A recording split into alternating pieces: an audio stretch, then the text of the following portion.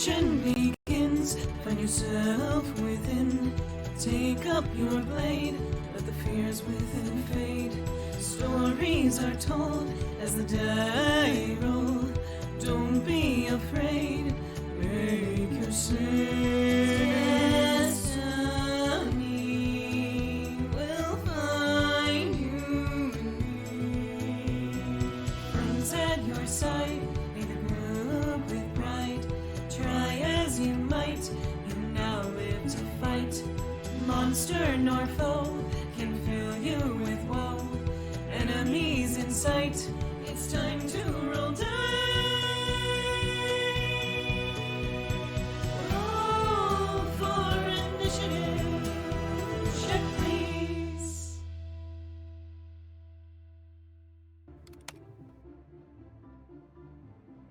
Hello, checkers and pleasers, and welcome to another episode of Check Please. Hello. We're here. We did it. I'm Beardy, your DM. We're all here. Hi. Hello. Hi. And these are my lovely players. Introduce yourselves. We're all here this week. Yes. Amazing. Yeah. Hi there, my name's Keni, and I play Louie Freeman, a despondent, catatonic ice boy extraordinaire. I'm Skrewy. I play Stavik. I don't have a good line for this week because I was absent last week. Well, you came in too early, first of all, so I don't believe that you're actually Screwy. Yeah, you're an imposter. Yeah. Yeah. Yeah, that's because I'm Screwy. Hi. Oh, shit. Yeah, hey. We Hey, established this last week, dude. God. Hold Fine on. then. Okay, I'll be hold on. Grem, and I'll be playing Valentino this time. I'm Shane, and I play Xander, the Golden Boy, Fallen Star, etc. And I am playing Beak Boy Zu'lin, and I am Xeno. All right. Call him Beef Boy? Beak Boy. Beak Boy. Oh, he's a beef boy in my heart. Beak Boy. Welcome in, everybody. Here we are. Does anyone want to go over what happened last time? Yes, so for a very concise recap of last time, we decided after dealing with some spooky salads that we should maybe chill for the night, maybe go to bed. So we woke up in the morning and Louie had a not date that he had to get not flowers for his not future girlfriend Elena. So he decided to go off to get some not flowers for his not girlfriend. Of course, Correct. Since we have a buddy system, Zu'lin accompanied him, which is a good thing because if not for that suggestion from Xander, Louie would have showed up at the crime scene all alone and had nobody to corroborate his story. But while that was happening, we were back at the inn where Xander showed Bastion that he had the power to make moldy, nasty desserts delicious again. So that was great. Meanwhile, Valentino was serenading everybody, and we decided that we were gonna go in 3 to get Xander some new clothes. So the 3 of them headed off to the Golden Ribbon, where we met a queen, fashionista, like truly incomparable Lady Inez, who was essentially like, you call that fashion? You come into my shop wearing clothes like that?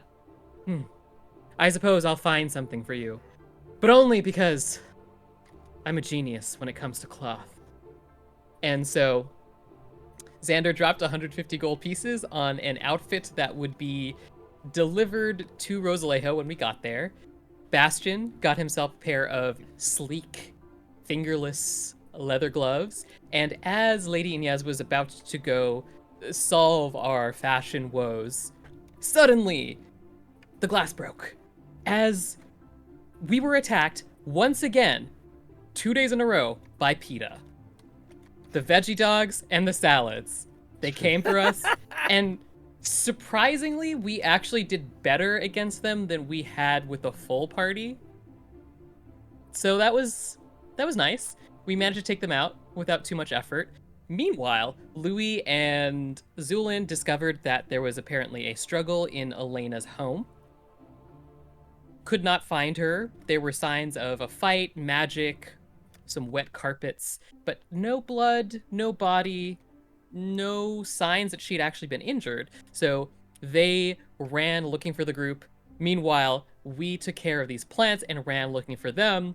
There was a lot of Scooby-Doo running along the hall through different doors, trying to run into each other, but not really, until we met back at the tavern. Then we decided to go talk to the mayor, basically tell him to shore up the guards, and we headed over to the groves. When we got to the groves, a spooky voice was basically like, "You killed my plant spirit, bro, and I need to get back at you, so you should kill yourself." And uprooted a tree, and then the tree started walking towards us, and we burned that tree pretty badly, but not before Xander was smushed underneath a little bit. And then after we killed the tree, he was like, "Ha ha ha, I'm not even here. I can pull up more trees. I can make your life so miserable. Kill yourself right now."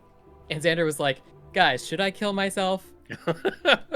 And then they were like, probably not. And Xander was like, okay, fine, I won't kill myself. Let's run. And then we ran back to the tavern, where we found this really spooky looking snow woman carving symbols into Elena's body. We broke through the windows. We attacked her. Zu'lin proved that he had been hiding information from us when he threw out his friend, Homicidal Flubber, hereforth known I as don't recall Flubber. that. Yeah. Exactly. We managed to beat this creature, with Bastion getting a very cool critical hit, stabbing her in her core, at which point she turned into snow. We found Elena, who had been almost flayed. She had these symbols carved all over herself and was very weak, but we managed to heal her, take her back to the Old Stone, where she could get healed. Not before she whispered to Louie that they would get maybe a rain check situation on that date. If Elena conspired to have this happen so that she could get a successful second date with Louie, that would be the craziest move ever. I hope that this is happening, because that would be so but also hilarious. kind of sweet, right? Or no? Right. Not? It's like super romantic. Totally sweet. Yeah, totally It's romantic. so And definitely romantic. not emotionally manipulative at all. Yeah, No. totally, Not totally like sweet as fuck. insanely deranged. Yeah. There is no emotional manipulation in Burgos. Anyways, after that, we decided that we would check out where Stavik was this entire time while we were being killed and murdered, and he was loading Husa onto the cart. And that's where we left off. Yeah, he had a very, very crazy, just backwards time of trying to get this statue loaded. It was a very Mr. Magoo style adventure, where every possible thing that could have gone wrong had gone wrong. But he eventually got the statue loaded right around the same time as the rest of the party arrives on scene. So that is where you guys currently are. You're just outside of the green fields. It is 11:30 or so in the afternoon of April the 23rd of the year 808 of the Third Era. And there you are. What do you want to do? You're in Saraibo. I think we're leaving Saraibo. Probably going to leave the town if I had to guess. I think we were leaving. We already Yeah, left. we already left. All right, you're Yeah. leaving town. There we go. See? Easy get. Good guess, Beardy. Yeah, good guess on my part. Yeah. Mm-hmm. All right. So the travel from Saraibo to Rosalejo is about 5 days. I think We- the travel to our shit is the intent priority first. destination. You do need to find your old camp first and get your stuff back, Can so I that would find help. my shit? And if our shit's not there, I'm gonna find a way to kill that hag a second time. Double defenestration. I can help Bring you. her back, just to throw her out of another window. Toss her out. Back into the house. Throw her corpse back into the house. Somehow brings her back to life. And you throw her back out another window to kill her again. Yeah. That's what she deserves. That's how it works. So there we are. Okay, well, you guys get on the road and begin traveling.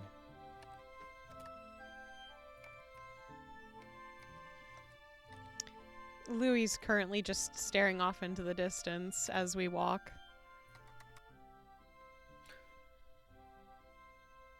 We have a cart. Yeah, Husa's in We it. have a cart.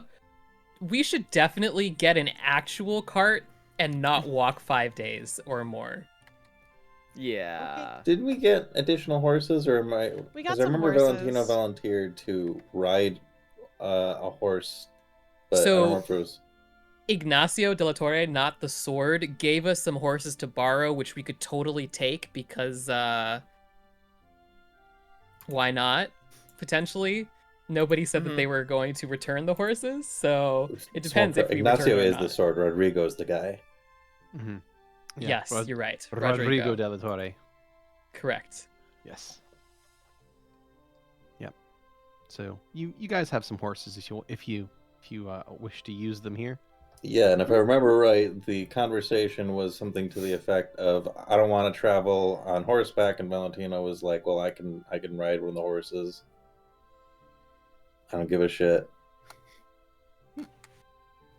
So, right? But I don't remember if that was about these horses or about the hypothetically gathering them once, hoping they are still where we left them after however many fucking days.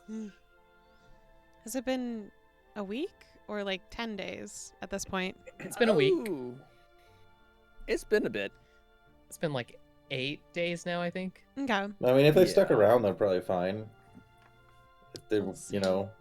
grazing and there weren't any predators or more storms, and they decided to just stay there. Let's just hope most of Yeah. our stuff is still there at least. Yeah. Yeah. Hopefully. So is the plan We to need grab a stuff. cart, another thing from Saraibo before we leave? Whatever makes sure that we don't have to actually walk, especially if we're being chased by trees at any point. True. I mean, yeah, we have horses. I guess Mhm. we're I stealing the mean- horses. Not Yeah. not to volunteer someone else's services, but does Xander's thing work for that? Is it your spell? Let's see. You are in luck. I think. Nope. Never mind. No, I didn't you're not. realize luck was a factor. I thought this was like a decision thing. But yeah, all right. I mean, I'll roll with that. I don't Sounds mind like paying it's for a cart. not.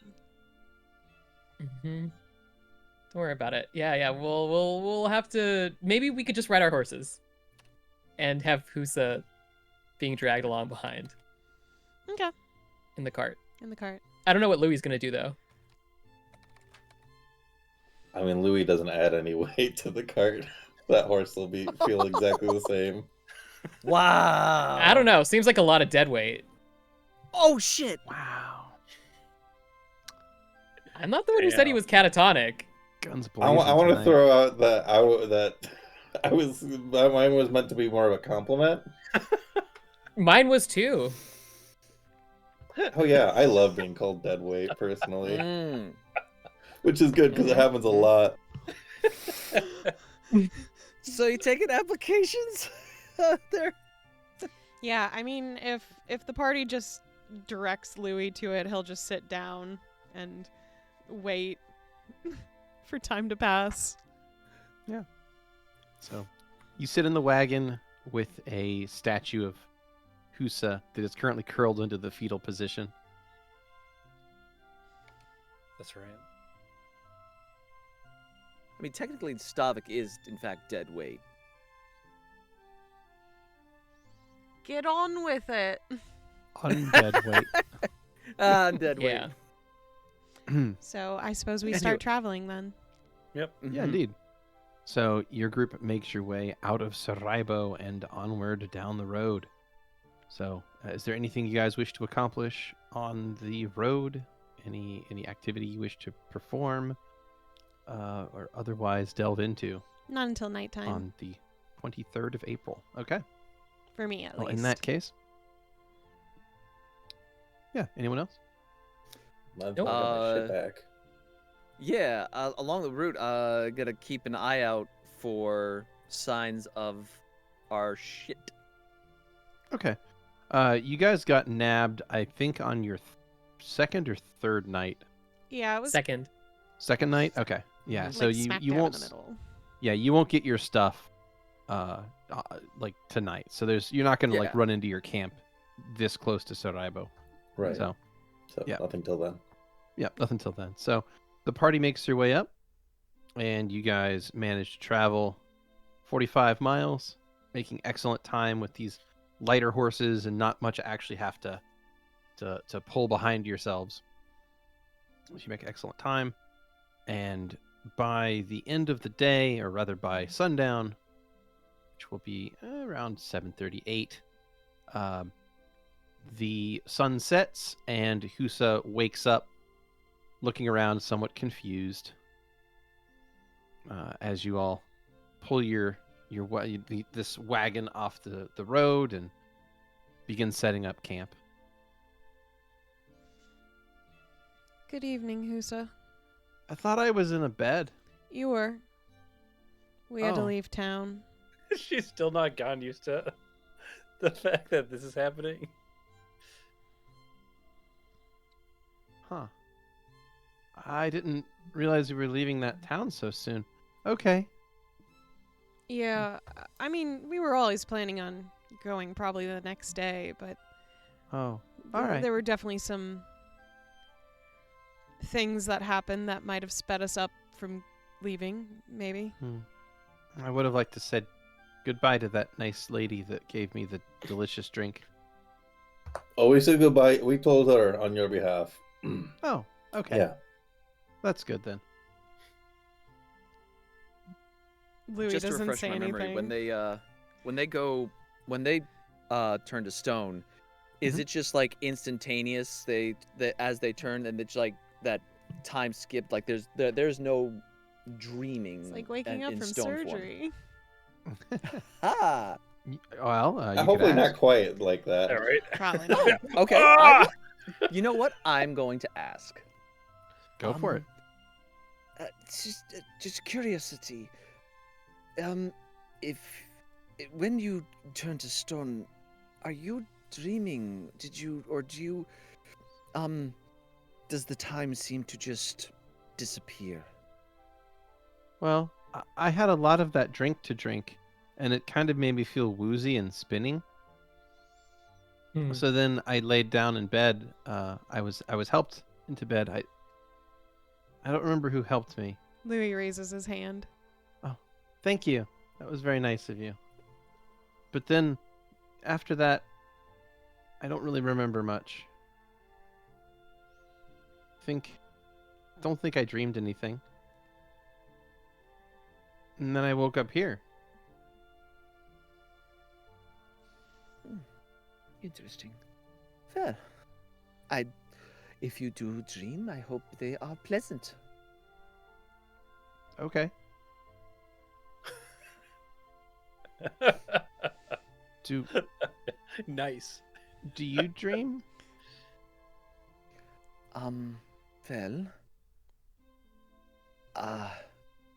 Well. Actually, question. Has she seen me with out as skeletal yet? I don't recall. I remember I've had the last I recall I've had the shawl on, or the cloak of Calorian. Yeah.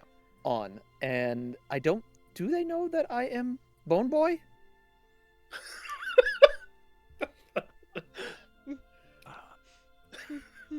The word Potentially, no. is skeleton. Or skeleton is also acceptable. Skeleton. Or skeleton. Yes. I would Also take skeleton. I would also take skeleton. Hmm. That would also be Can I- acceptable as well. As a comedian, Beardy.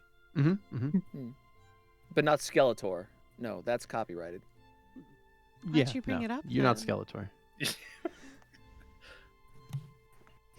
Anyways. Anyway. Pardon me. No.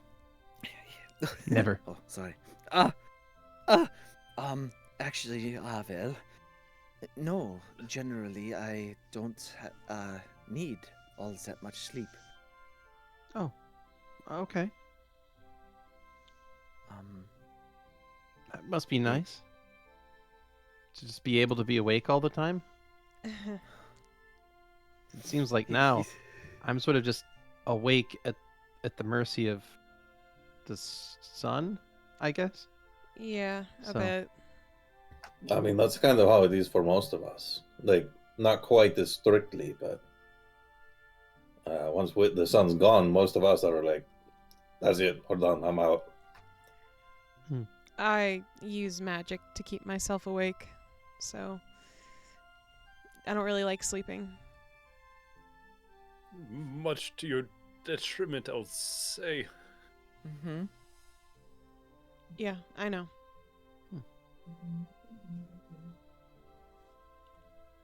But it does make for keeping watch far more easier. I'm always available and I'm always alert.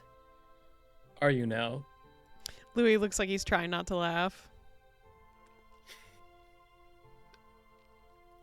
I do try. I may not necessarily hear everything, but I but I do try to keep an eye out as best I can. Speaking of being present, Stavik, pray tell, where were you during all the events in town? Oh, well, Why are you laughing like that? when moving her to the cart, funny story. I did get them into a cart. Excuse you? Mm-hmm. The long story is that they eventually got into the right cart. Oh my god. Hey, who's that? High five. Mm-hmm. Hold that hand out. And then Husa will quickly match- check to see if she has the right number of fingers. Husa will match your gesture, like not actually giving you a high five, but just holding up an arm in the same way That's that you fine. are. It was really just to get her to hold up her hand anyway, so... just like checking all the little bits, all the corners and bits of her horn and everything. Like, did anything chip off? It sounds like we were missing something. I mean, she does only have like 3 fingers and a thumb per hand. Uh-oh. So she does have like Oh fuck, one she has a finger on each hand? What the fuck, dude? one fewer finger than you do on each hand, yeah. Is she But a you think that- tune? You think that might be normal. Yeah, apparently a tune, yeah. But yes, let's just say a art dealer, Again? Oh wait, again, I wasn't there. Never mind. there was an art dealer that tried to claim them, and they were soundly rebuffed. What is your version of soundly rebuffing? Stavik? What is your version of soundly rebuffing? Yeah, did you Probably kill somebody? No, Similar no. to his idea of keeping watch, probably. Oh my I hope I wasn't Sounds- no. too much trouble. You were literally No. stone. You couldn't have done anything wrong. You're a young lady. You're fine.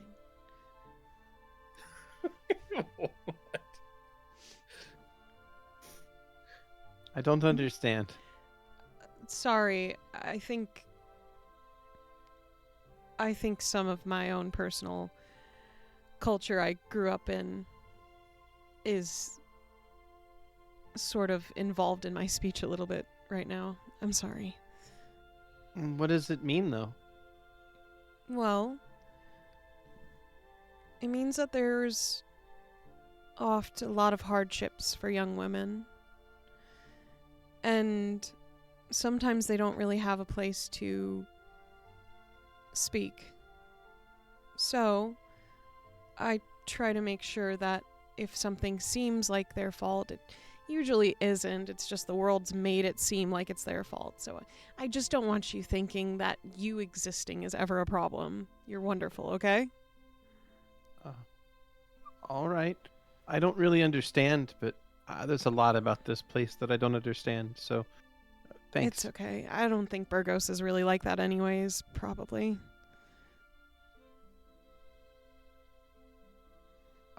try to tuck up tighter next time I go to sleep, if it makes it easier.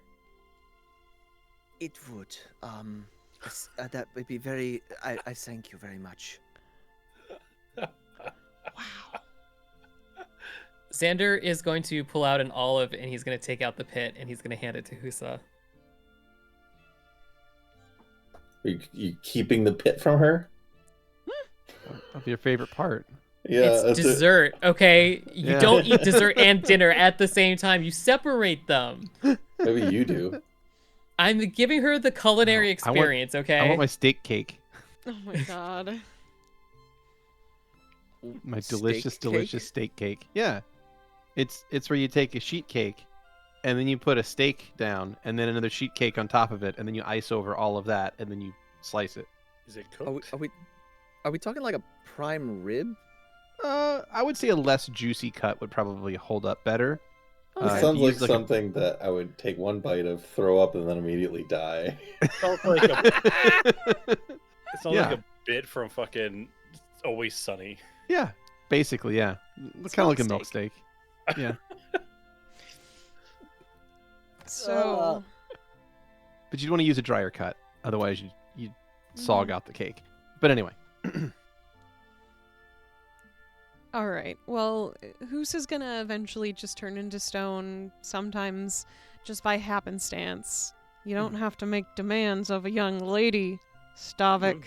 Oh, it's no issue after all. And Zu'lin's going to grab Stavik by the shoulders, like in a quote-unquote friendly gesture. After all, Stavik's going to be looking for a cure to this condition, isn't he? Yes. I wish to. That is my hope, to try to alleviate you of this burden. Really? Yes. That would be really, really nice. I'd like to see the sun someday. Don't I've make heard- promises you can't keep. All kinds of things about it. That it feels warm on your skin, and it can even, well, it makes you happy, and I'd like to feel that. Mm. I will do I my hope best. we cure her fucking curse and she hates the sun. She's like, this hurts and it's so bright. Why did Ow, I you do can't- this to me? I can't It look gets- at it. What the fuck? Or get sunburnt like really, really easy. It's like I can't even look at that part of the sky either. Like, what? How do you put up with this? Has to wear a big hat. Meanwhile, like, Ammon has fucking Stavik's dick mounted up on a wall or something. What the fuck? I'm thinking, what would Stavik be slowest to give up? All right, there is my thought process. I mean, he don't got much to give up right now. I know that's what makes it a process. I actually have one thing that it would possibly. Yeah, no, I do actually have one Oh. thing that would You have that a would bargaining chip for heart-wrench him. Ammon? Your second chakram of Owen? Mm-mm. That was a Tron disc. Was it? It wasn't. Yeah. So it wasn't another item on your backstory that. Just... No. This is not an item. This Okay. is not an actual item. All right. All right. Question for the DM. What time is it right now? So it's about 7:30, 8 or so. This is, I would say, it is dusk. The Okay. sun has just crossed the horizon, but there's still plenty of light coming off in that direction. So it is not impossible to see. It is only dusk. Okay. Some would call it the magic hour. And we Anyway. started to make camp at that point, right? Or are Yeah, we? yeah. Okay. You guys have made camp with the I have a supplies you comforter. have, which It's is cool. yeah. You've got your leather Mhm. blanket that you've never replaced. I with a proper one yet. actually Louie is letting Bastion use it since he's not sleeping.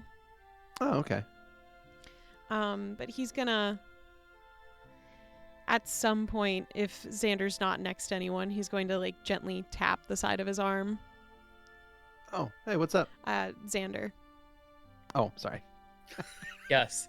Never mind. You tap the side of Xander's arm, which feels like you are tapping maybe stone or metal.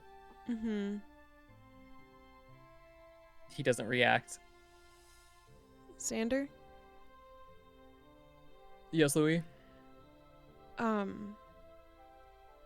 May I speak to you for a select amount of time, if that's okay? You are currently speaking to me for a select amount of time. Without the others? Sure. Okay. Louie is going to just kind of like walk enough away to where he won't be fully detected on what he's doing.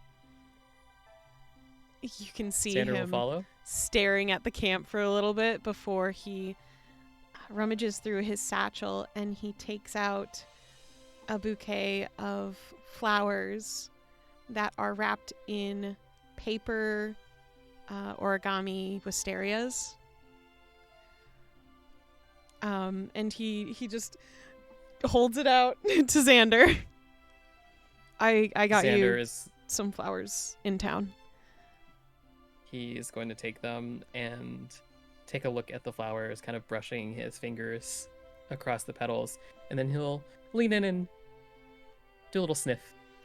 So it is red asters, forget-me-nots, yellow acacia, some bellflower, and purple lilacs, and a single red rose. A good selection of flowers.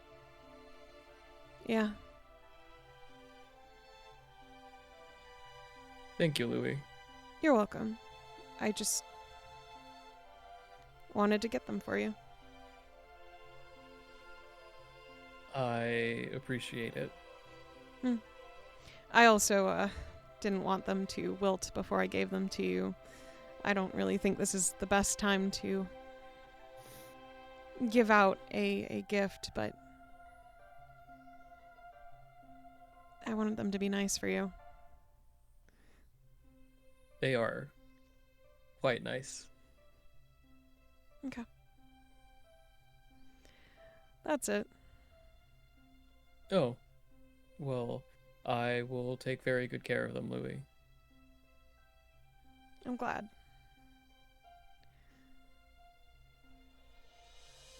If you need anything, let me know. Sure. Can do. And likewise, if there's anything I can do to help, just let me know. Yeah, can I ask a question? That's not that question. You most certainly can if you'd like, Louie. Your skin feels different. It's not a question. I was just... Shut up, Xeno. That's... Was that the question? No, or I was preamble? gonna ask if you knew that or knew why that was happening, and mostly I just wanted to make sure you were okay. Oh, yes, I am aware of this fact and why it is happening. Do I get to know it all? I made some modifications. Excuse me? What an odd phrase. Xander's answers are as straight as he is. That's right. Wow. Alright. Well, as long as you're not hurting yourself. It should be quite hard to hurt me like this. Okay. Well, I'll be up all night, so you can come talk to me whenever. I think I may be preoccupied this evening, but if you would like to talk, then sure. You do know what you need to do to help yourself. But I'm always here. And I'll just say you owe me a question and answer then the next night if you need to do stuff on your own tonight. All right. All I right. suppose that's fair. just don't wander too far, or... Well, I think you probably know a lot of my phrases of worry, so you probably don't need to Probably. hear them. I think my plans for the night do not require me to be anywhere else. Then I'll watch over you. Perhaps. Perhaps. Alright, I'm gonna go to the others, and I don't know. I guess I'll just stay watch. Stand watch? Whatever.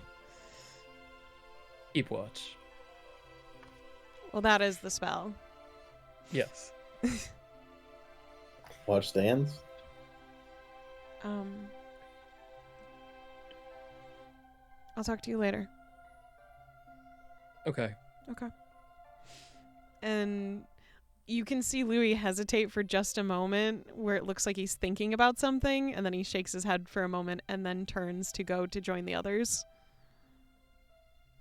Xander is going to watch Louie leave and return to the others, and once Louie is far enough away, I would like to speak to these plants.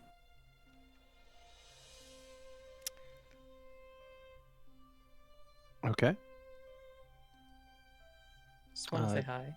You want to speak the flowers, you mean? Yeah? Yeah. Okay, okay. Sure. You activate your speak with plants ability, and you may speak to them. Hello, friends. Of course, part of me just wants to take this in a very weird direction. Oh God, we've been cut! Oh, we've been plucked out of the ground. Oh, we've been sliced into pieces. Oh no, where are my roots? I can't feel my roots. Wow. But what are is you that the actually effect gonna of- do? Or- It's okay. I can't feel my roots either. I can roll with it either way, so It's like I don't know what a picked cut flower would even say, other than like, why am I still alive? What Put me kind back. of Put me back. What sort of torturous half-life is this? Yes. So no, you can speak to them. They're probably much more mellow about things. I feel like plants are pretty laid back critters. yeah, I think Xander is gonna talk to them for a little bit, and then he's going to walk further away from the group, and he's going to take one of each kind of flower except for the rose, and he's going to plant them in the ground and push a little bit of life back into them, and he's going to say a little prayer to Eden.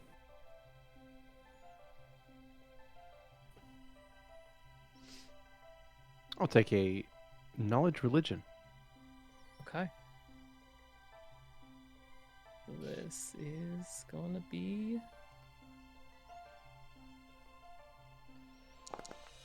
19. Okay.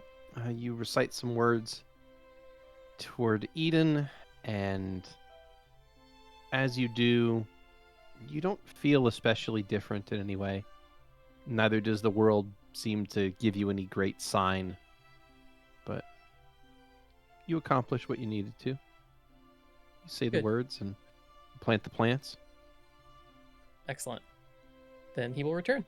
And that's pretty Okay. much all that he had to do. All right. You return to camp and you find Bastion is in the process of teaching Husa how to play some kind of card game. But other than that, the camp seems to be about as normal as you would expect. Of course, you guys still have a significant lack of camping supplies, but Yeah. other than that, Zu'lin is currently using the limited flasks and bottles that he bought in town to try and create a replication of the memory potion that Okay. he'd picked up the ingredients in town. You got it. I'll take a craft alchemy then. If you'd like to do that. Alrighty.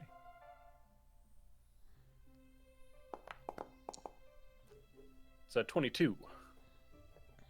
Yeah, you put together some of those ingredients, and you feel like you did a pretty decent job of it. Right. Once that is complete, Zu'lin is going to start making, digging out little sections into the ground, and is going to administer some to Parsnip, his little mouse friend, and It has a name. is going to put it in there. And, he's made this maze, and it's going to make it go through a few times, and then in the morning, he's going to see if it will remember the route. Nice. And the memory potion was meant to do what? The same Potion of thing mind it did to us. blank. Sorry, two people talked at once. I couldn't hear you. The same thing that the hag had to do. Oh, wonderful. Okay. Good. Well, in that case, you watch Parsnip rush through your maze multiple times, and get the little treat at the end, and then would happily jump back up onto your hand, and then run the maze again. And each time, now knowing where the exact end of the maze is, gets through it quite quickly and easily. And then after you give the last treat for finishing the maze, you douse it in that potion that you just brewed up, and the mouse eats it down. And then in the morning, you can try it again. See what happens.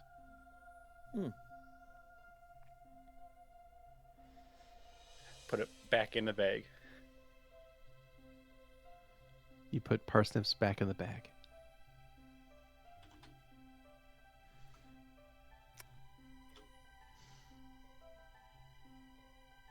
Anyone else have anything for the evening of the 23rd of April? Nope. Alrighty. Well, in that case, you guys head off to sleep. Those of you that do sleep. Huso, of course, stays up all night. And those of you who don't, go ahead and rest yourselves, reset your spells. And I'll push time forward to the morning of the 24th of April. And as the sun is beginning to come up, Husa is going to climb back into the wagon and just get into the tightest little ball that she can to become an easier thing to move. And by about 6 a.m., everyone is getting started to move.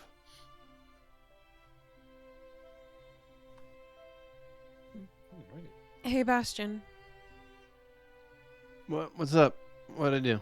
I didn't do it. Just wondering if sleeping was easier on that this time. Hmm? Oh. The comforter, Yeah. It's better than the ground by a good bit. Yeah. Okay. Thanks. Do you need it back? No, Cool. you can keep using it if you want. I don't particularly like sleeping anyways, so what's the point? Well, I mean, restful, feels nice. Dream about cool stuff. I don't get that, actually. I mean, sounds like, maybe something you got to work through. But, I feel like everybody deserves some good sleep, Yeah, but I already told you all about how I get nightmares. I don't... Yeah. You gotta, kick their asses, that's all.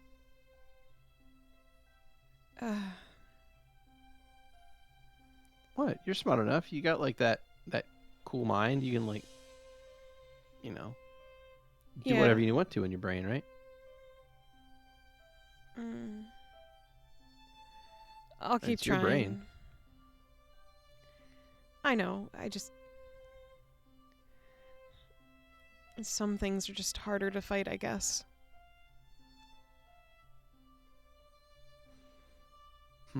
Okay.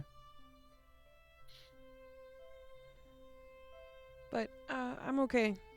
And I'm glad you slept better. Hopefully we'll have our camping supplies soon, and then you won't have to worry about it at all. Yeah, we just gotta like find him, but hopefully Yeah. they didn't get like blown away too far. That storm was pretty crazy. If there even was a real storm. Oh shit! Yeah. I don't like that at all. Could have been just What is- hallucinations that scared all of us, including the horses. I don't even know what that would mean. So just like would our stuff have just been like left on the road? Because like There if that's the is case, a possibility. man, that stuff's gonna get stolen so long ago. Then Shit. I hope not. Mostly for Zu'lin's sake, to be honest. I would say mostly for the sake of everyone Zu'lin runs into. But I'm glad sleeping was a little easier. You ready to get Thanks. on the road? yeah, of course. Cool. And Bastion will get up, stretch a few times, and then load up and get onto the horse. Anyone else have anything they would like to accomplish on the early morning of April the 24th? No, though I will say that when Bastion gets up and stretches and picks up his comforter situation, there is a bottle of olive oil with a golden ribbon tied around it, just next to where he was sleeping. Sweet. Free booze. Wait, I don't think that's... He reaches down, picks the bottle up, and reads the label. Oh. If It's you not booze. drink that, it will be What? quite an experience. It's not. It's not booze. It's looks like it's olive oil. I know. In Okay. Proto, it can be used as a laxative. Huh. But nowhere else. Okay, but we're in Burgos, so I guess I'm good. Yep. You're good. Cool. Okay. Just don't cross the border, dude. You know what? I'll let you Don't cross the border. You'll shit figure yourself. that out if you so choose to experience such a thing. Huh. No, I wasn't just gonna like drink it. I thought it was booze at first because it was in a bottle and it was near me. But no, it's like olive oil. Yep. And he'll rotate around to look at it. Is there any indication or marking as to where it came from? No, there is not. And you said it had a ribbon around it? Yes, a golden ribbon. Golden ribbon. It's like a fairy left this for me or something. That's fucking awesome. Nice. Yeah, something like that. Okay, cool. Well, hey, if you see a fairies around here or anything, like let me know, cause like it's pretty sweet. They were looking Yeah. for them anyway. I think the Fae are kind of following us no matter what, so... Oh, wait, you don't think the Fae are like the ones doing the murders, right? Shit, you think it's the Fae, don't you? Oh I man, haven't said anything. no, it makes perfect sense. It's like it's the Fae that's been following us, and they're like doing all these murders. But wherever we go, they're right there, and that's why we like. Oh man, we'll have to set up Bastion. like traps. But What? What's up? I have no proof that it is or isn't the Fae. I doubt it's the Yeah, Fae, but that's what they want us to think. I mean, that's how they kind of work, right? I don't know.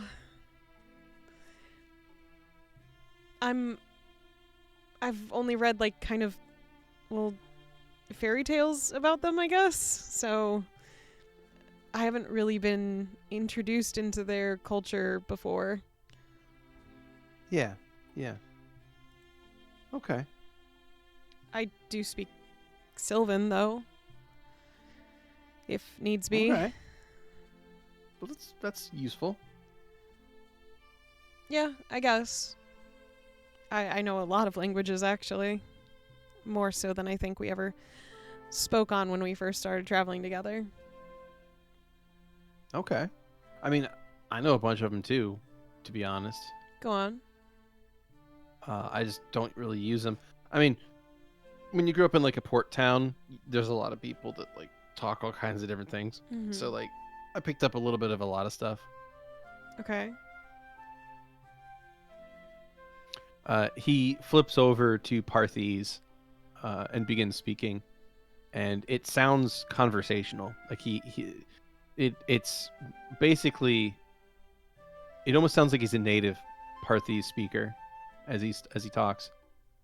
So like there are some people that came over and were like talking with this stuff, and you pick up the words you can. Yeah, You that know, makes these guys sense. have like 15 words for bread. It's fantastic. Do they now? Yeah. Something like that, yeah. They've got like a bunch of words for different kinds of breads. Mm-hmm. And some of their expressions are pretty funny. A lot of toilet humor. It's kind of like baked into this language. And then he rolls from that into Villish. Mm-hmm. And then, folks like will come in to trade, and they have, they speak Villish. It's much more like harsh language, a lot of hard consonant sounds. But they have these really crazy like compound words that are just like forever long. But they can also be like super descriptive. Because like they'll have a word for like a specific thing, like feeling sad for something you never got to do 10 years ago, but at the same time you knew that you probably shouldn't have done it anyway, but you're just wondering like what could have been. They have a word for that. It's crazy. Huh. Yeah. What's For the like word? Einen Krankenschwitz Please, and no. Kriegen and something What like did you say about my master? that. Yeah, every time Bastion so far has switched into a different language, Louie has conversed in the exact same language with him. Mhm. Is that it? I do remember you spoke in one I didn't know, but I think Xander knew it as well. Oh. Well, yeah, I mean, that was one that was pretty rare. You wouldn't see very many of them. But, every so often you'd have folks that would come in, and then he switches from Villish, switches into Darahamish. Okay. You picked up some of this stuff. Their words are kind of like short and crude and crass, but I feel like they have the best curses. So that's kind of fun. What? Xander has the best curses. And then he switches back to Burgese. Yeah, Darahamish was just stupid, shitty language. Why would Yeah. anyone speak it? Why would anyone speak it? It's a terrible language. I'm sorry, what did you say in... Oh, I was just saying it's a short, stupid language, but it also has like some really good curses in it. Okay. Yeah. Is that it? Yeah. Do you want to learn any more? Nah. Okay. Nah, I'm good. I'm good. That's like 4. That's enough. That seems... Do I need more than 4? No. I just like being able to communicate in all languages. Personally. Guess I could try to learn like Elven or like Saracen or something. That might be fun. I don't think I know Saracen. I haven't tried that one yet. I mean, it's mostly like if you want to just like buy stuff. Yeah, but normally harpies are known to speak in almost every language because it makes trade easier. Mm-hmm. But I know Elven. Oh, that's fun. What are the... How's that one sound? Louie will kind of tilt his head, almost looking like he's looking off in the distance to think of words. Mm-hmm. And then he'll start speaking. Well, what does Elven sound like in this world, Beardy? I was actually going to ask you that very question, as what do you feel the cadence of Elvish would be like? To me, it's sort of like a flowery, lilting language with lots of... Yeah. Their language sounds like what their art looks like. Yeah. It's as if you took Art Nouveau and turned it into a sound. Mm-hmm. It flows. It has an organicness to it that is... It's so pretentious. Oh, it's Mhm. incredibly Yeah. pretentious. But it's also incredibly precise. It's also sing-songy in a way that's interesting. Yeah, I was also thinking that as well. It I has a mean, lyrical cadence to the words.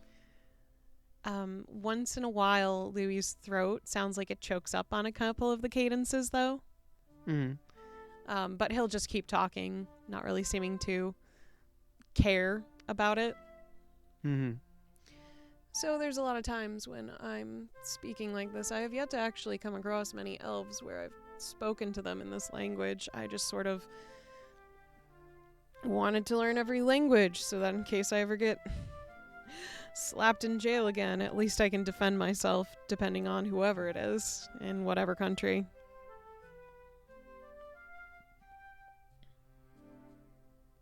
And he'll switch back to Burgies. And that's what it sounds like. Cool. That's fun.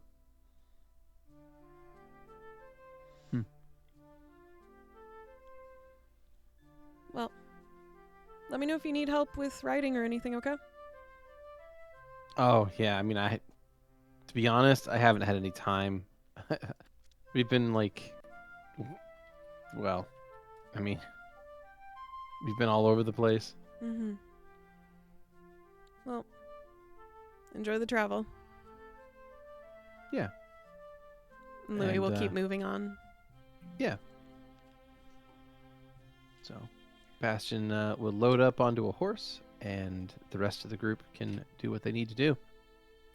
So as you guys get moving... Well, so Zu'lin also will be Yes. huddled down at his little excavation maze. Mhm. And is going to see Yeah. the results of... The results of your experiment, and that is you put Parsnips back in the maze, and it's as if Parsnips has no recollection of the maze, and it's back to the very first, like the first run almost. Oh, It's fantastic. That's safe for everybody here. Yeah. Parsnips might be your little friend, but I'm pretty sure Zu'lin is not his friend. yeah. No. It seems like this mouse is running through the maze in a very similar, if not the exact same fashion as it did the first time it ran the maze. Gets like halfway through and sits up and looks at its paws. Is like, wait, this is Wait. happening before. I know this What's- place. What's happening to me? You've awakened the mouse. It just starts hovering.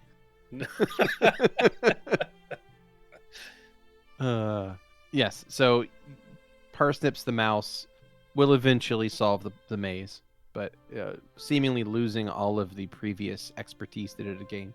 Okay. Well, with that potentially concluded, Zu'lin will put him back in the pouch and will brush over the little maze site. Okay. Mm. And he'll head over to the cart. Wonderful. You head over to the cart and find a big old stone in the back. And yeah, you guys can get on the road. So anything else for the early morning of April the 24th? Wonderful. Well, in that case, go ahead and rest your characters, reset your spells, do what you got to do, and the party will begin to travel through the day. And as you do,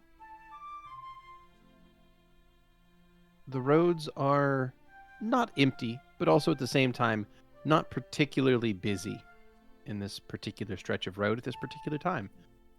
There's a number of people that are traveling in the opposite direction that you pass from time to time, whether they're single or double riders, a small single wagon, or even a large caravan. But you make small gestures of friendliness as you pass, but Yeah, there's no... Valentino will actually wave some folks down and see if anyone's come from Rosalejo and Pentris and if there's Sure. anything we should know about going on there. Mm-hmm. Oh, wonderful. Okay, in that case, I'll take a diplomacy check to gather information. You got it.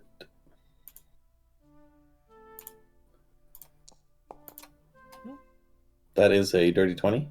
A dirty 20. Well, that's nice.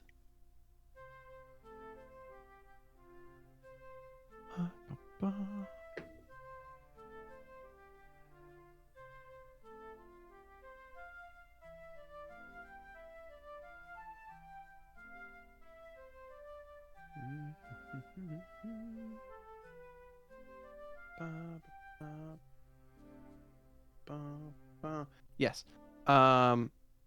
Okay, what you find is as you stopped one of the merchants that were on their way from Rosalejo toward Sarajevo, you hailed this person over and begin speaking to them.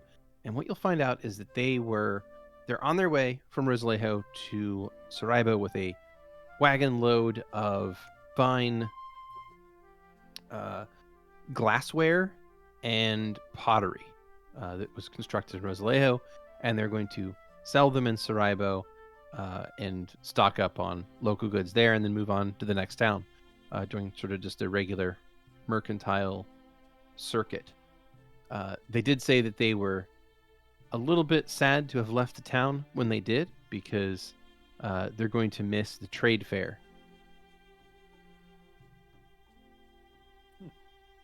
Okay. I think Valentino will warn these people that there's been some trouble in Sarajevo, just because, like, they're gonna find out when they get there anyway, and probably better to make it sound like it's a thing that has, like, maybe they'll get there and it'll pass, because if it's following us, then hopefully it's not there. Yeah. Maybe when they get there, and the town's not crushed by moving trees. Hey, passerby. The trees are killing people. It's more. There's just as a heads up. There's been a little trouble in Sarajevo. It should have passed by now, but keep on your guard. Oh, just in case. No specific reason. Yeah, you know how that is. Trouble on the road, bandits or whatever, monsters. They do their fucking thing. Yeah, same old. And yeah, you can explain that to the traveling merchant, and they will thank you for the information and tell you that seems that Rosalejo is about the exact opposite. It's pretty quiet there. Not a whole lot going on except for the gearing up for the trade fair that happens each year. That's before we come to a baby. Yeah, Valentino. That's right. Like, fingers crossed at that, like, okay, please stop telling me this. We do not need to jinx this place. But he's, of course, not going to say such things. Yeah, we're going to get there's going to be 13 deaths. I mean, we'll get there and there'll have already been deaths, so it's not on us. We get to town and there's just like this stack of bodies. We get there with like the last person in town jumping off a roof onto the stack and dying. And there's like one person left who's like, "You did this." And then they jump off as well. And then they jump down as well. Yeah. And then we just roll straight through. Just don't even fucking wave. That's a lot of livers, Skrewy. You gonna pass up that many livers? I don't think so. That's in there. All their blood collectively just spelled out the words "fuck you, Elena." Jesus. Damn. Oh God. Oh no. Ooh. Huh. So yeah, with that, you can speak to that merchant. They'll thank you for the information and then head along on their way. Aside from that, is there anything the party would like to do on April the 24th during your travel? Not particularly. Though I did message you something. We should be approaching where we lost our shit, right? It should be roughly where you're going to be making camp tonight if you move at the speed you're moving at. Are there any when you make camp tonight? Go ahead. Sorry, are there any obvious indicators that things have changed? Is the forest that we were in still there? You haven't gotten there just yet, but it'll be there by the evening is when you should be arriving in that rough same area. Well, then nothing till then. Mm-mm. I ain't got nothing. Okay. Well, in that case, the day passes along, and by the evening of that day, by about 7 p.m., you guys have made good time on the road, and after about 60 more miles of travel that day, you have arrived in roughly the same area as you were when you were attacked by that hag and had to deal with the storm. And as the sun is lowering in the sky, you can see trees, sort of the stands of trees in the distance. You don't see like an enormous great forest that you saw before, but maybe it's just the dusk playing tricks on your eyes. But if you'd like to look around for signs of your wagon camp, you can do so with a perception check to search the Yes. area. Unnatural 20. Same. Unnatural 20. Xander is not going to attempt this. 14. 21. Hey. That's Unnatural. Thanks. I appreciate that. The clarification. Best clarification. All right. So, yeah, you guys look around. Bastion gets a 24, and as you look around the area, you don't find anything that would indicate that there was like a major camp set up in this particular vicinity.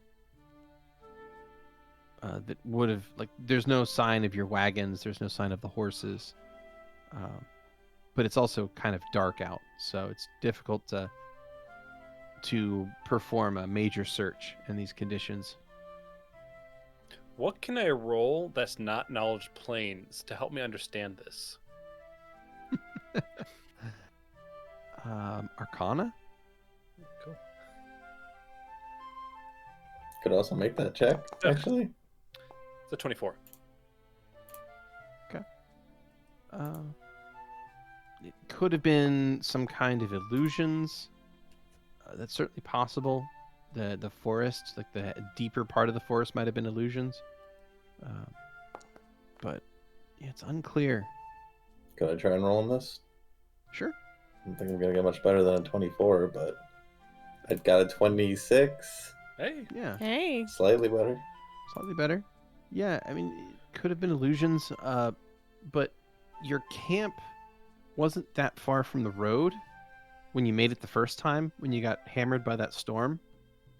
And the copse of trees that you set up the camp around and in,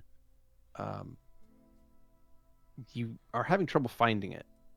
Now, again, it could simply be a matter of not having light to see, but yeah. It's a difficult task. You don't seem to be able to locate what you're looking for. Could I? What role would you need? I'd like to see if I can. To see if we are horses, but no, there are people been going down this road, so no, that wouldn't be very helpful. In terms of my memory, do I remember us going down like any different turns or anything? Not really, no. Xander, after people have more or less given up on this, is going to walk to the largest tree that he can find in the direction of our camp, and I would like to speak with it. Okay. You activate Speak with Plants. Mm-hmm. And he will ask if there was a storm. Yes. Recently.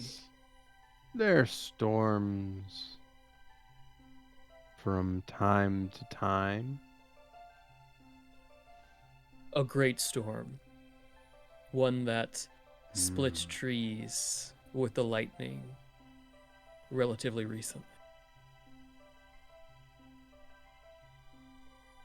Yes, I remember. Many branches fell that night. Are you doing all right? Yeah. Good. My friends and I are looking for our horses and our carriage, but we cannot find anything that we lost that night. Abandoned. Left behind. Those made from trees, they were. Yes, they were, though not intentionally left behind. Seems wasteful. We wish to reclaim.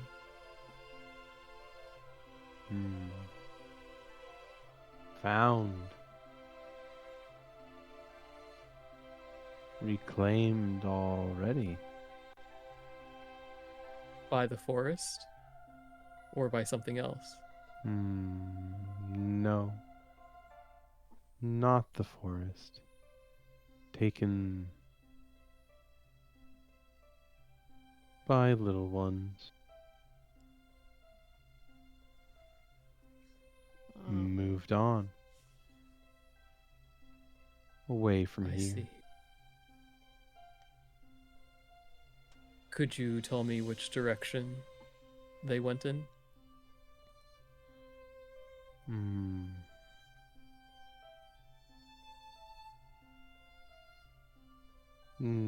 Toward the rising sun. Okay. Thank you. I appreciate your advice and your counsel. Of course. Is there anything I can do for you, friend? No. Life as a tree is very simple. I'm glad to hear that. And he's gonna pat it. And he will... Oh God, why? You're right, his hand is very, very heavy right now, but he will let the spell lapse when it lapses, and he is going to get down on his knees. He's going to plant another little flower and then do a little prayer to Eden. And when he's done, he will return to the group. Right, you return to the group a little while later. You see that as you arrive back at the camp, enough time has passed that Husa is now awake and is once again playing a card game with Bastion. Nice. So the good news is that the trees were very helpful. The bad news is that our stuff has been taken.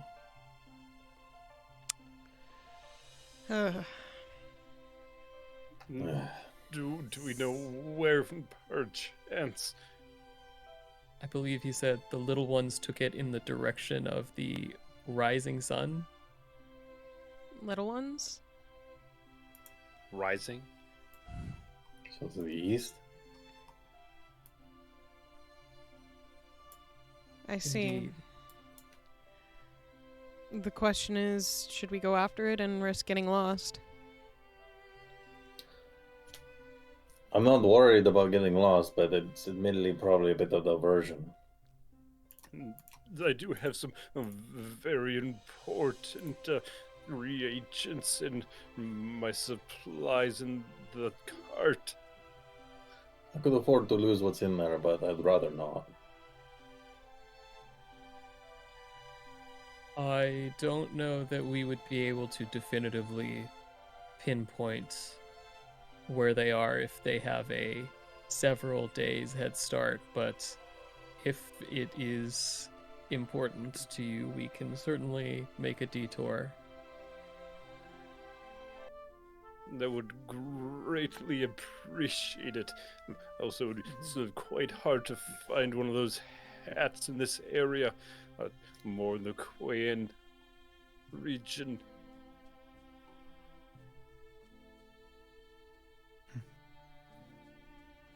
I mean, maybe we can like make you a new one. I mean, this is like weaved stuff, right?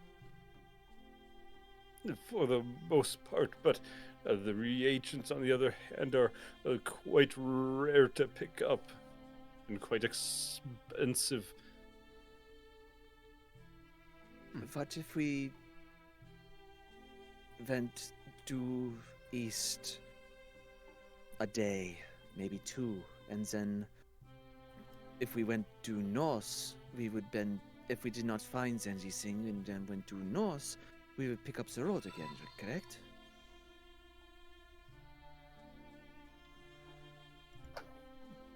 Potentially. I think it's worth it to find Zu'lin's cart. These reagents seem very important to you. I think it's at least a try. It wouldn't. I would hope it would not hurt to at least look.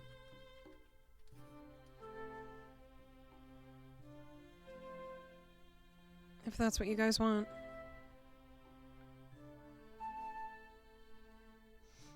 Zoom will nod.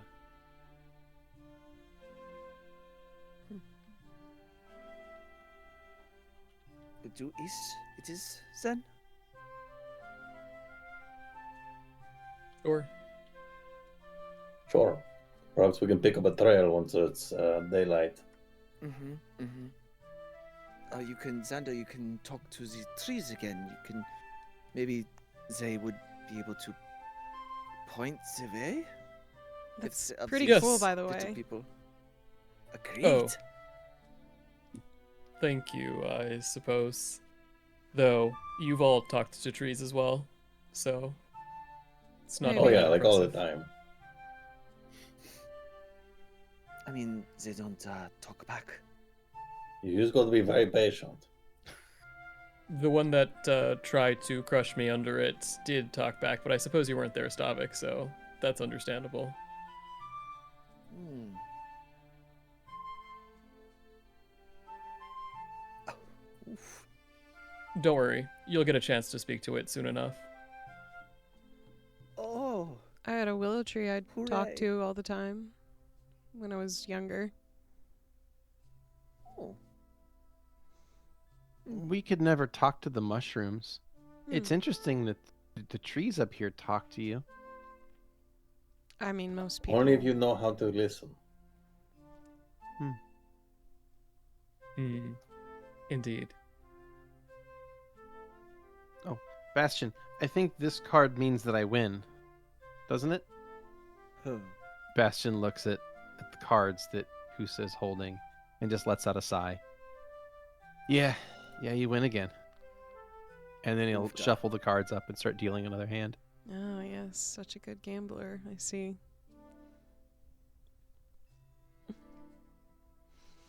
Louie, from time to time, has checked out what cards they've been holding on to, like, just by walking around. And Mhm. he'll smirk usually and keep walking on. They're, by the way, they're playing some form of poker, and it does seem that Husa is on a massive winning streak. I'm just imagining Louis goes around, smirks, and Bastion's just like, fold. Fold. Yeah, exactly. That absolutely happens. Incredible. But yeah, Bastion just seems to have a real problem reading Husa. She I seems to mean, have a it seems stone like- face.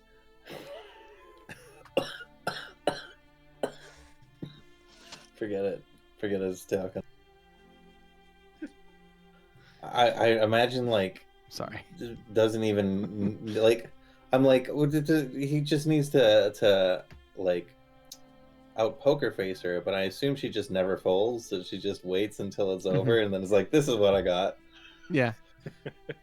He's like, Yeah. so I either fold and lose or don't fold and lose every time. It's just a matter of how much I want to bet before I lose. Yeah, how much Yeah. I want to wait. Yeah. I assume they're betting pine cones. Yeah, copper coins and pine cones, but yeah, About the same value. roughly. Just as tasty. Mm-hmm. Speaking of which, over the past couple of days, Xander has every once in a while been swallowing gold coins. Gold coins? Excuse me? Yeah. You're Mostly at eating- night, though, which is why I didn't mention it sooner. He'll just close his eyes, and then every once in a while just... Oh, he's making a display of it.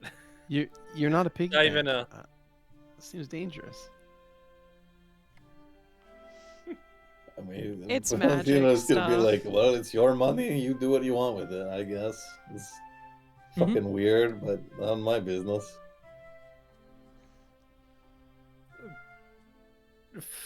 Friend, may I intrude and ask for an explanation?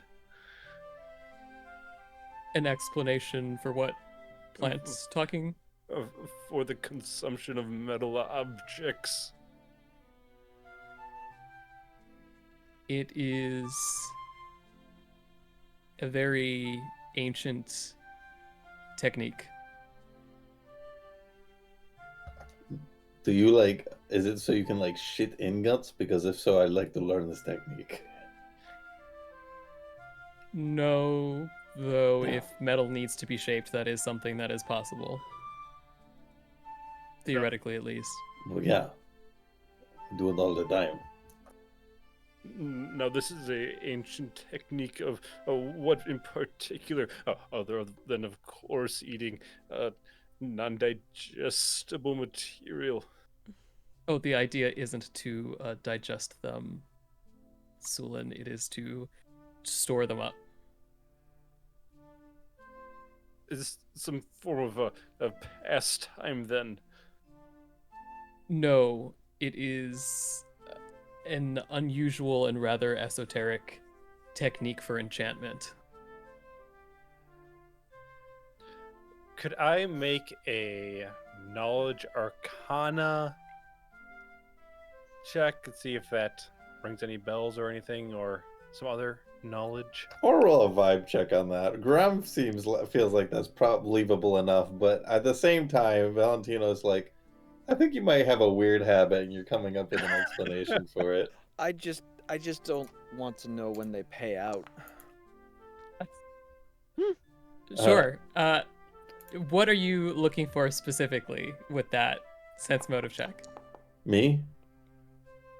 Yep. Whether or not Xander's telling the truth, whether or not Xander seems he's to be speaking the truth. yeah. All right. I mean, again, Graham figured that was the case, but Valentino is like, okay. But I mean, I've seen the weirdest shit. That is most certainly true. Beardy, does this seem like anything in particular in terms of arcana? You don't recognize any particular spell that this would be a part of its casting. No So- Pika-induced enchantments? None that you're aware of. You don't know of any enchantments that induce Pika and its related problems. But yeah, it is certainly an odd situation. Yeah, but no, you don't have any arcane knowledge that would clue you in on what specific behavior this is. Maybe Xander's just lost his marbles. We'll see. Yeah. I must say, friend, I have never heard of such a technique. I would imagine that that is true. It is esoteric for a reason, after all. And what do you plan to be enchanting? I intend to make myself stronger.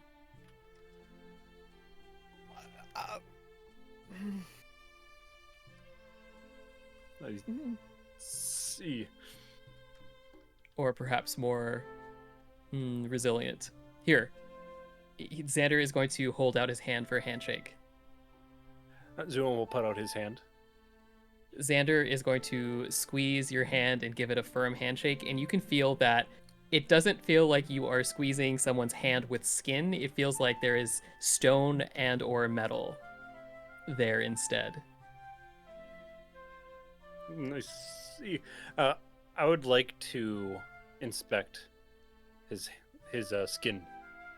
Sure, it looks like skin, but it is hard. I see. So this is a personal enchantment, and it costs you eating gold. Is that correct? Not quite. This right now does not cost me anything, but to make myself stronger, I will be enchanting an item of my clothing to make my body even more durable than it was before. And that is what requires the gold. I see. Quite interesting, I will say. Quite different than the route that I would go about it, but I guess to each their own. I suppose so.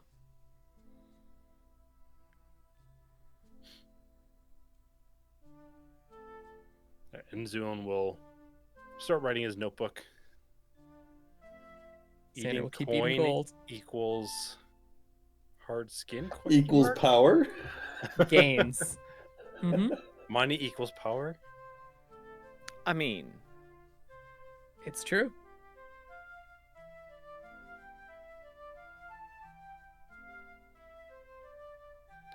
Anyone else doing anything tonight?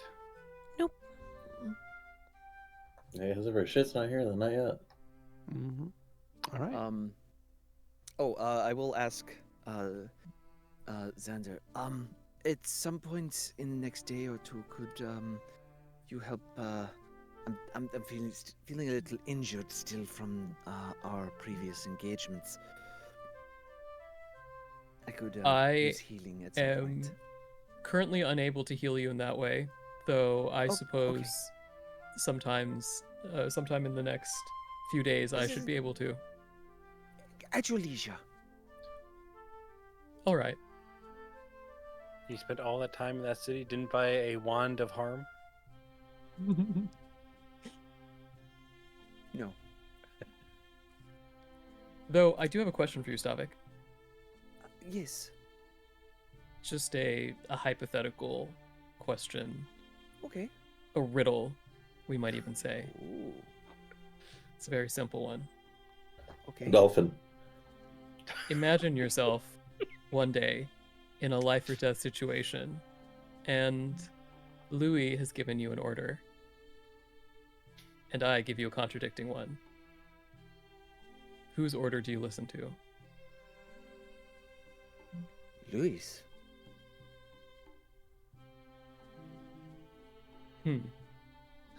Noted. No questions there. Good.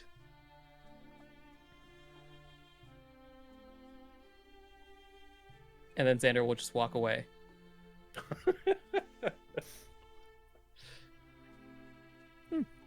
Like an oblivion NPC. Good day. Indeed. Absolutely. Perfect. No notes. Love it. Odd, but I mean, oddly specific. But I guess okay. Yeah. Stavik will continue writing in his own little notebook. Is that oddly specific?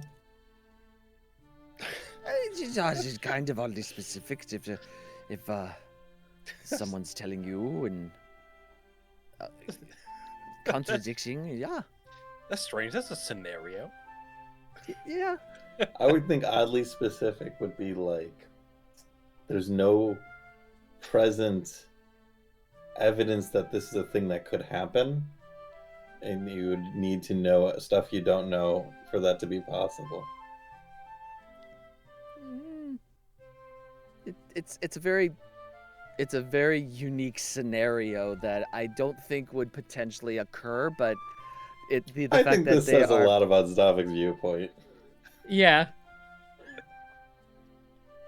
Honestly, Stavik's answer was just everything Xander needed. Great. It's Oh, wonderful. I am so glad I'm so helpful. Mhm.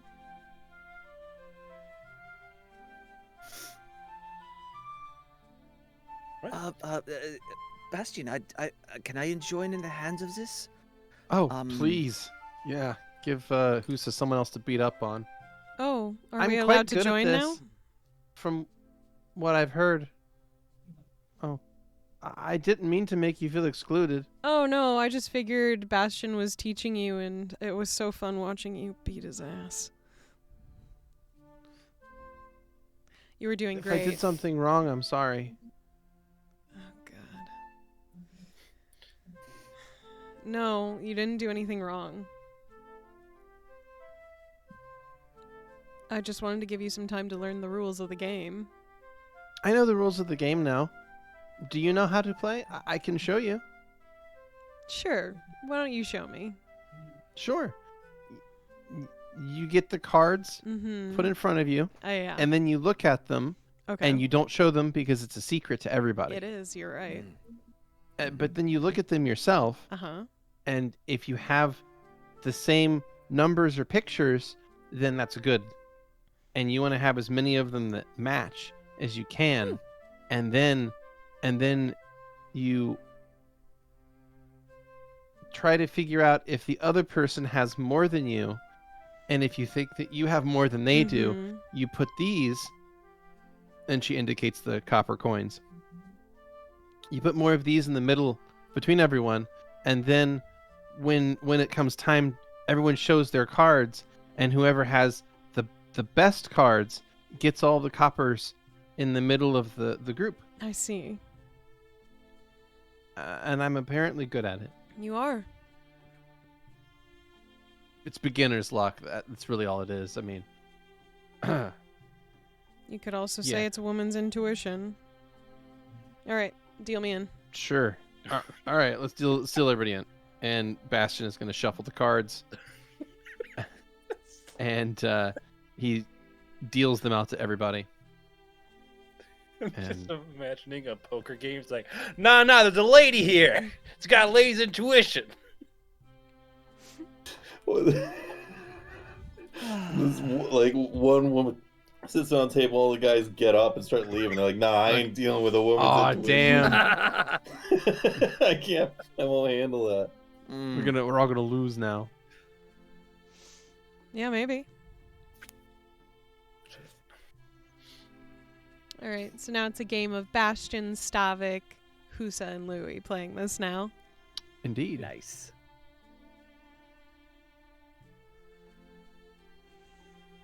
What do we do? How do we do it? Well, I'm How do we creating do a poker deck right now. Oh. Can't we just do rollies or something? Yeah, I was gonna Yeah, say, do you want to potentially. just do rollsies? Yeah.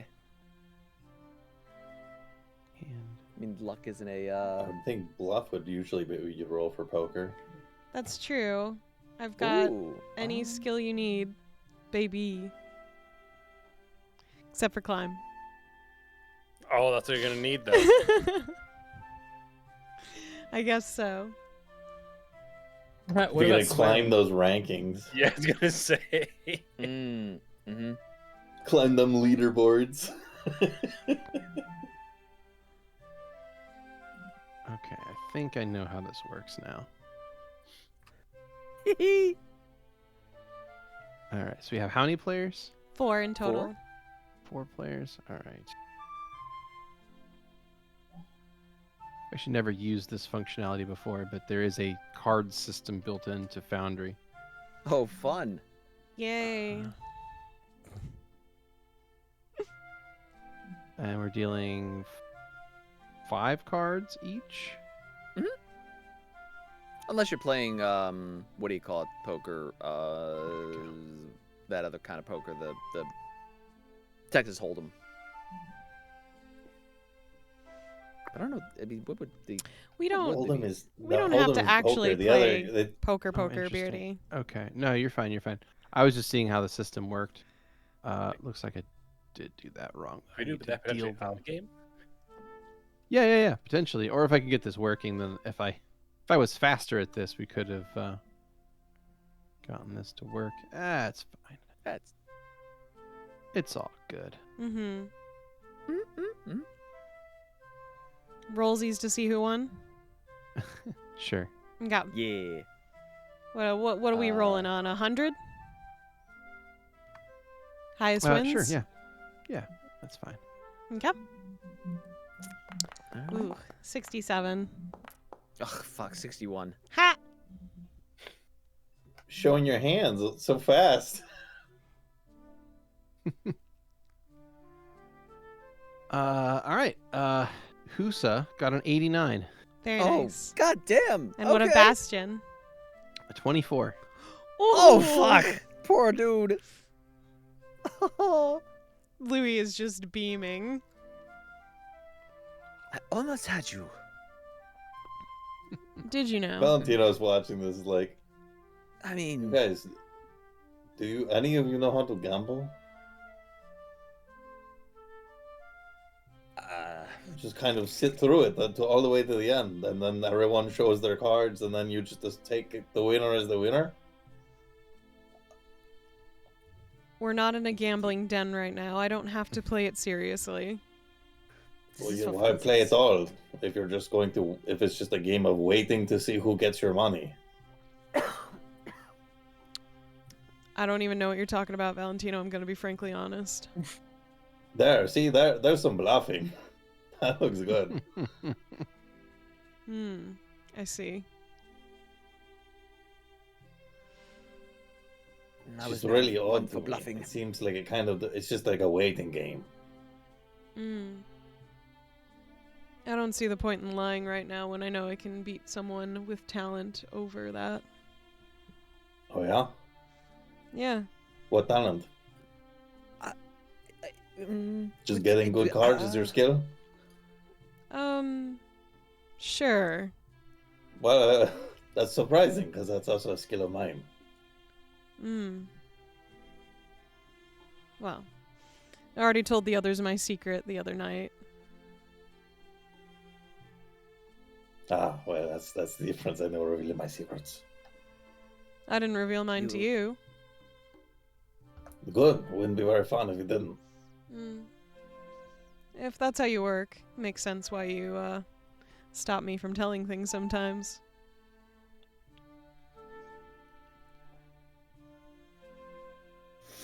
Yep. You got it. That's correct.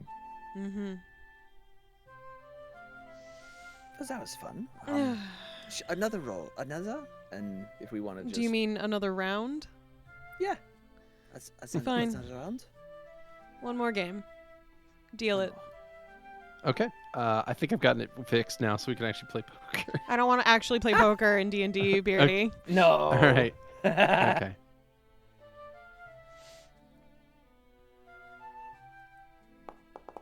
Ooh.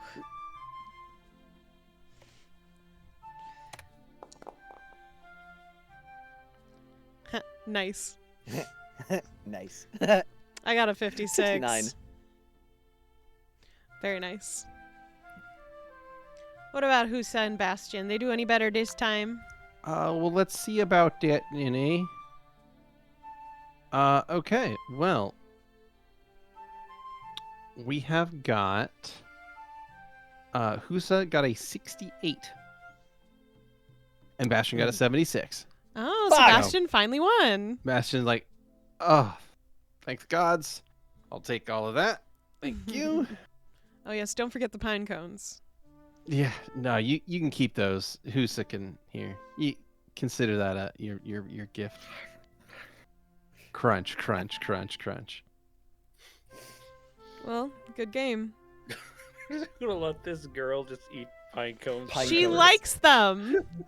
They're crunchy. They're good fiber. They're non-toxic.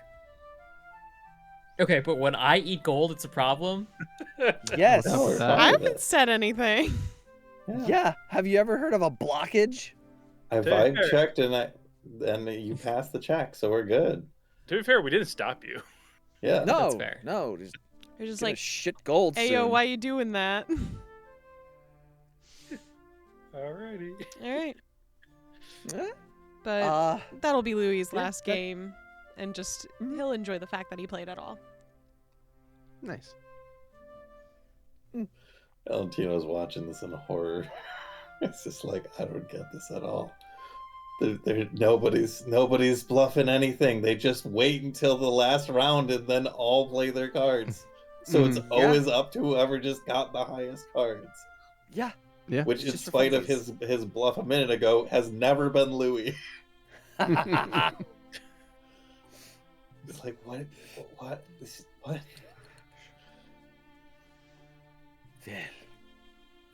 Well, I will stay watch tonight if anyone wants to sleep in. I won't be sleeping, so I know. Me neither. I have eyes in almost every direction. hmm, I mean, at least it gives Zu'lin some good sleep. that's true. Well, get some good rest, everyone, and we'll try our best tomorrow, okay? How does he do that? Without getting brain damage. Oh, see, there's the key. It doesn't have to worry about brain damage. Mm. And Louie will journal and mess with his echo stone through the night while keeping watch. Wonderful. Anyone else have anything they'd like to do that evening? Just the usual. Yeah. Solo practicing swordplay. Just trying to practice with his lunge stance, the wider stance for. Louie, if Xander's walking away for any reason, Louie will just say, "You owe me another set if you don't ask any tonight."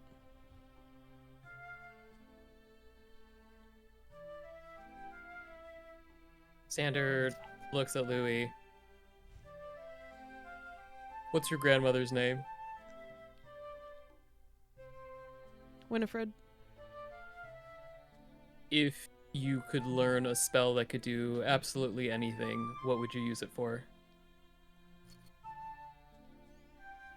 I would probably find a spell that makes me feel right all the time. Good to know. In that case, I think you actually owe me now, Louie. And Xander's gonna walk away. Oh shit!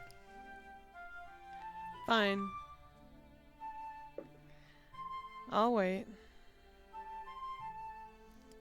And Louie will continue his journaling until Xander comes back.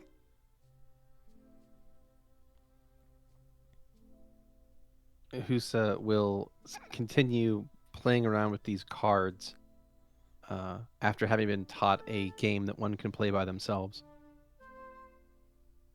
And the sounds of journaling and card shuffling is about the loudest sounds of that evening. And as the majority of you drift off to various levels and stages of sleep, that is where we're going to take our first break. Catch you shortly. Hello, checkers and pleasers, and welcome back to Check Please. We did it. We're alive. As you We're can here. see, Stavik has wrapped himself up and will soon emerge as a beautiful moth. A beautiful moth No. after your cocoon is done. I thought skeletons couldn't get Absolutely not. cold.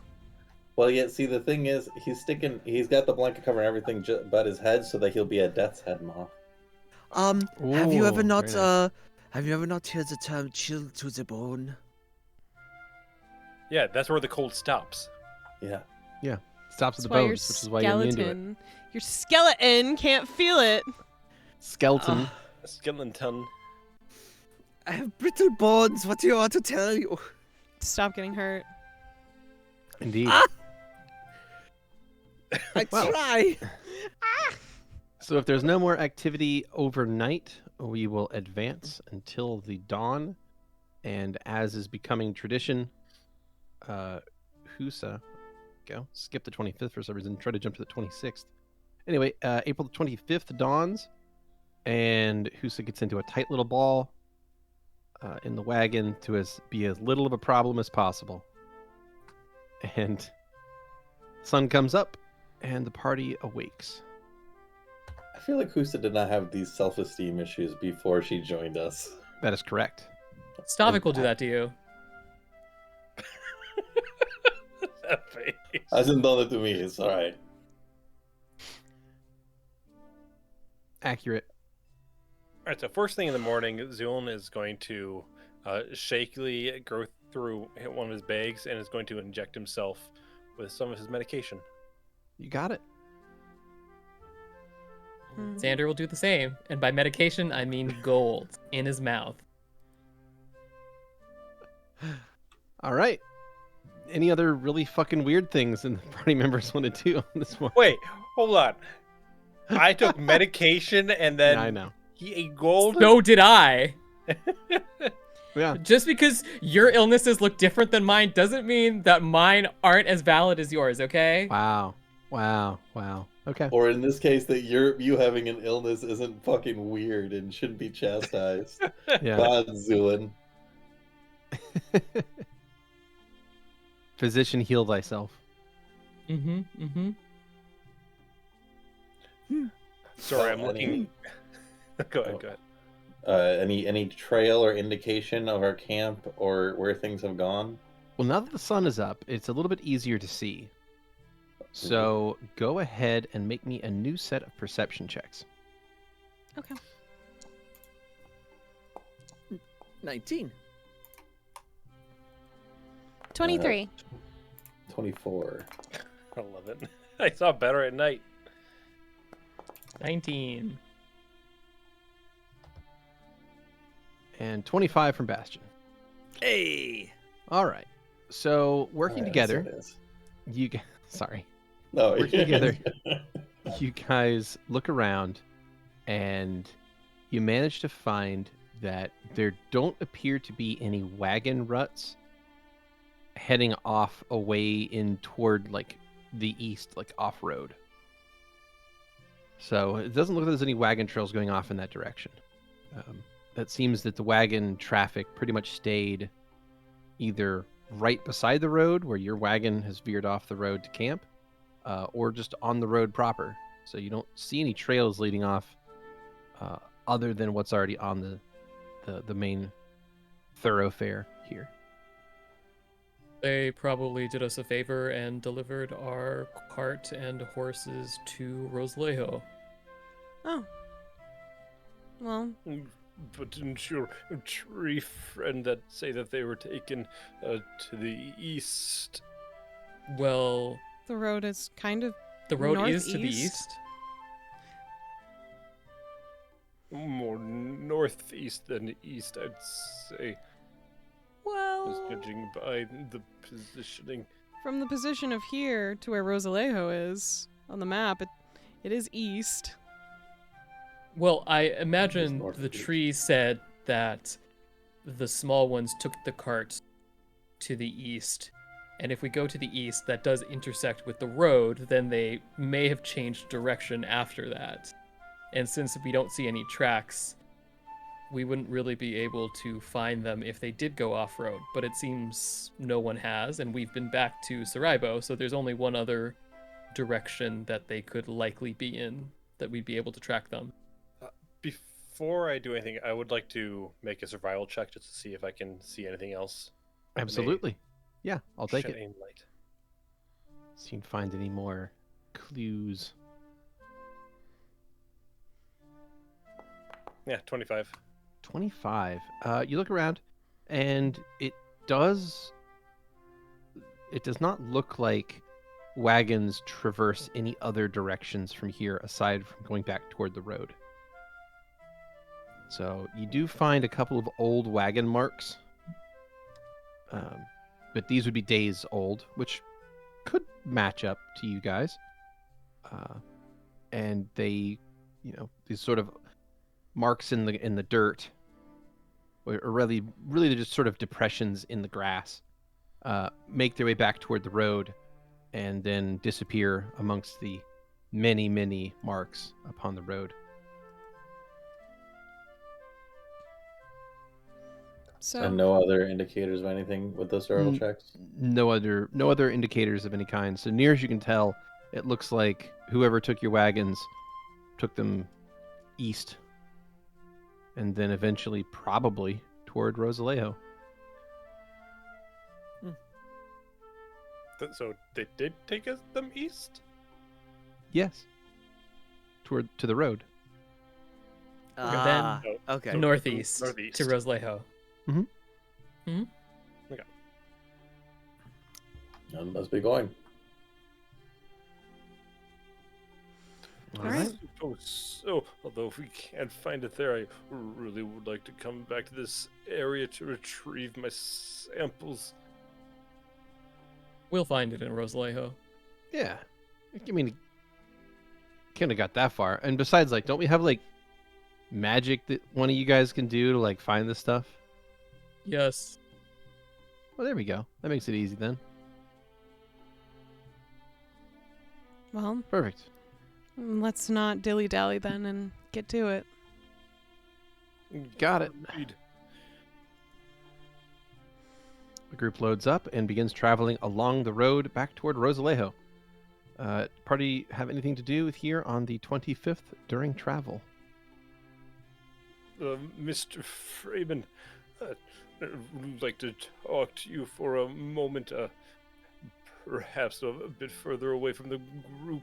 Sure. And Louie will hop off the wagon and kind of walk slowly so that he's still in eyesight of the wagon, but it's not an earshot. No, speaking about our arrangement, I have been able to supply myself with most of the reagents, although I will say it's unfortunate one of the mushrooms that I required was not being sold. I believe, on the other hand, that I can potentially substitute out with some Artilian grass, which we could find potentially in this area. Will that cause any harmful side effects? Oh, no, it's just one of the chemicals is quite similar. Okay. As long as nothing strange will happen by changing the ingredient, then I suppose that's fine. Oh, as long as I have the proper chemical sets, I should be able to easily extract the same amount of chemical from the grass. We'll find your card, Zu'lin. Well, in either case, we should be on the lookout for. And Zoom's gonna open up his book, and he's gonna show you a picture. It's a certain longer blade of grass. Mm-hmm. It has a slight ribbing on the side, and it's yellow. Okay. No, it might be a bit harder to find in the field, but I do think we might be able to find some in our travels to Rosalejo. Okay. I'll keep my eyes out open for it. Yeah. Much appreciated, Mr. Freeman. Not a problem. Is there anything else I should be looking for? Nothing in particular, unless, of course, you stumble across our cart. Of course. Well, hopefully we can find that in the town. Indeed. Now, do tell me if you find any samples. Okay. And Louie, through the rest of the trip, then will be looking for a specific grass piece that Zu'lin pointed out to him in his herb book, Beardy. Would that be a survival check? To be on the lookout for them, or to know like where they would grow? Yes. They'd be in this area. Okay. Then to find them, I would say probably perception. Okay. Unless we're talking about spending like a day doing this, and this, in which case that would be survival. But I imagine you guys aren't stopping. We're not really stopping. We're just seeing if it's on the side of the road while we're going. Yep, that'd be perception then. A 13. You see plants. Yeah. 15. You see more plants. Plants. Mm-hmm. Well, Louie will make his way back to the cart and sit on the back of it then again and just kind of scan the area for that grass for the rest of the trip. Sounds good. Unless there was anything else that Zu'lin wanted to say to him. No, not at the moment. Okay. All right. Anyone else have anything for the travel day of the 25th? Nope. Alrighty. In that case, things go on as normal. You guys make your way across a great deal of land today, and the party eventually makes their way 60 more miles down the street. And by the end of the day, you make camp once again. There we go. 7 o'clock rolls around, dusk hits, and you make camp on April the 25th. All right. Zu'lin will be using his lantern to look more for this grass. Yeah, Louie will help. Okay. Is that going to be perception again, or is that going to be survival? Whichever you'd prefer. Oh, okay. I'd prefer survival. 15. God damn. 21. Zu'lin, you managed to find a couple specimens. All right. Zu'lin will pick them up. Mr. Freeman, a few over here. Oh, yeah, let me help you gather that. And he'll go over and gently pluck them from their roots. No, I have been wondering. And are we... I assume that we're probably a pretty fair distance from the encampment. Sure. Yeah, you can be. I'm wondering what in particular your intentions are with this final byproduct.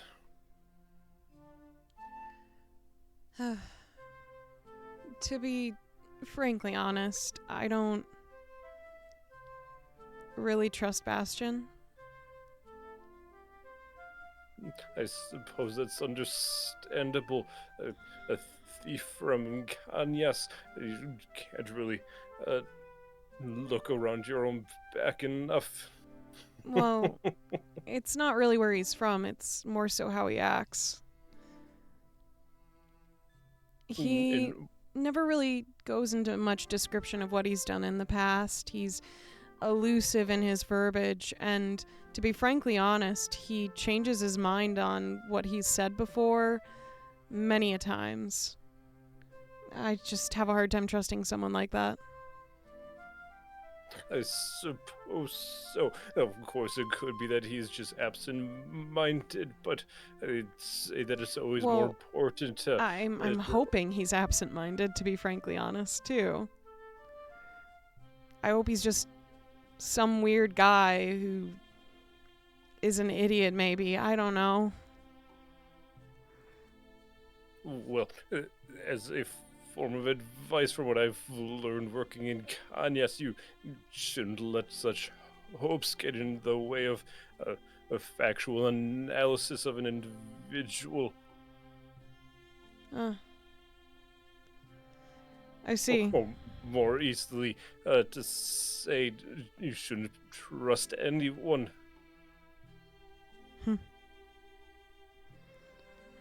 I think I've been doing just fine at that most of the time. That's a good survival skill, then, that you've retained, I assume, from your past endeavors. Yeah, just kind of life growing up and all that jazz. I mean, mostly, I just really want to find out if he's, for some reason, been hired to take me back to Proto. I don't know anything about him, and anything that he has given has been such shallow in detail. It's really hard to determine if any of that was real, you know? So you're considering that he's been hired to do such a thing? Possibly. Look, I know it's a form of paranoia, and I'm really hoping that I'm wrong. Like, I'm really hoping I'm wrong. But I can't take those chances. Well, I would also like you to know that the utilization of such a potion isn't what one would call subtle. No. I was kind of hoping I could just go up to him and say, hey, do you mind if I use a truth potion on you or whatever, and see where that went. Oh, no need. I have solutions to bypass that option entirely. Such social interactions are abysmal, to say the least.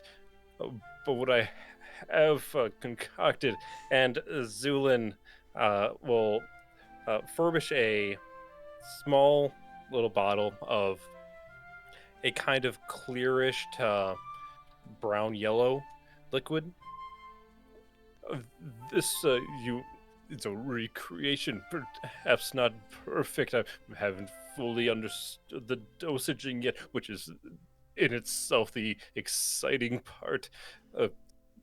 But what we had experienced with the egg and the storm, you remember the memory issues we were having? Yeah, I remember what I can remember.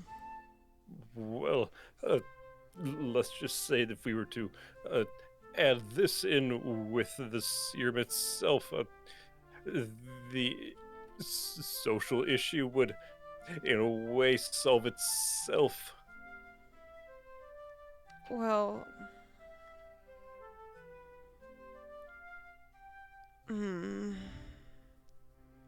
Maybe. Of course, Mr. Freeman, I do not wish to tell you what to do, but I would hate to see your friendship fall for such a unneeded reason, if that's what it turns out to be. But on the other hand, he could be an enemy as well, so I suppose the final determination is up to you. Well, I would like to try to ask him first. I will save your friendship gaslighting juice. I mean, in Zu'lin's defense, hey, can I use a truth serum on you because I don't trust you is also not a great way to preserve your friendship. Yeah, better use the gaslighting juice. That sounds like that will make things only smoother. I mean, yeah. It seems like it would, actually. I can't say that I support the option, but of course it's not as if you need my permission. Right. Okay.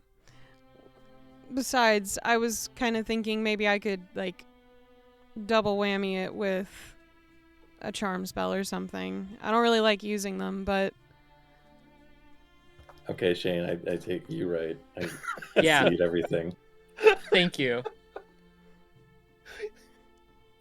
I'd like to I like to ask for his permission, but I'd like to drug him before I do so. I'd like to ask for his permission, but I want to make sure he can't say no.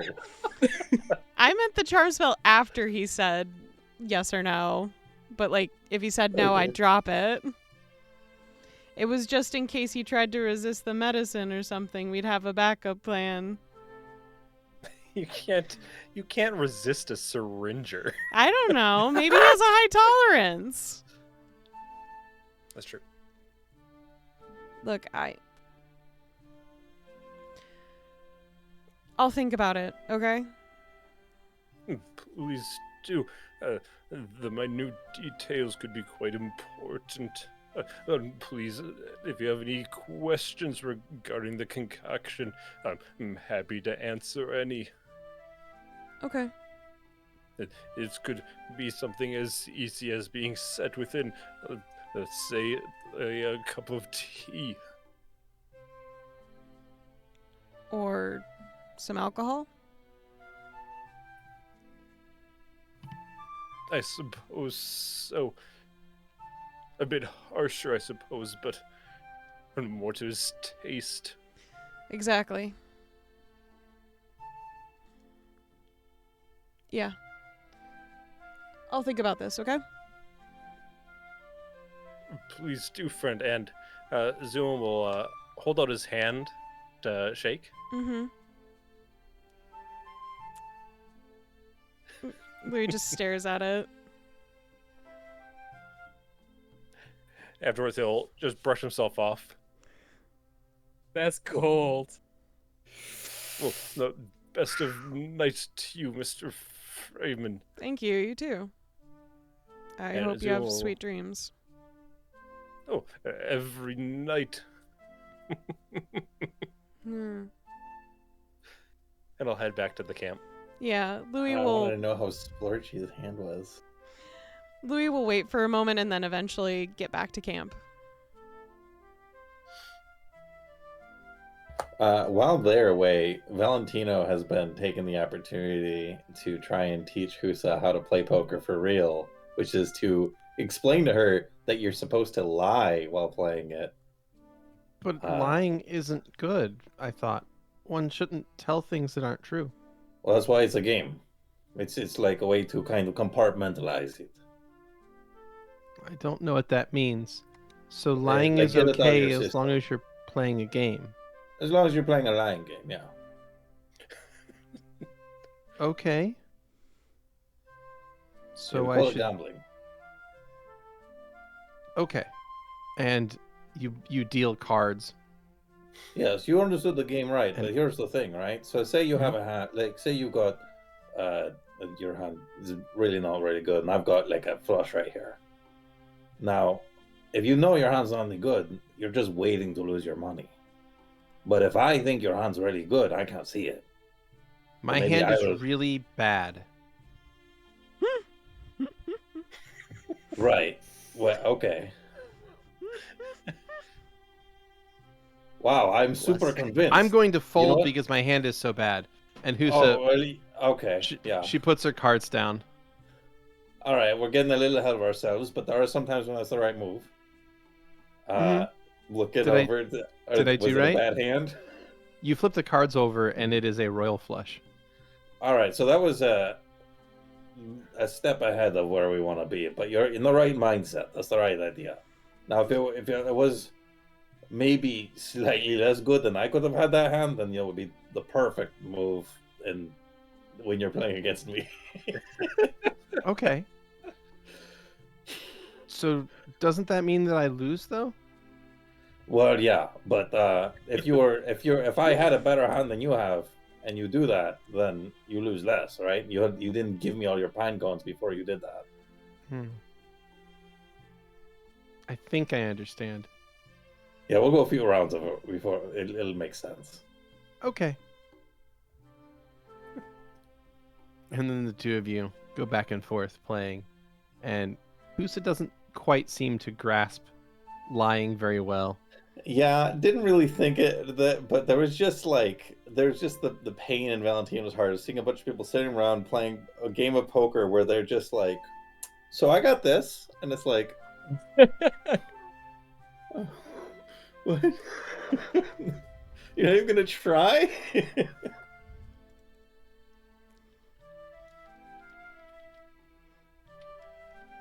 So, Anything yeah, else? a little bit of time passes, and the two of them will play cards back and forth as you attempt to teach Husa the finer points of gambling. Largely the deception part of the game. Mm-hmm. And a little while later, Zu'lin and Louie will return to camp. Louis will give him a gentle nod and then just go back to sitting on the cart, probably. Louie, I've learned that lying is acceptable. And See, that was an some excellent example of it. That was definitely was- like. it was something that I was doing wrong up until now. Again, in certain circumstances. Mm-hmm. As long as Yes. it's a lying game. Yeah. Yes. And Mhm. what games are those, Husa? I don't know. All of them? No. No, not all of them. No. Oh. Poker, liar's dice. Well, I how mean, do I know generally- which games are lying games? Should I ask before they happen? You should ask someone trustworthy. Okay. Yes. Ask one of us. Mm. Okay. I'll ask Zu'lin. Honestly, yeah, good call. He'll definitely be on the level with you about whether or not it's a kind of game. Hey, Zu'lin, how much do you know about poker? A significant lack of knowledge. I don't think I- Zu'lin's the right person to ask. Oh. I don't know. I think Zulu might be fine. He doesn't have to play poker to know that you got a bluff. Do you know that you bluff in poker, Zu'lin? No, of course. Yeah, I'm just more partial to more specific gambling games from Kanyes. Like what? Halflings in a trench coat. There's also, and he'll list like 5 different ones that you've never heard of. You mean Kobo's in a trench coat? No, not in particular. And he will go on to explain exactly what kobolds in a trench coat is. Yeah.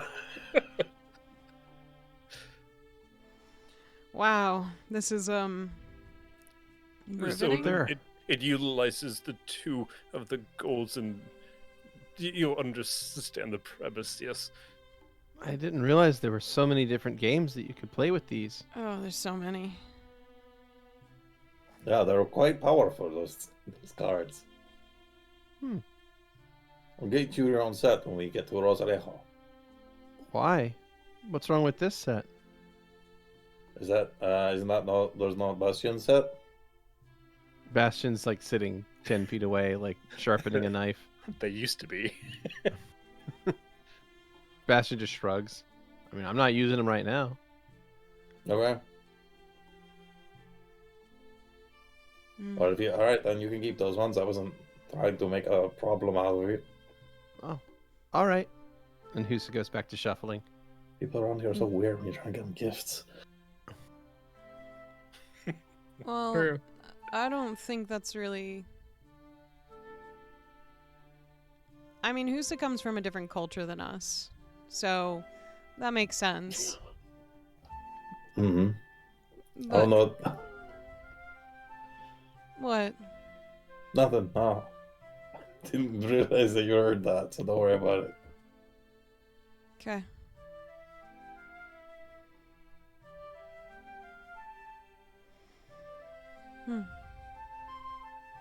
Louis will continue reading a book while he's at the cart or journaling. Just a variation You of got it. things.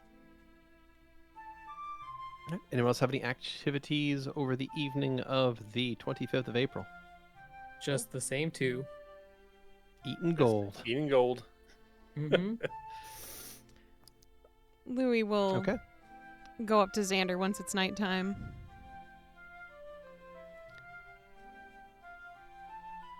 May I ask questions? Didn't give believe you much of just a did. choice there, did you? What did he say? I believe you just did. I gave that a plural. Questions. Did you? I did. Okay. Who originally put that star on your chest?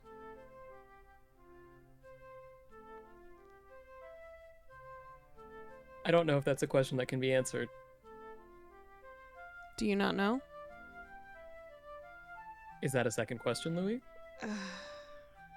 Oh, wait. No, I suppose that would be the third question, wouldn't it?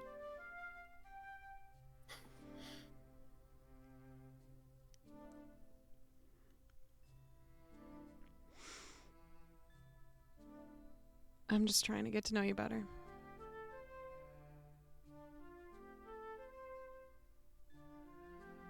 I don't think you're asking the right question. Oh. All right.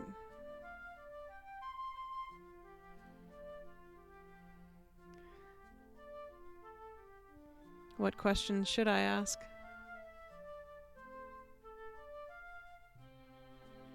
That's a much better question. I suppose there are a number of questions you could ask, such as, will I know the answer to that question that I wanted to ask at some point in the future? In which case I would likely say, yes, you will. But probably not today. I see.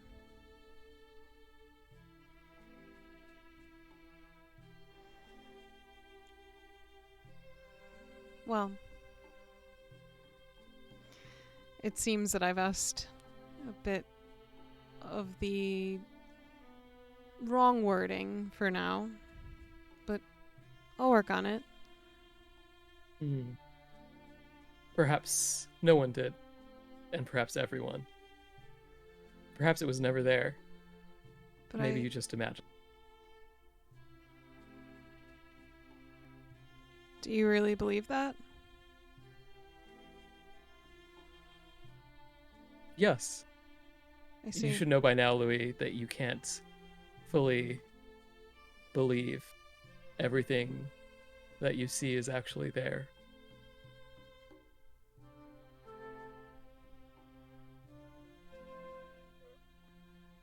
Are you actually here? Now that's a really great question, but I think you've run out for the night. I suppose I have.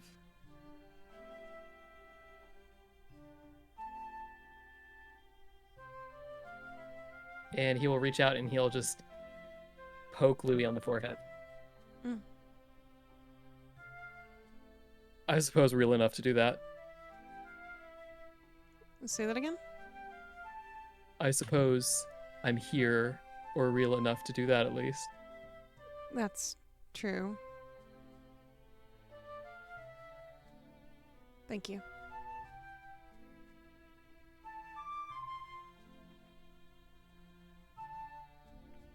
Would you really have set that entire forest on fire?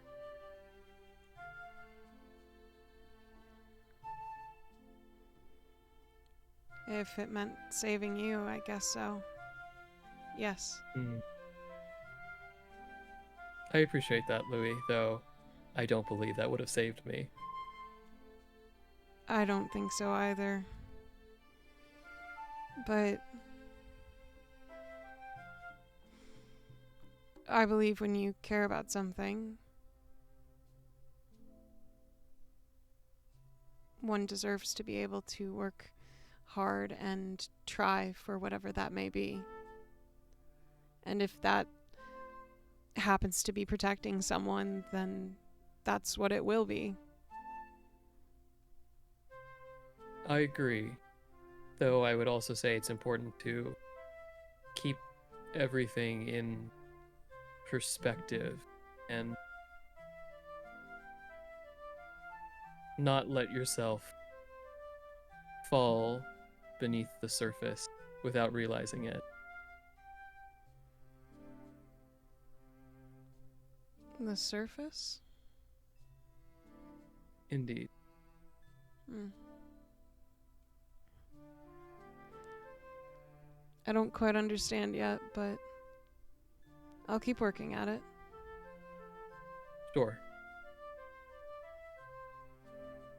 He slips some more gold into his mouth. It doesn't seem to surprise Louie at all. Yeah, there's obviously chocolate inside those. Yeah. And we're all weirded out because we're like, Xander, you're supposed to unwrap them first? That's where all the goodness is. It's like the rind of a lemon or an orange, okay? Where all the oils are, the goodness.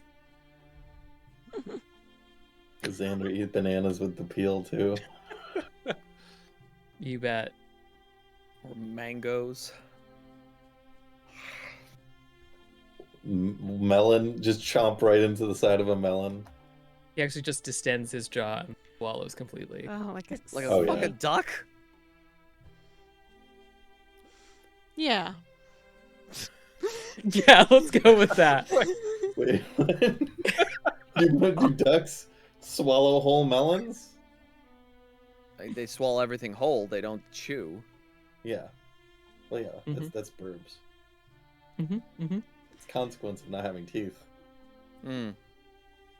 They just kind of, and then everything's gone.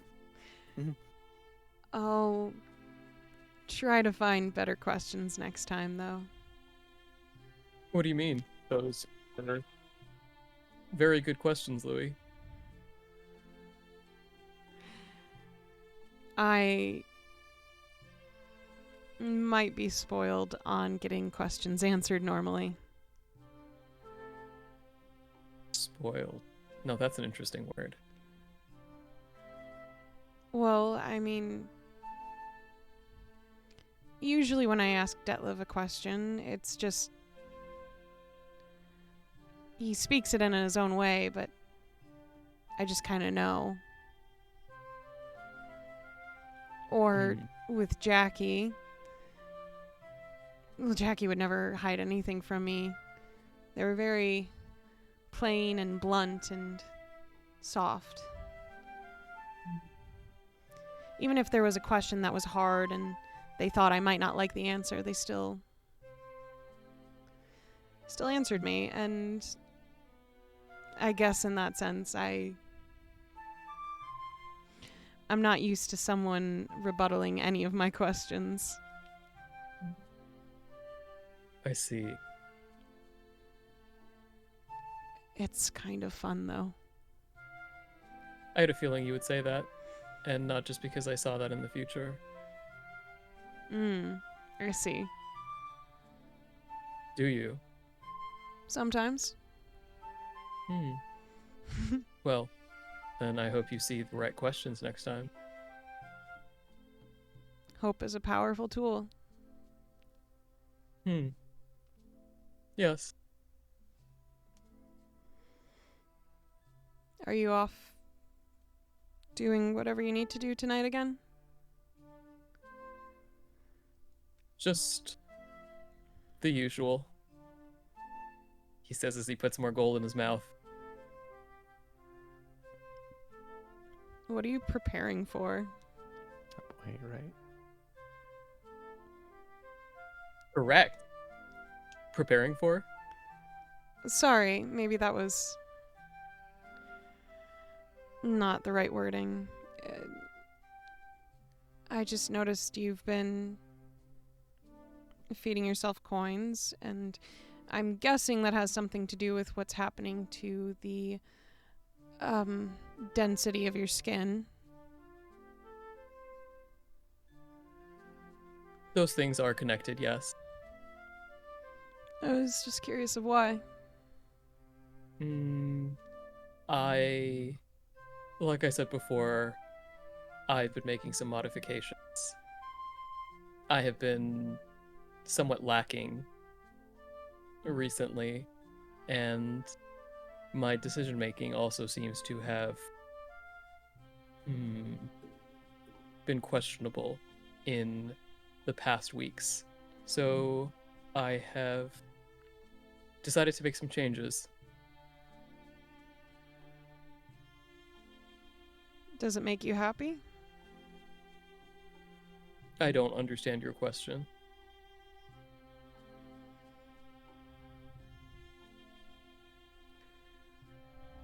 Are you doing this for you or for other people? I don't think that that is a true dichotomy, Louie. I suppose not. I suppose, in a stupid roundabout way, I'm just saying I'm worried about you. I appreciate that. I suppose my genuine answer to that would be I am doing it because it is what I must do. All right.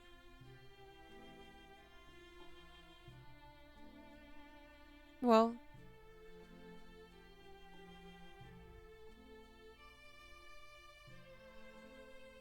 I suppose I understand in some context, but I am here for you. Thank you, Louie. And you're always welcome to be near me.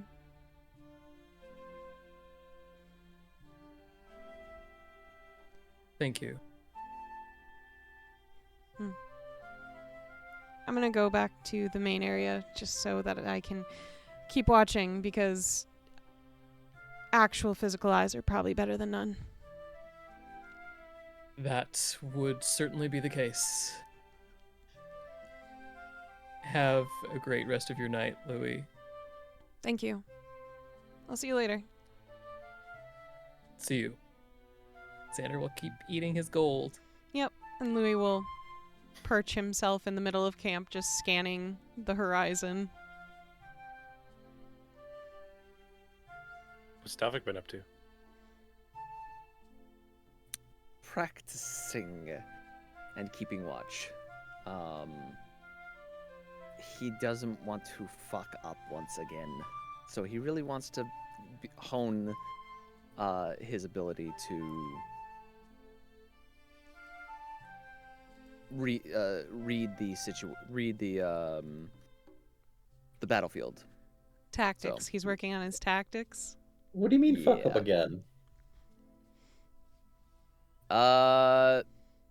When did he Stavik fuck up? A With few his sword times. fighting. Few times. Oh. I mean, as long as he's not practicing, throwing Valentino away from the combat, I think he should probably be fine. I mean, that would be good,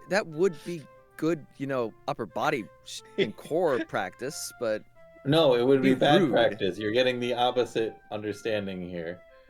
It would be bad practice at bad tactic. You throw Valentino toward the enemy. But I'm just making sure, okay, because okay, that okay. last fight, that last one, I don't know, there wasn't any fuck ups on Stavik. Part was he expected to do. He was up against Valentino. It's not like he could have Oh gone. no, It this went about as well is as could more have. so against the Minotaurus. salads. Oh. Where he got caught up in the sinewy clothes and fell on his... Oh, Yeah, yeah, that's fair. I Yeah. forget about that. Oh yeah, okay. Practice not he- stepping on yourself. he's trying to, as he's practicing, he is trimming up his garments as like I think they call it girding your loins when you take all the loose fabric and tie it up a lot tighter. That's correct. So now he's sexy so- looking. Well, He just bones. just bones. Them sexy bones. Those aren't mutually exclusive. I'm sorry. I'm sorry. I'm Mhm. sorry. Do you see that humor? I mean, unfortunately, he does not have cake, so that's the way it goes. It's all Actually, petting. might still have some cake if you want some.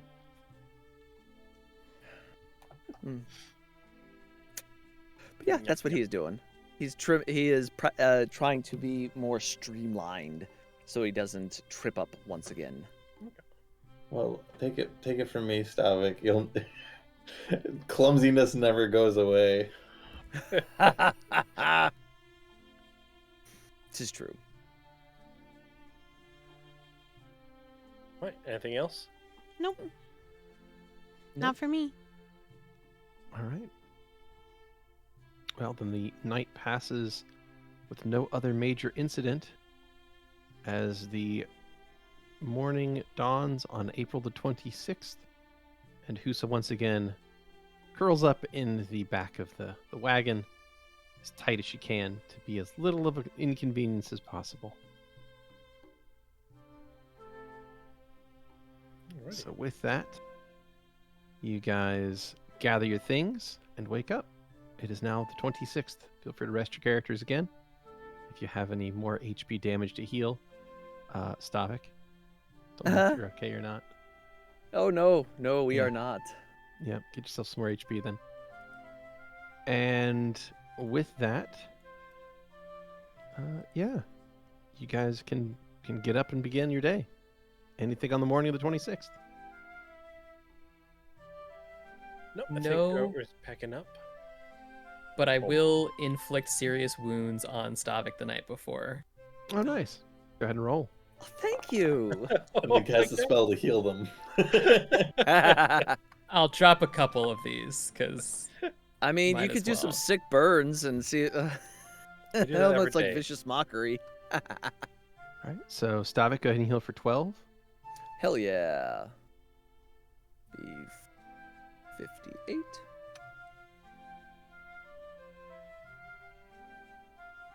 And you said you had more than one to cast? yeah, didn't Okay. prepare my spells for that day, Ooh. so there's That was a big 27. one. That was a big 27 one. more. That was a Oh very shit! nice All roll. right. What would that be? 5. Is that 75? You should be Think able so? to just, I'm not sure if it works for you, but if you just highlight your HP and then hit Mhm. plus 27 and hit enter, it should fix it. I'm max health now. There you Yay! go. Perfect. Okay. Oh, thank you, Xander. I feel tip top. Mhm. You're welcome. I'm golden, as they say. No. I think that would actually be Xando right now. I mean, I don't know why he's eating Hmm. coins, but he's got some gold in him. Wait, I is that mean, what you your think magic's gold? Are you like a money caster? A goldomancer? That is actually a very fascinating point, and you are not incorrect, but also not completely correct either. There is a sympathetic magic that I'm using, and that is the reason why I'm consuming this gold right now. What does it My taste magic like? does not. What does it taste like? Metal. Okay, Xander. I mean, I've seen you use your spells in action. You've been pretty on the level, but I just want you to know that pretty much the exact wording you have been using for this whole process, I've seen actual scams done exactly this way. Oh, I have magic, and the only way I can cast it is if I have lots of money. Are we talking about Shamish worshippers? That's one, yeah. Actually, I think it Xander was will a pull shame. out his holy symbol. Ugh. Gross. Well, Right. Well, we're not. I guess we're business partners rather than competitors, so I don't really worry about it. I have no particular desire to venerate Shamish, and this consumption of gold will end relatively soon. I'm just using it for a very particular form of magic, and Okay. it's the most expedient way for me. I mean, I'm not. I didn't doubt you. I'm just saying you may want to consider your wording if, but to explain this to other people because I'd so tried to scam you with exactly like that. I find that generally people avoid asking me questions or I simply do not respond. I just decided to answer all of you because you're my friends. Fair enough. Appreciate it. He'll nod. Keep eating some more gold.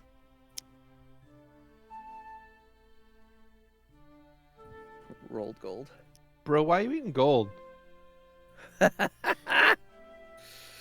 Magic. But like, what? What do you mean? Like, what's magic about eating gold? Like, what do you mean? Like, are you casting like a certain spell and you just gotta eat gold to do it? Or like, Sort of like that. what? I would like to enchant an item, and I am not actually digesting any of this metal. It is breaking down. You And know how to I'm- enchant? Yes. Do you have to eat the item? Wait, does that mean Or don't do you have like to puke the gold poop, onto it? you don't like poop out a magic item at the end, do you? Oh 'Cause, my like, God. I hope you don't make like armor or like a weapon. God, could you imagine shitting out a sword? Fuck. No, that is That not sounds how terrible, it works. bro. Yeah, I'm not It doing is- that again. A purely Oh. ritualistic act that is symbolic, and Okay. the magic is in the symbolism of consuming the money. I see. So- Kind of. All right. Huh. Yeah, this sounding again like that Seamus guy. I just had like the weirdest mental image is all. Same. I see. Well, I will make sure that you all know I will not be passing any sort of magic items. It is not going Aw. through my digestive tract. Did you just say whatsoever. "Aw"? Stavik, bro. What the fuck? Why are you like this? I see. I want to say that Stavik didn't do that, but I don't know. I think it's too late to fall back now. Yeah, Well, I won't fall on that sword. my apologies for disappointing you. There will be no passing of magic items here. Oh. All right. I don't recommend it. It's something that takes the utmost flexibility and finesse. I mean, it sounds like you would have to have a very, very good friend or someone you trust to be able to extricate such an object. Or like a really robust anus. I mean, that's Both, true. in fact. Well, I can make no comments either way about that currently. Huh. Well, yeah. Don't go shitting swords. That's probably a bad idea for anybody.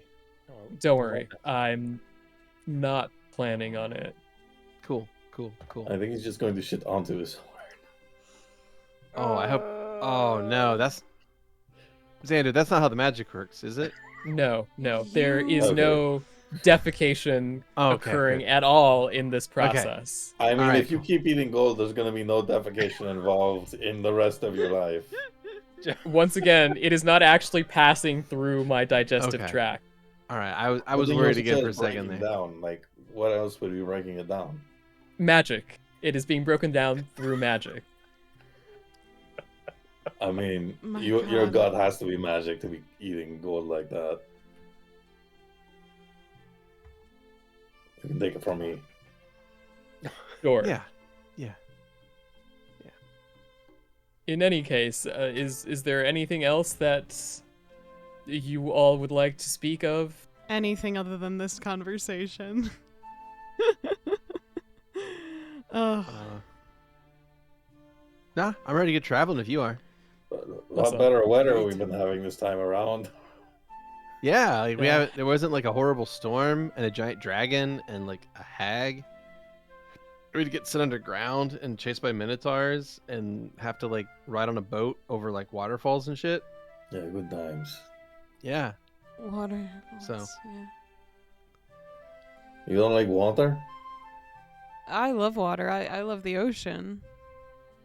Oh, Oh, it was more of a longing tone than a pain tone. Sorry, that probably all sounds the same coming from me.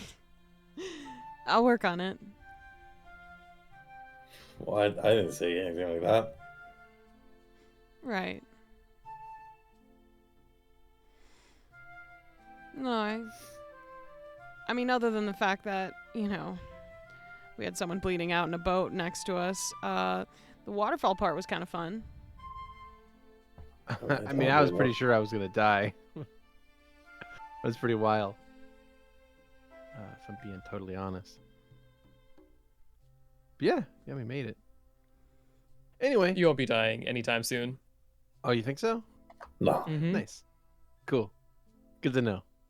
All right. Well, let's get on the road. We got a lot of distance to cover. We're almost Agreed. there though. Like 2 more days, and I think we'll be at Rosalejo. So. There's a library. Yeah, we'll be able to get there like probably like late tomorrow night. It's probably Sweet. already closed by then. I mean, if they have a library, and you want to get into that, I will break you into that library. All right. Oh no! We Yeah. We don't. No, break we're gonna into break into that library. libraries. If they're locked, picking that lock. Let's Oh go. yeah, easy. Yeah, we're getting in there. No, You And get if it's your books, arcane bro. locked, we can get that too. Yeah, we're getting you those books, bro. You want books? I'm gonna get you books. I can wait an evening. Why? I if mean, you- whatever. if I you- mean, it's a not like you- library, right? It's not like you steal from it. It's free Yeah. anyway. It's free. Like whatever. Like, what is it? We're not bothering people. Like, we'll lock it behind us once we're inside. Yeah. Yeah. Don't even have to That's- leave money.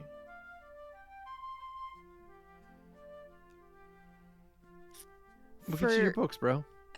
Well, that's very sweet, but Yeah, I know. I am. It's cool. I think that Louie is probably equally as eager to see Detlef, so he would probably enjoy it more if he could have the experience of checking out the books and seeing Detlef simultaneously. Oh, Not I mean, mutually but like, exclusive. but that lives back in like Saraibo. yeah. Or, like, no, Luciana. Yeah, but he had time yeah. to get ahead of us. We remember. We Oh, had that it's whole true. detour. Yeah, we Mhm. had like a detour. They don't. They know. tell you he was heading this way. Hmm. Yes, on our date. Oh yeah, that's right. You had a date Oh, with yeah. Detlef. That was sweet. Nice. Yeah, I suppose. Well, hey.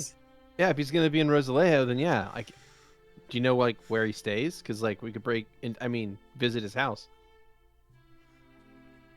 I think we'll end up finding him anyways. Cool.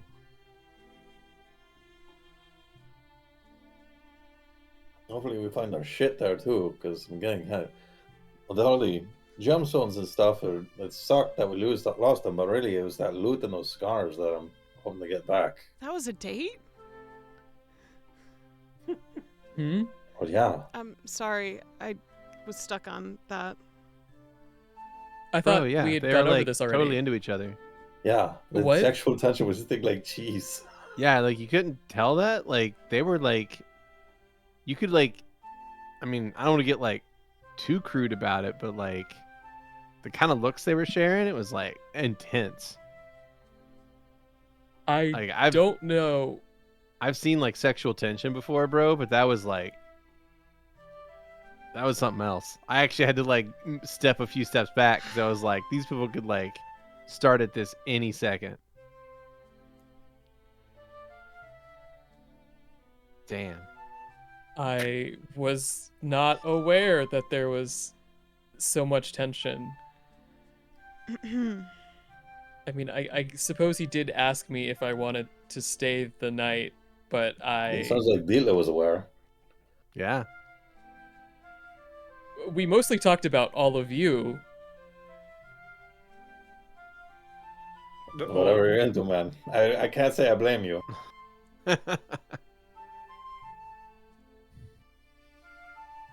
in any case. He lives It at the should be- library. It doesn't matter. We'll get there, but he's Oh, probably. sweet. You're not supposed to break into the library. I don't fucking care. Okay, but like if he lives at the library, we could break in the library and you can see him. If No. we were supposed to do it, would be breaking in. So like, duh. Yeah. I don't think Detlef will appreciate that, and Nope. I'm not gonna break anything. Like, it's not like I'm gonna damage the lock. Yeah, it's turn of phrase. Breaking Yeah, and the turn of- entering when you actually break something to enter Yeah. is like fucking amateur. Yeah, right. You gotta be like, that's some like Loby stuff. Like we're professionals, it's true. But Louie has a little bit of a reputation, I think, with Detlef, and so I feel like Louie may feel a certain Alright, type of message way. received. Not going to. I'm Bro. just Alright. making Okay. sure it's clear, that we do it right. Yeah. Like me and Val are on the same Most- page here. Certainly. Yeah. Yeah. Right. Suit yourself. If you want to wait an extra day, that's cool. It's It's- just another day, right? Yeah. I've got Yeah. plenty of those. Yeah, but there's Besides- probably like a nice place to head over instead. I mean, at least like 6 or 7, right? What? Oh yeah, for sure, right? There's like wizards Yeah. in this town. Probably some good Yeah. shit, some scrolls and shit. I Mhm. don't want to hear this. What? What's up? Oh, okay, all right. I don't Bro, want to be an over here. accomplice. What did I say? Are you guys planning on robbing people? No. I said we have like 5 or 7 days left Okay. because that's like probably the time it's going to take us to get to Pinterest, and then like we probably end up like blowing up the world or something. Why would you say that? I mean, I don't know what's gonna happen, but like, there's apparently like a god voice that told us to go there. So like, I don't know. That sounds apocalyptic as shit to me. Nah, we'll be fine. Yeah, probably. We can take it. Yeah, we've been fine so far. Like the only thing we ever fought that might have been a problem was that giant dragon that might not even have been real. Right. So yeah. Well, no breaking into the library. I can go to it the next day if we don't get there early enough. Plain and simple. Okay. Suit yourself, bro. I was just giving you the option I because I know you like books, and I wanted you to be able to see them. appreciate your care for me. Thanks, bro. I appreciate you too. Thanks. You're welcome, bro. Do you need anything? No. Do you? Cool. No, I was just gonna get on my horse and start riding, but like, didn't know if you like needed anything for the road. I got like a couple more of these whip cakes, and apparently Xander can like fix them up so you can have them fresh again. I see that look. Hold on, Xando. Wait, no. Please Catch. don't make him do stuff. And Xander- Uh-huh. uh, Bastion just chucks one of these moldy, crusty things at you as hard as he Let me can. make a reflex saving throw. That's a 19. You catch it beautifully. Xander is going to catch There's- it, swirling his hands around. There is a puff of spores. Oh. Wow. You mean dimly lit fireworks? Yeah. Mm-hmm.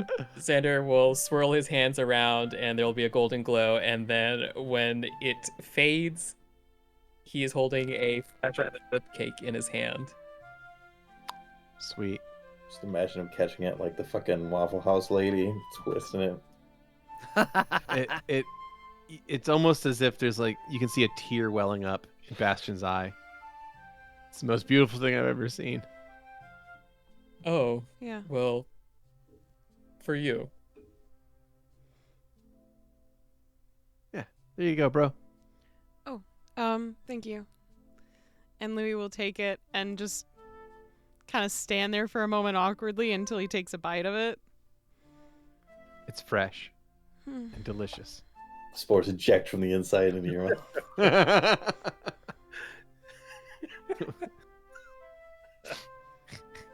Mm. Yeah. Little did you know, Xander only cast silent image on it. That would be quite a prank. That would be. Louie looks like he's melting into the flavor. Oh, love sweets. Hell yeah. And who knows? Maybe they'll have some good puddings in Rosalejo. Yeah, Of course, maybe. we would never find out if we don't get on the road. It's true. Y'all ready? And Yeah. Bastion will pull the reins on his horse. Let's get going. Come on. Louie will hop up on the wagon, just munching on his fresh whip cake. Xander will hop on his, munching on his fresh gold coins. Delicious gold coins. Newly patented. It's fresh mint. Mm-hmm. Bunch of spores come off the coins. So, you guys make your way along the road that day, traveling from your current spot to get ever closer to Rosalejo. However, on this day, I am going to require a perception check from the party. Okie dokie, artichoke.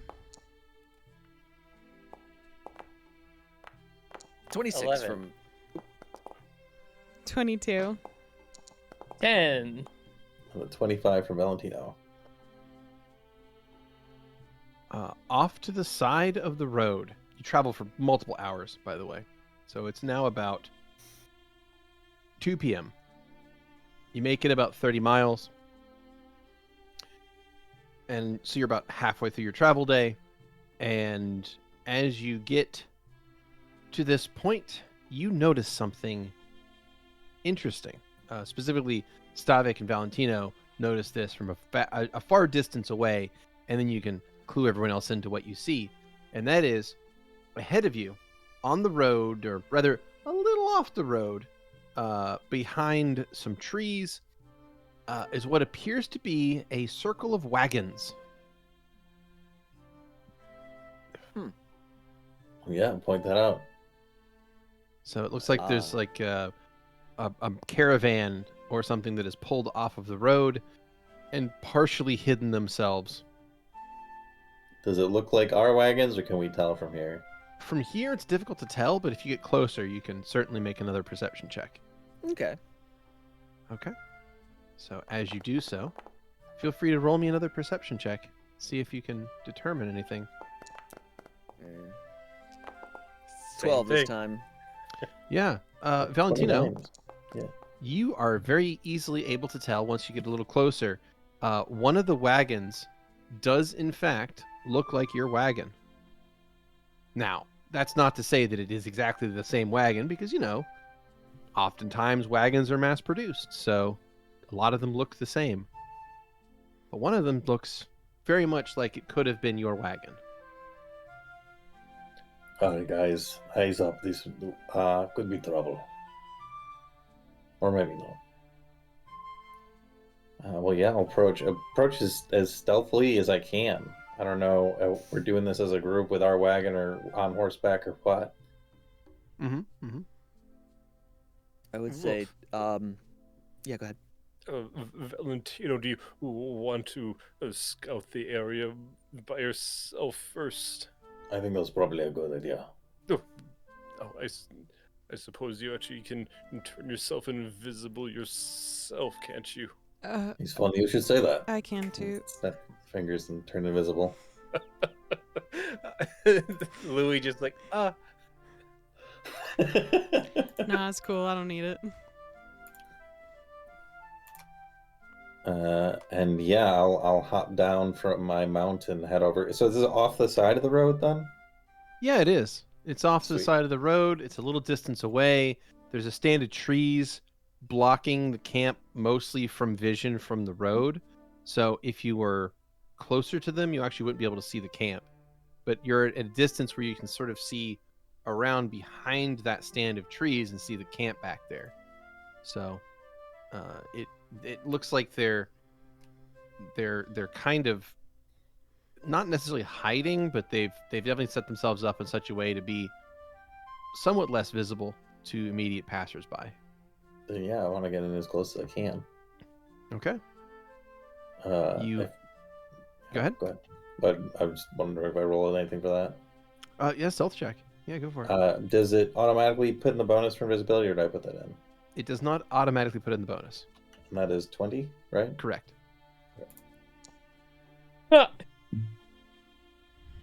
That's a 49 for the podcast. Jesus Christ. All right, Valentino. see me? Stop, thief! You are able to.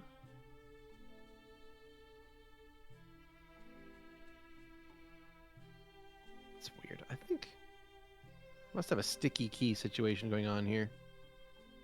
Okay. There we go. Okay, I did have a sticky key.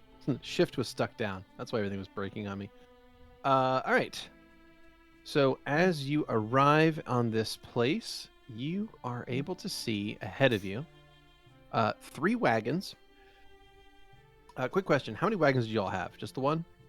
Just one, as far as I knew. Yes. Okay, that's what I thought. I was making sure. One real, one imaginary. Correct. Yeah. Okay. So then Oh, yeah, my that's mind right, is we in the had right a place. fake. So as you arrive, you see a caravan ahead of you. There are 2 wagons that are circled around. There's a 3rd wagon there as well. That are circled around a small campsite. There's a fire burning.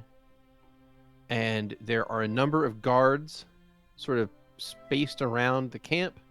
And a couple of drivers and merchants milling about as well. And some people are currently working on damage on one of the wagons. One of the wagons does look suspiciously similar to the one you have lost. None of these people notice you. Yeah, I'm gonna honestly, with how stealthy he's being, Valentino's gonna go into the wagon that seems to be ours and see if our stuff's in there, and maybe just steal it back if it is. I don't know Sure, if you're make going to a get that cart, though. No, Make a I don't. We perception already have a check. wagon right now because we're taking Husa in it. So Yeah, but I meant Zu'lin's cart of yeah, alchemical no. stuff. yeah, I mean, I'll still come back. I'll still inform her what happened. Also, there's like a body or 2 in that cart as well, rotting. Probably. There is. Yeah, what Why? bodies Where the are fuck? there? Yeah, what? The maggoty body that we were carrying to take back to Rosalejo so we could leave it with the Temple of Symphonia, and then the corpse of Silverstring were in that cart when we got witched. So, not that it's a Right. priority for you necessarily, but That was a thing. Yeah. Do I see Zu'lin's car around? So as you enter the camp, Mhm. make a perception check as you do so. You got it. It's a 26. 26. As you enter the camp and make your way invisibly toward the wagon here, the one you believe is yours, you can very clearly hear the banter of the camp, them talking about what's going on. And you make your way into the wagon to look about and see that it appears to be a mixed collection of goods. Some of it appears to be stuff you recognize. Some of it is stuff that you don't recognize. So it looks like there's not just your gear in here. It's some of your stuff mixed in with other bits as well. But what you hear is the people in camp are currently trying to fix something. One of the wagons in here is damaged, and the folk are talking about that we need to hurry. Sundown won't be in too much longer. We're running out of time. So get that fixed as quickly as you can. Come on. We can ill afford to lose any more. If those things come back tonight, then, well, who knows what will happen. About how far away am I from the rest of the party? They're a ways off. Far enough out that the guards weren't alerted. Well, are they less than or equal to, what would it be, 150 feet? I would say they're, less than 150 feet. Then They're I'm on the other gonna side of the cast- stand of trees. They're on the road. I'm gonna cast a message, point it back at the party. Okay. A little wisp of flame appears in my hand, then kind of blows away in the air and flies over to them. And then say, Well, I'm not sure if these guys are guarding the stuff or stolen it, but our stuff's definitely here. Should we Who just is the kill him? message? Who is the message intended to? I'm gonna say Xander. Okay. Xander, you hear that message appear in your mind. All right. What do you think we should approach? Do they seem dangerous? They're being really vague, and but they seem like there's a lot of shit in this wagon. That's some of it's ours and some of it's not. So I feel pretty confident they stole it. All right. Hold on. I will confer with the others. Valentino says that he's found our wagon and our stuff is there along with stuff he doesn't recognize, and there are individuals there, but they're being very vague about the situation, so he's not completely sure what's going on with them. But he's talking to him? That seems like a bad No. idea. I think he's invisible and just listening to their conversations, most likely. Oh. Okay. What should we do? Do they have our horses? Valentino. Do they have our Yeah. horses? I'm keeping this thing open. All right. Is Blizz there? You look around and you do not see your horses here. No, I don't think they're here. Horses are gone. They're talking about something showing up at night that they're worried about. Apparently something has shown up at night and they're concerned about it.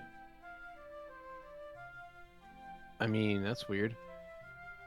You think it's the hag? Doubtful. I'm pretty sure we ended that one.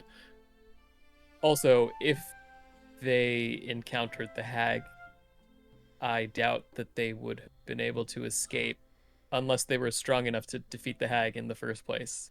Well, like, I mean, we definitely like softened her up.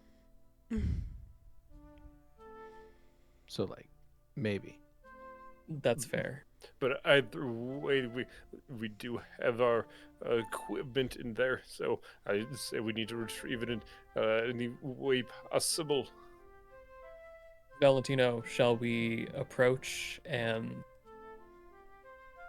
try If you guys want to come diplomacy? this way out, I can distract them.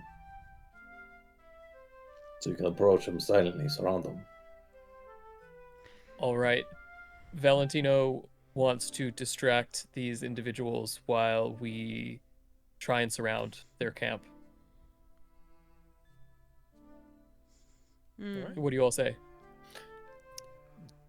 Well, I don't hear any better ideas. I mean, there could always just be talking. We could just ask for our stuff back, too. We don't have to necessarily go in with our hands blazing. We Correct, can but simply... being in a position of superiority can help with negotiations. Someone suggests blazing hands? What? What's going on over there? I think Louie interpreted your suggestion as somewhat aggressive in nature. Oh no, I'm just going to but- talk to them, to distract them. Oh, all right. Let's hurry and make our way towards Valentino. Okay. So, if our stuff isn't here, is the loot that we grabbed from Silver String here? I mean, everything that you had left in the Sweet. party loot would be in there. Okay. I want to grab the loot, climb up on top of the wagon, Okay. and just like turn invisible and just start playing. Okay. See if that gets their attention. You got it. You begin you've been playing music on the loot. Go ahead and make a perform strings. So it has the Echo Stone inside the bed of it. So does that give a bonus? Embedded inside the loot, you mean? Yes. The Echo Stone doesn't give a bonus necessarily. Okay. It does make it sound very unique, but it doesn't make you a better player. Okay. That's fine. I still got 19. All right, so you climb on top of the wagon and you begin playing that loot. And as you do, I will go ahead and move you guys to a new map. And I'm going to update that just ever so slightly.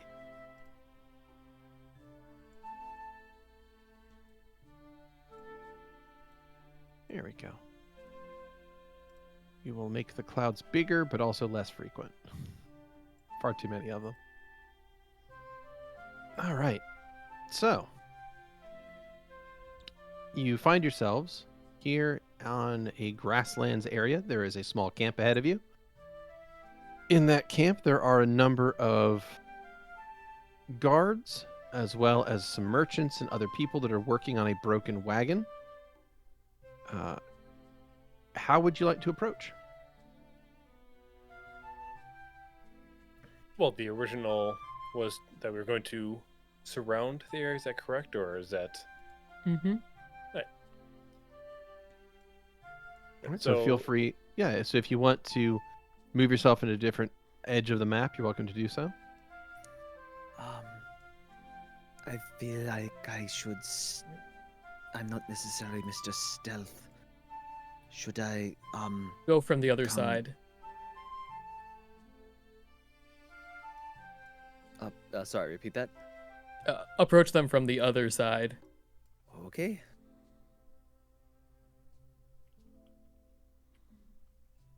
All right, so once you guys feel free to put yourselves into whatever position you'd like along the edges of the map there. And Valentino, you are still invisible unless you drop that by... No, I drop it as I start playing. Oh, as you start playing. Okay, that's fine. So Louie and Bastion, you find yourselves there together. Zu'lin and Xander approach from the east. Stavik approaches from the west. And Valentino, you begin playing music, and as you do, suddenly all the guards are going to start looking around, trying to figure out what's happening. And a rotund man standing next to the campfire in the middle of the camp is going to turn and look up at you. Good and afternoon. say, "What? Oh, and who are you there?" I am the owner of much of what's in this cart. "Oh, where were you? We found that cart abandoned beside the road." We are accosted by a magical creature. And had us sent part of away. your... And you just decided to pop back in now? Well, very well. Better late than never, I suppose. I mean, you're welcome to your things back, of course, but you may be in a bit of a pickle. We never found whatever draft animals you were using, so moving it's been a bit on the difficult side. We've been lashing an extra horse to it each day to move, but it's been slow going. Not to say anything about the attacks that have been happening.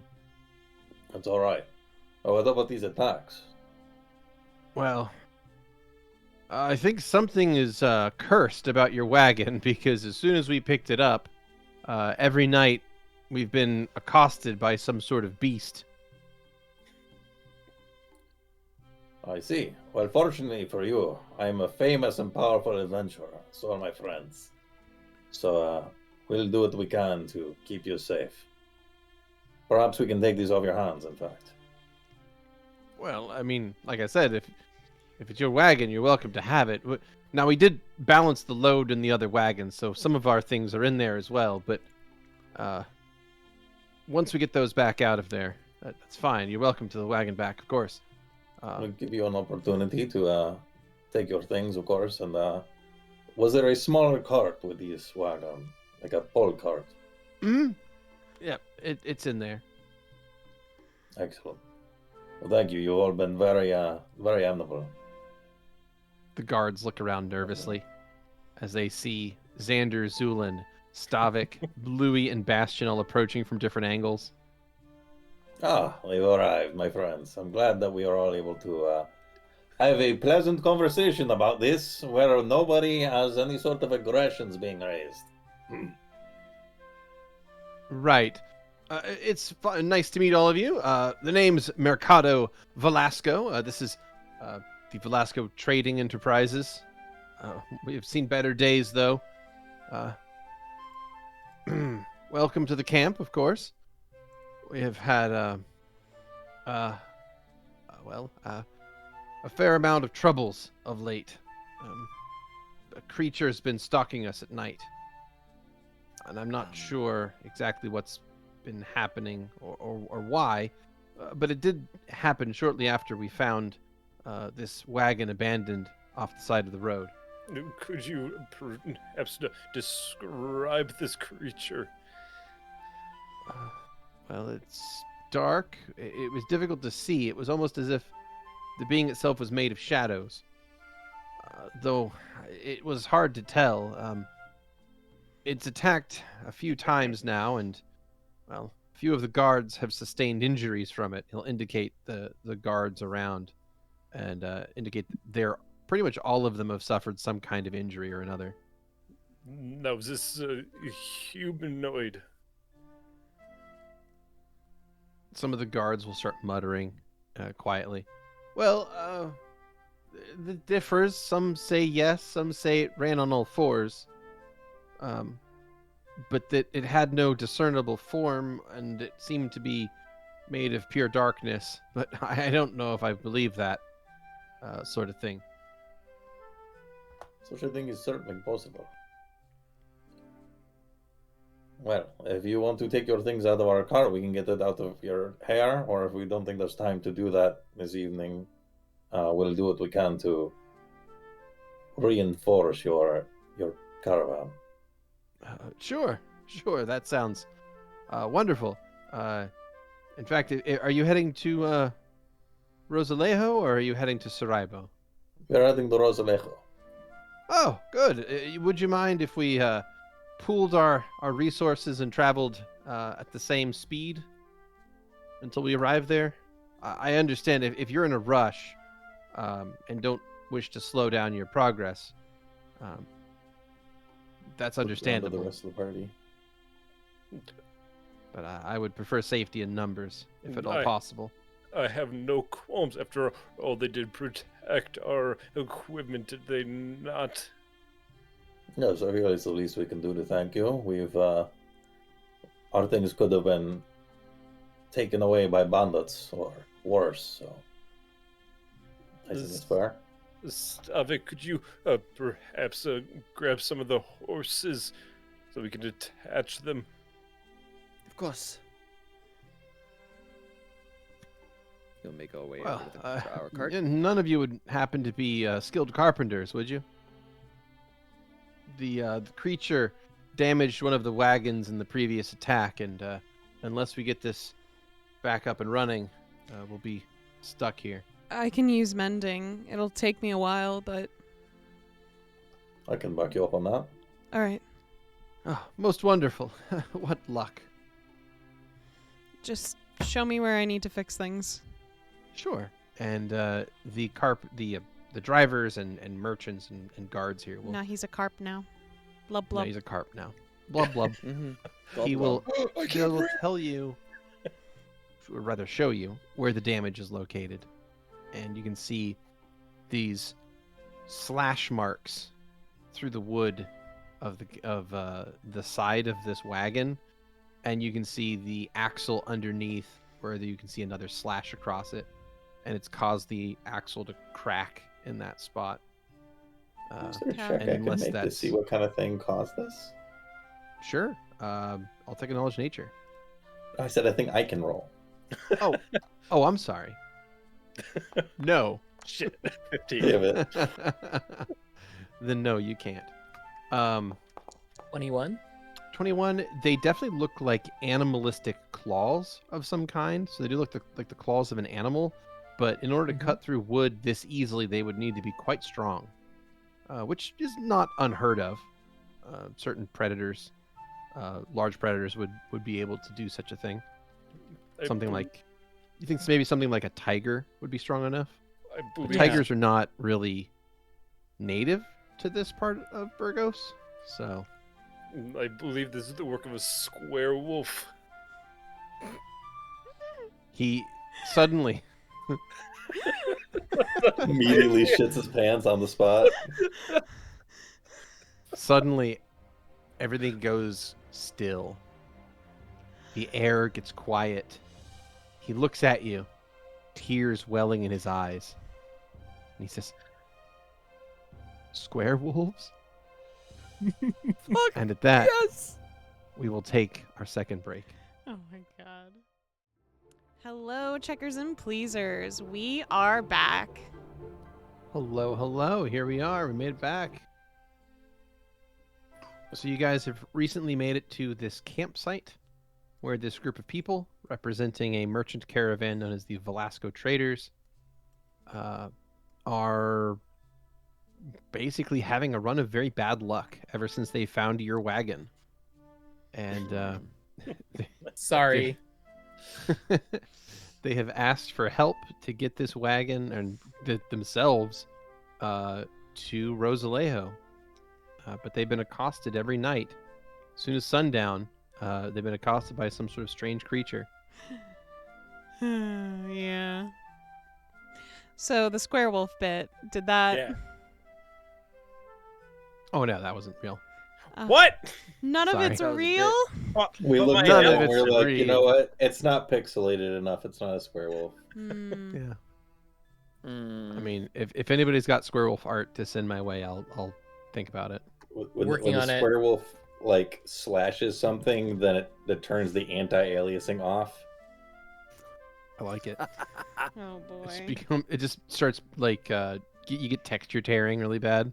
All right. Oh yeah. So, Owie. is it almost nighttime now, or?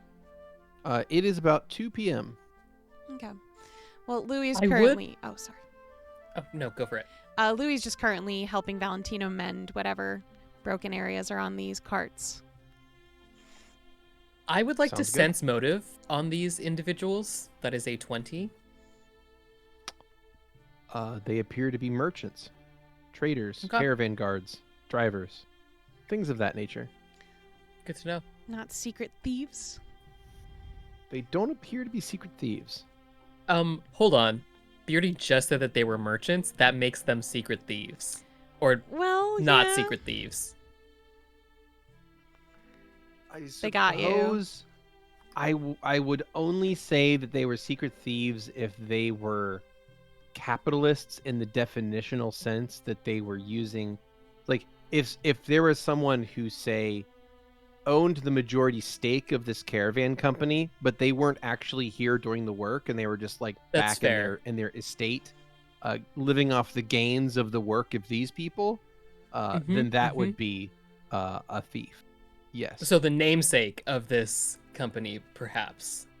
Well, I mean, Mercado Velasco is standing in front of you, so he's here, shouldering the burden and work of the same work that everyone else here is doing. So, I would say that that's definitely earning him some of this amount of money. Now, you could maybe make an argument that the profit of this mercantile company is not equally split among all members, and therefore that might make it somehow thievery at some level, but that's an economic argument that we're not going to get into. Like, can I roleplay for that? Mr. Tabasco seems like the only one here who doesn't have any injuries.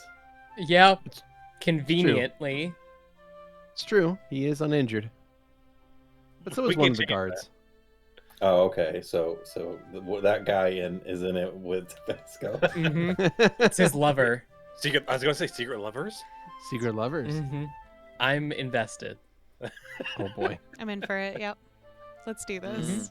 wild, absolutely wild. All right, so you spend some time assisting with the casting of mending a few times to get some of the wood to rebind together, and as best you can, you manage to get that wagon moving again, or able to be pulled properly. So with rotating around some horses, you all are able to get back on the road and moving, albeit at a slower than expected pace, because the wagons these wagons have seen a lot of damage recently, and even after some mending is cast on them, they're still not working at full tilt, and until they get like fully replaced parts, there's just not much that you can do about it. So you get back on the road and can spend the rest of the day of April 26th traveling. As you go, is there anything you would like to do for the rest of the day? Yes, we can finally play music. Nice. Zu'lin is finally going to put his hat back on.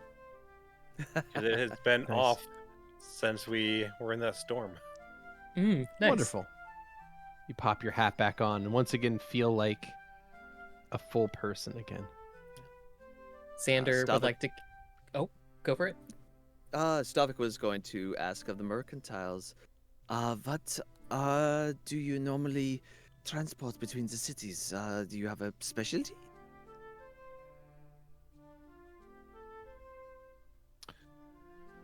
A specialty? Well, we're mostly bringing, well, this particular leg of what we're doing is we're going from Luciana to Rosalejo.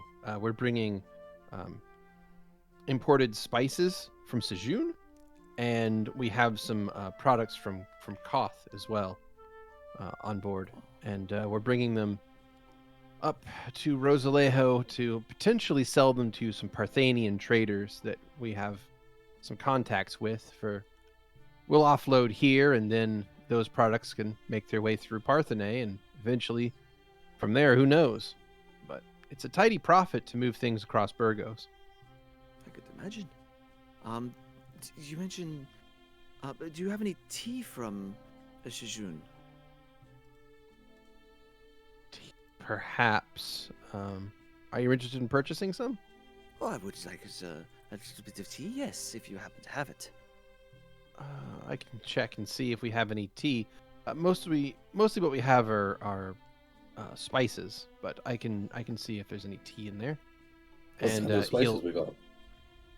what he'll do is open up some of the things, and he will Mhm. have a decent bundle of saffron. Mmm. Looking for a different kind of spice. Yeah. Usually a white Oh powder. my god.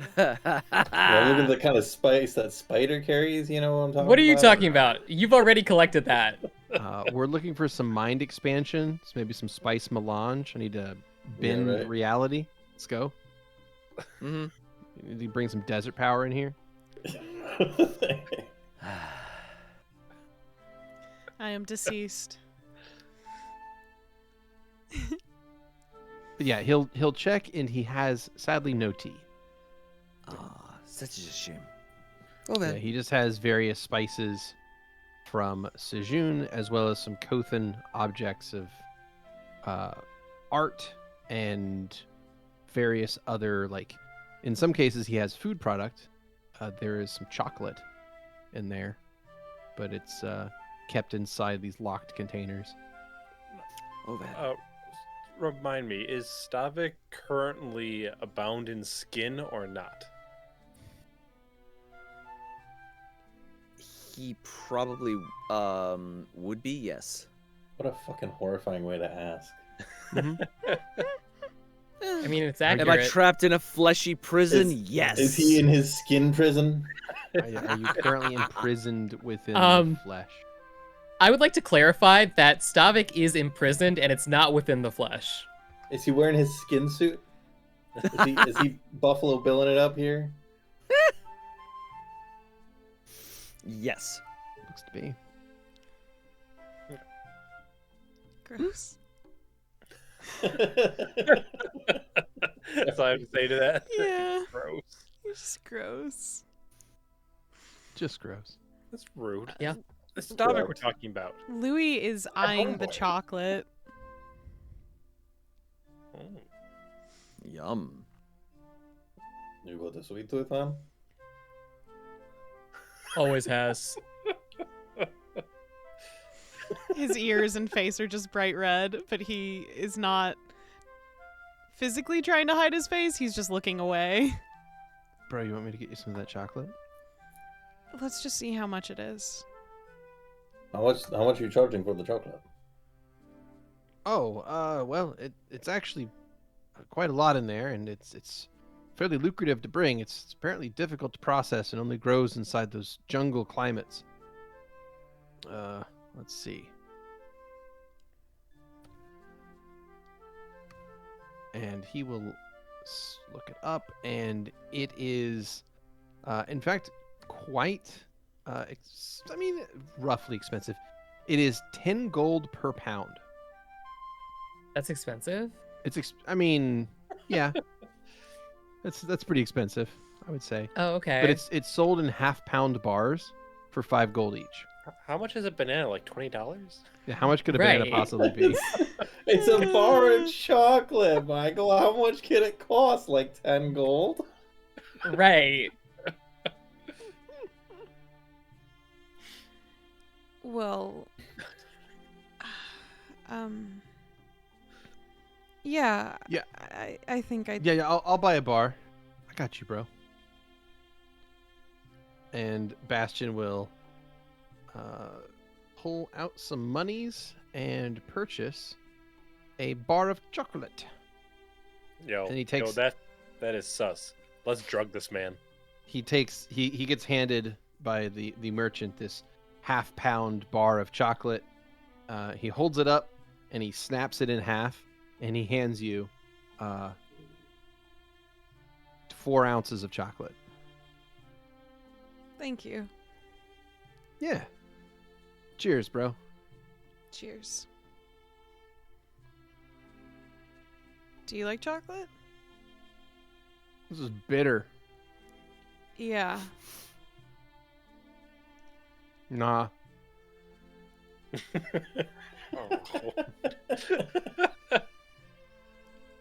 You don't have to finish it. Here, do if you want you want the don't- rest of mine? Yeah, There you give it go. here. Thank you. I'm gonna use it for baking, maybe. Oh, cool. Okay. Yeah, I was expecting that to be like sweeter and better. Huh. Well, Same If for the I expecting it could- to taste good. get some condensed milk. I could probably make something good with this.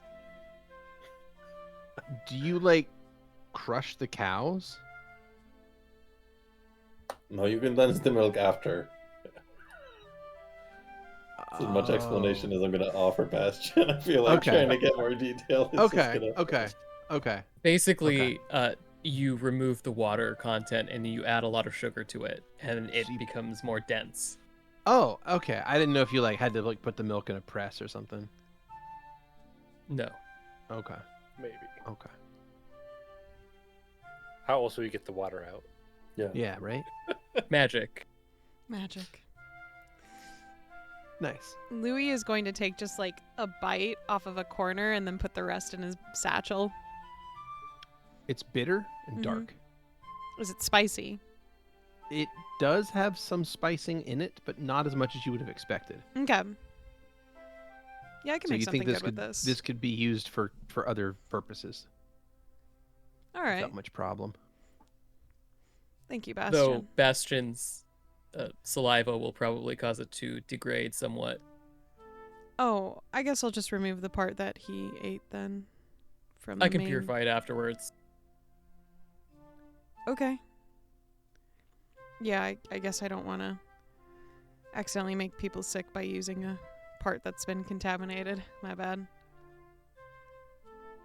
Wait, is Bastion sick? No, it's just you're supposed to try to be a little cleaner when you're making food for people. Yeah. You don't want to accidentally hurt someone.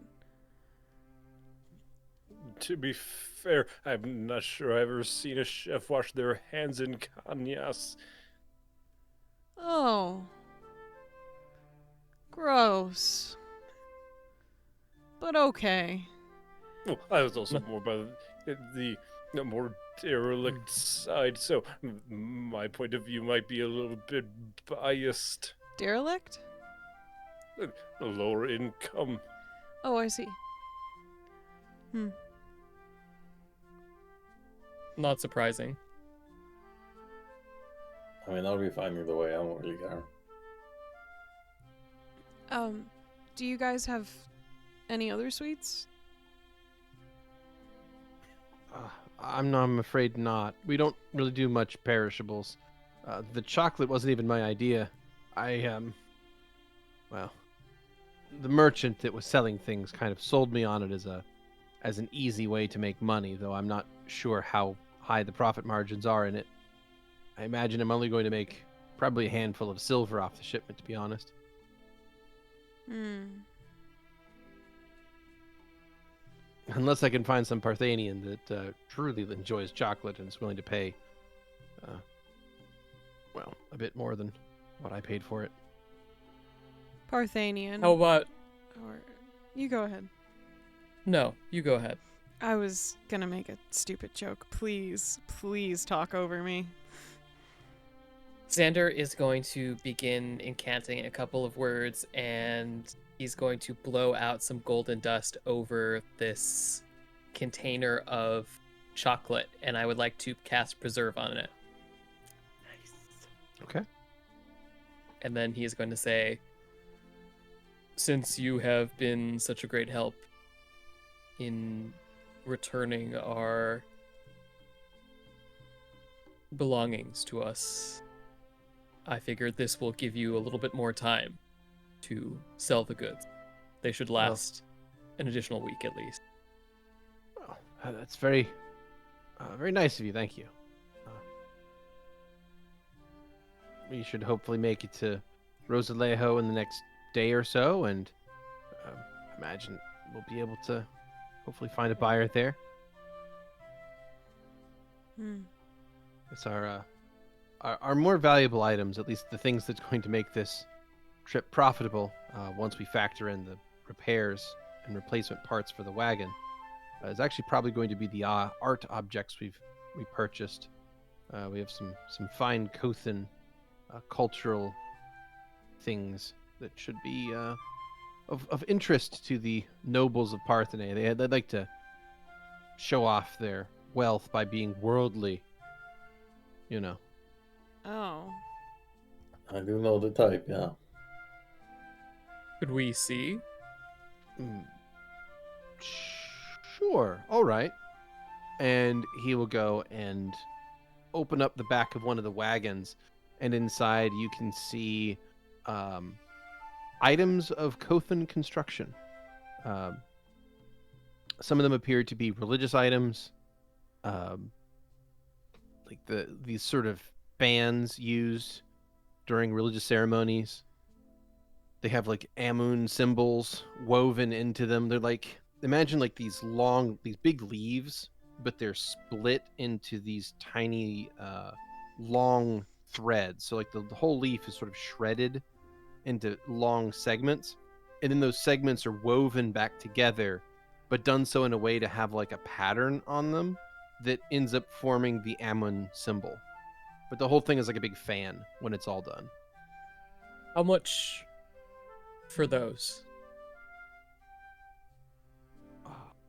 You're interested in a Kothan fan? Yes. I mean, are you going to display it somewhere? I mean, they're not exactly convenient to carry. That's no issue. He has his ways. Oh, very well. Well, I was going to sell them for 25 gold apiece. But Then I'll cut you a discount and sell it to you for 20. Would You are helping me after all. Will you take these 2 chocolates as an exchange? all right. Xander will drop 20 gold pieces. Okay. This guy is going to take out one of these fans. He looks it over and he goes through like 2 or 3 of them until he finds one that he finds is particularly high quality. And he will bring it out of the wagon and hand it to you. It's a very large, like broadleaf woven religious symbol thing that's used during certain religious practices. But the idea is it's a cultural object for, normally for nobility to show off by saying like, oh, this is a genuine Kothan ANNNNND fan. But Yeah. now you have it. Xander will run his fingers over the symbol of Amun. It is tasty. There's some god juice in there. Yeah. Some real divine fervor. It's I incredible bet. you say that. Because I was just about to say, if Xander eats this fucking thing, Oh, Oh, I know where this fan is going. Straight down the gullet. God eater. Damn. And right after, it's like, oh, what's for dinner? Gold pieces. What's for dessert? Fan. They're like, you eat fans? And he's like, no, I just didn't want the nobility to have it. Mm-hmm.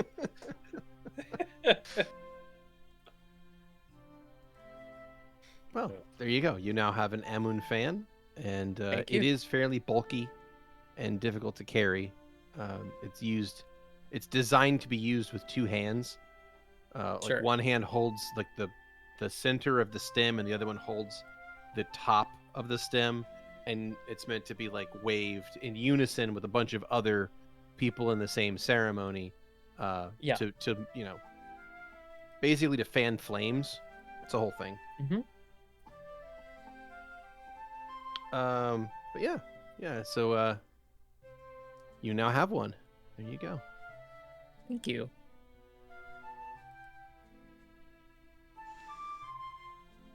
Anything else you'd like to do during the travel day of April the 26th?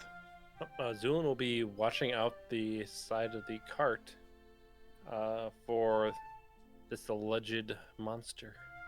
You got it. Same Z's. Xander will finish up his gold eating. Play some very got it. mediocre loot music. Hey, Bastion. Hey, bro, what's up?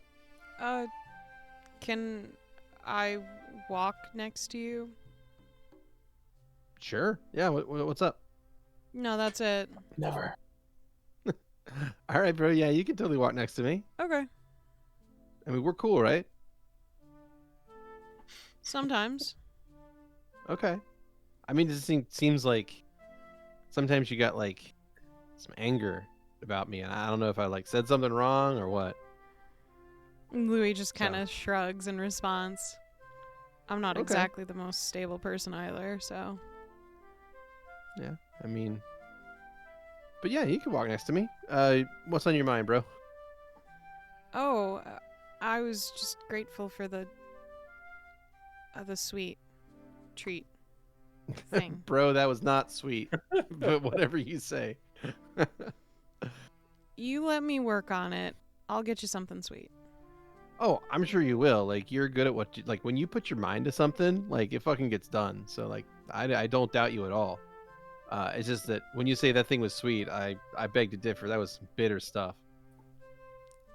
Maybe it's just because I'm used to tea. But it's a bit more bitter than I normally like. But it wasn't Mhm. terrible either. I see it as having lots of potential. Okay.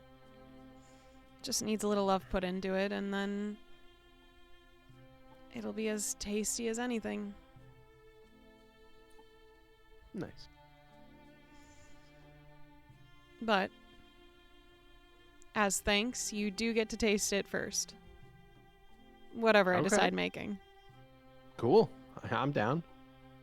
Okay. And he'll just quietly walk beside, journaling. Do you ever look at clouds, bro? Well, yeah. Don't most people?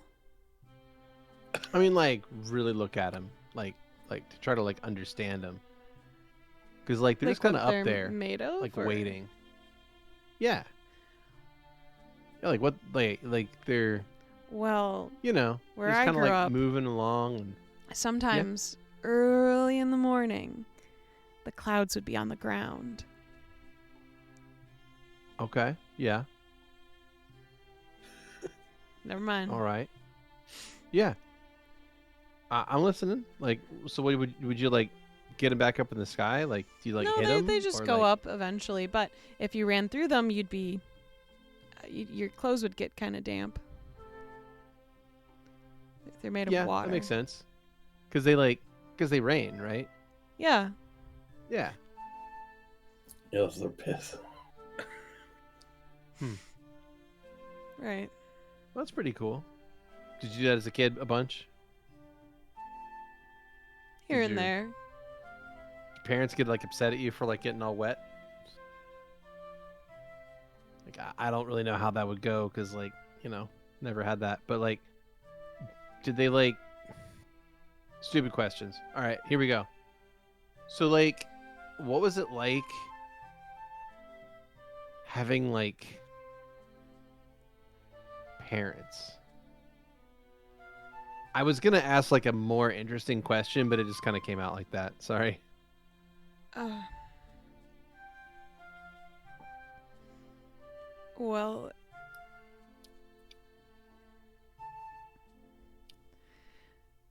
I don't think my experience with my parental figures is to be considered normal by any means. Okay. I don't. You're getting kind of wordy, so I don't know if that means you're like thinking too hard about this or what. But just like, you can just let it flow, It not feels here to- disingenuous to call them parents. Because they were shitty to you. Yeah. Gotcha.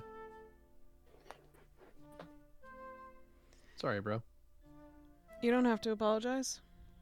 Still sucks. You shouldn't have to have had to do that, Right. Well, my mother was very overbearing, but to be honest, my childhood wasn't terrible. But that's because of my sister. Yeah. You had like a older sister, right? Yeah. Yeah. Cool. She was more important to our family. Oh, that's weird. Well, she's older. I mean, I guess, but like, I thought like, never mind. Okay. No, never mind. Right.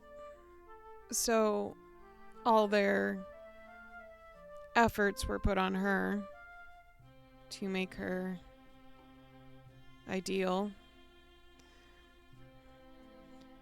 But she spent a lot of time making sure that I didn't see most of it.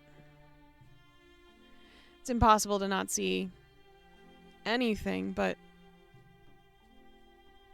she protected me a lot more than I knew when I was little. Did she? And she like left you alone with him after a while? And then shit got real bad? Yeah. Yeah. Bastion will kind of bump into Louie, sort of gently. Well, I mean, sounds like you had kind of a shitty run of things, but eventually you got out of there Yeah. and Last found you year. out into the world. Yeah. And now you're out here, and you got, clouds to look at, like that one. It looks like a fish. If you turn your head, it kind of looks like a bunny. And Louis will Oh, you're just take crazy. his chin and just tilt it ever so slightly. Bro, you can tilt me all the way around. It's look at a fish, bro.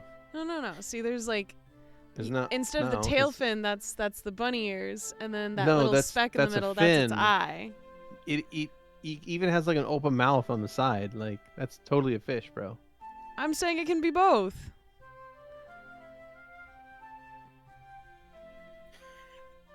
Agree to disagree, bro. Ugh. I think it's important to see things from all angles. Thank you. Why are you Alright. snickering?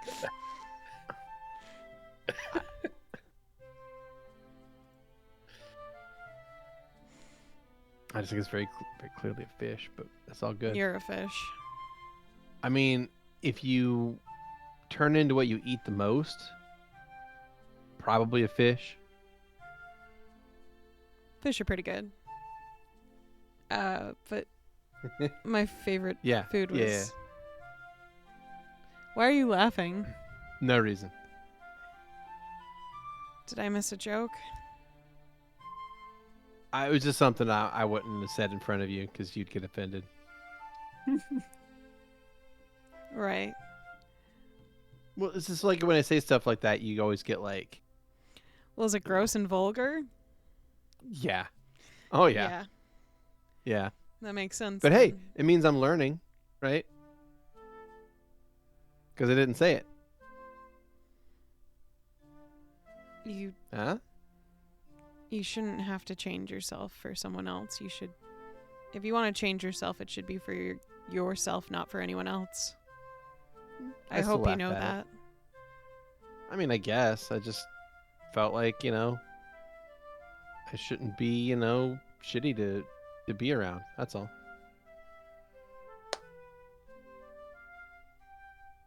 But anyway, thanks for walking with me, bro. Yeah. You're welcome.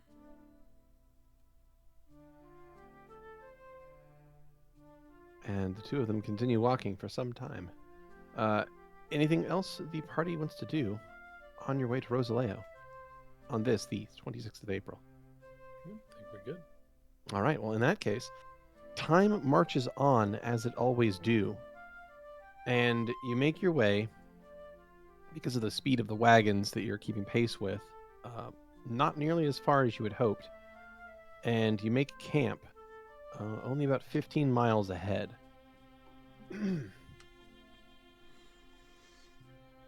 Come on, bro. Your horses are so, you guys. And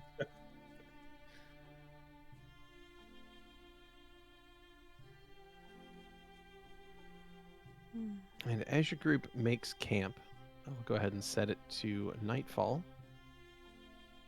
And Husa will wake up and be very confused as to who all these people are.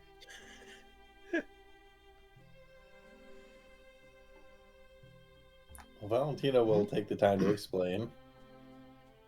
Oh, but I'm glad you found your things, though.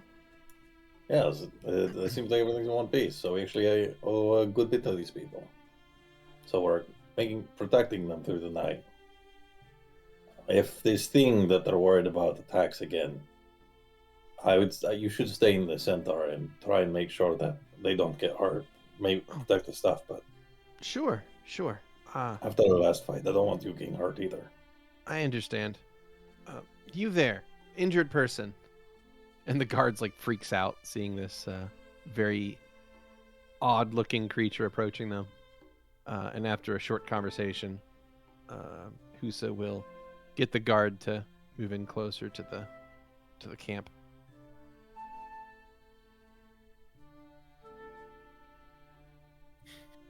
All right. So, honestly, it's not much longer after that when you guys make camp here. And you sort of circle your wagons all together and set yourselves up that something is, in fact, going to happen. And that is, you hear a scrambling sound, like something moving quickly through tall grasses. I'll take a perception check from the party.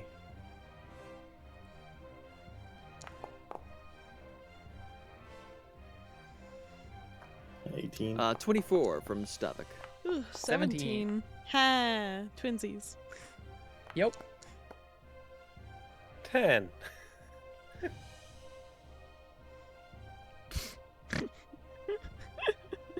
Nice. That's going to be a 24 from Stavik is your best. And Yep. Stavik, you are going to notice that it appears something darts past you in the dark. Luckily, you have dark vision and can see reasonably well right now. But what you see is a very dark shape. And at first, it's difficult to parse, but you get the sense that it appears to be roughly a humanoid in shape, but it's moving on 4 legs, but it has 2 additional arms that come up out of its back. So it has 4 arms, 2 arms again coming out of the center of its back, and its head doesn't have like it has eyes, but the eyes are on the bottom of its head. It's a very strange looking creature. Okay. And it skitters past you at incredible speed. I hate it. Ugh. Can It needs I a little kiss. roll Ben 10 monster looking motherfucker. I was gonna say, this is Wild Butt. It really is. Can I I roll never a watched Ben 10, I'm reflex sorry. to Hold kick on, I it? got you. Kick it. Can So, I like, kick I mean, it? I wanna be It's skittering Okay. past you at a very high speed. Okay. This thing seems to be about the same speed as a horse. Oh fuck! But it's like small. It's medium sized. Okay. Okay. It's Jesus. the size of a human. But it skitters along on 4 of its 6 legs, or 6 appendages. He will alert and point to the direction that it is skittering to. All right, the guards will immediately draw steel, and as that happens, we will roll initiatives. How Let's see. tall is these wagons? Because I went to climb up on top of one of them. The wagons are maybe 5 to 8 feet tall, All right. depending on Hell which wagon, yeah. but yeah. All right, and with that, we begin combat. And it looks like one of these shadow beasts has 1 initiative. It streaks in toward the group, rushing in toward the camp, screeching as it comes, launching itself, leaping up out of the grasses, and it's going to bring those 2 claws that come out of its back, those 2 extra arms, they're going to come straight down onto one of these guards as it makes a pounce maneuver from the tall grasses. And it, oh god. All right, it gets a critical hit. And then manages to land one of its claw attacks as well. So the guard is going to be struck for 21 points of damage and go down, and then take an additional 6 points of damage from a claw attack as well. So it gets critically bit and then hit with a claw. So it comes in and it lands on the guard, taking a chunk of its neck clean out. There is a spurt of blood, like arterial spray, comes out as the guard makes a gurgling noise and crumples to the ground as combat begins very fiercely. Another one appears from the west, great. also winning initiative. And it's going to do a similar thing, charging in toward the guard on the west side of this place. That is going to be another critical hit. Fuck. Okay, we're getting into it now, boys. So Hey. it comes in Better than than us. better them than us, right? Comes in, gets a 12 damage bite, followed by an 11 damage critical slash from a claw. This one comes in, bites the shoulder, but then brings one of these claws in, gets up under their breastplate, and just rips out their belly, causing a spray of viscera to come out of their abdomen, as that guard also drops. And that will take us to Stavik. Stavik, you are up. There are 2 of these strange shadow beasts moving in toward the group. What would you like to do? Query. When the first one pounced on the guard, Uh-huh. would it have ended where the guard was? It ended beside the guard. Okay. No, I just didn't know when the way you described it. I didn't know if he actually ended where the guard was standing. No, Okay. it's adjacent. That's all. Okay. Okay. If you move to the one to the right, Stavik, I swear to fucking God. Oh no, they're both equidistant. I was Yes. hoping to. I was. So if you want to get the one that's not fighting like most of the party and instead probably going to go for Husa next, that probably would be the good idea. Yeah. That's what I was gonna go to. I just was making Cool. sure because had that one been 5 foot to the left, I could have taken a 5-foot step and done a full attack on it. Okay. So that one is 20 feet away. I'm going to move 10 feet and in lunge stance. You're just gonna attack it from there. Okay. Yep. Okay. Okay, then I'm not helping you. I don't know. Built his character to deny me sneak. I swear to God. Lunge. There it is. All right, you activate And- lunge stance, and Yes. you can now attack 10 feet away. So feel free to make an attack against that shadow beast. You got it. And since I don't know how beefy it is, we're just gonna do a regular, not power attack. Okay, regular not power attack. However, a 14 is gonna miss this creature. Yes, you it swing will. wide. Damn. Okay. And that will be my turn. Zu'lin, you have initiative. All right. Zu'lin's going to reach into his pouch and he's going to fling a bottle at this creature that's in front of Xander. You got it. It's going to shatter into a fiery blaze that illuminates the area for a brief moment. Sounds good. Go for it. Boom. All right, that is going to be a 25 to hit. 25 to hit is definitely going to land against touch AC on this thing, and you deal 16 points of fire damage to the shadow beast. It illuminates the area for a brief moment as the fire flashes bright and burns the thing. And as it does, it illuminates the creature, and you can see the fire is burning and boiling away this weird, shadowy, almost liquid substance that this creature is made out of. It seems to have a semi-solid form. Could I do a dungeoneering or some check to see if I know what this is? Planes. Motherfucker! I think I have planes, maybe. Yep, I definitely do. I'll take a planes check if you guys want to roll it. 24. Sorry, Zu'lin. 22. 24 and 22. Xander and Louie, you both succeed on this enough to know that this is a being from the plane of shadow. It is a Yay. shadow beast. It is a piece of malevolent shadow made manifest into a physical or partially physical object. They're driven with singular purpose by whatever molded them, and it's unclear what their purpose is, but they certainly want to do it, and certainly not going to let guards stand in their way. It's the ultimate life form. Nice. Yeah, they're on Shadow's plane. Oh boy.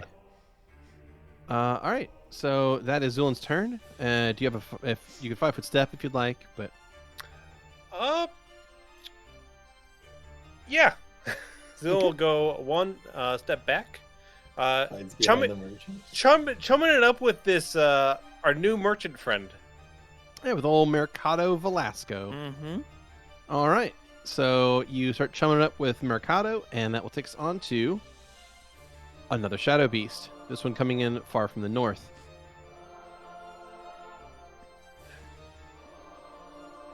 Hey, there's her flanking. All right. This one rushes in, Too late. making Wow. a charge attack towards Stavik. Stavik, you have lunge stance on, so you get an attack of Yes. opportunity. Huzzah. So go ahead and make an AOO. See if you can Yo. hit this thing as it launches itself in toward you, leaping out of the grasses to attack. 27? 27 will hit, and you strike for 7 points of slashing damage, which is enough to barely injure the shadow beast. Oh, it is good. going to get a full attack against you, and rolls another 20, but doesn't confirm. Jesus. Yeah, it's Great. the third attack, third nat 20. Crazy. All right. So it's going to get a hit on that first claw for 5 points of bludgeoning piercing damage. So that is Oh, okay. going to bypass your DR. So you Damn. take 6 from that. And then the second attack, the bite is a 24, which is going to miss you by 1. Whew. So that is its turn. Louie, you have initiative. Xander, is that... Is my butterfly's grace spell gonna work on you right now? Yes. Okay. And Louie is going to kind of slide over with some ice under him and cast Butterfly's Grace on Xander. Cats or butterflies? Hey, fuck. go and fuck yourself, okay? You got it. All right, Cat's Grace activates on Xander. There you go. You now gain a +4 dexterity modifier. Well, sorry, +4 dexterity score, +2 modifier. Anyway, anything else from Louie? Nope, he can't do anything else. You got it. That will take us on to another Shadow Beast. This one to the southeast. This one rushes in, charging at another Caravan Guard. Full attack. Does not crit. There we go. See, didn't happen every time. But is going to hit with a bite and 1 claw, dealing 9 damage on the bite and 6 damage on the claw, which is enough to badly injure that guard, who up to now was uninjured. So that is its turn, and that will take us on to Bastion. Bastion is going to make an acrobatics check to get into a flank position. And he is going to fail that acrobatics check and take an AOO.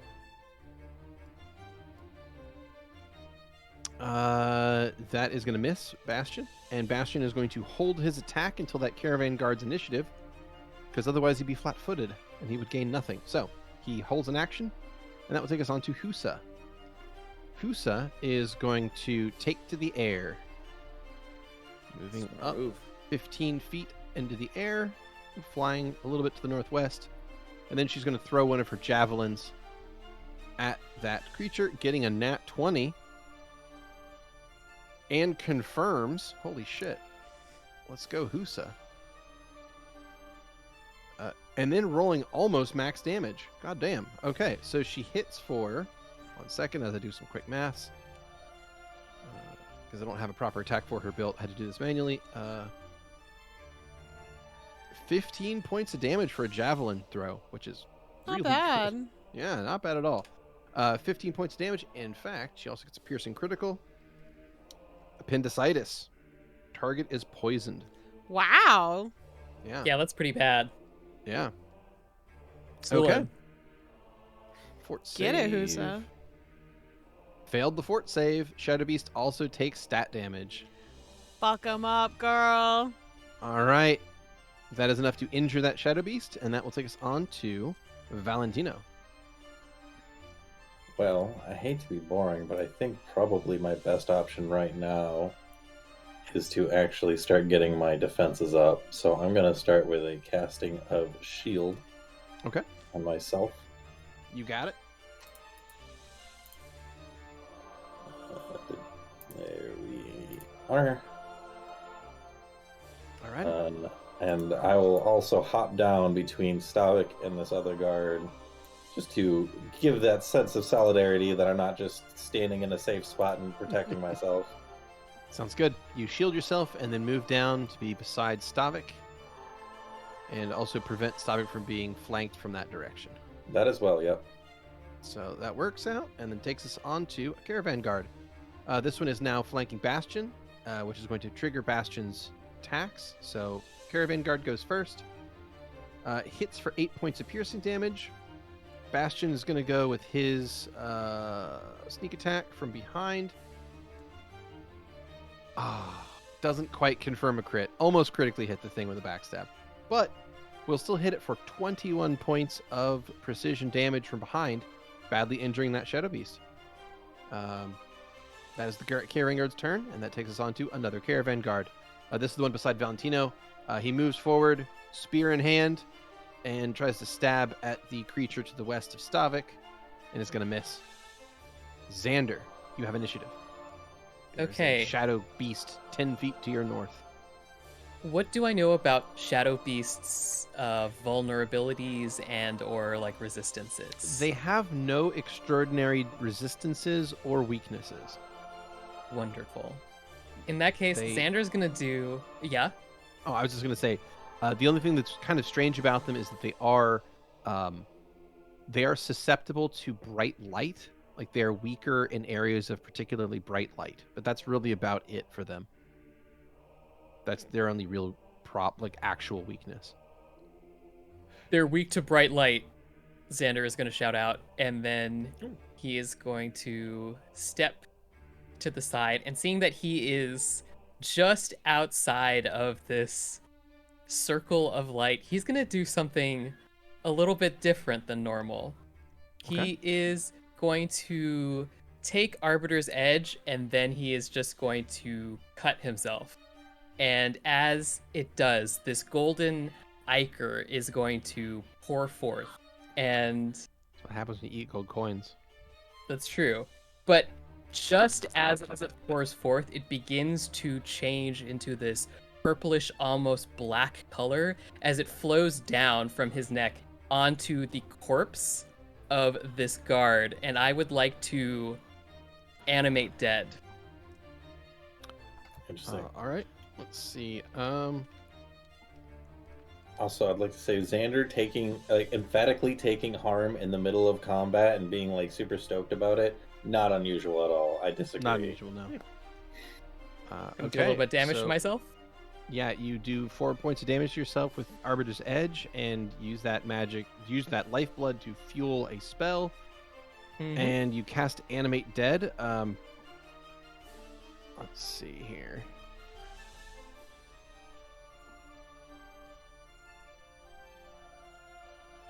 Drop this.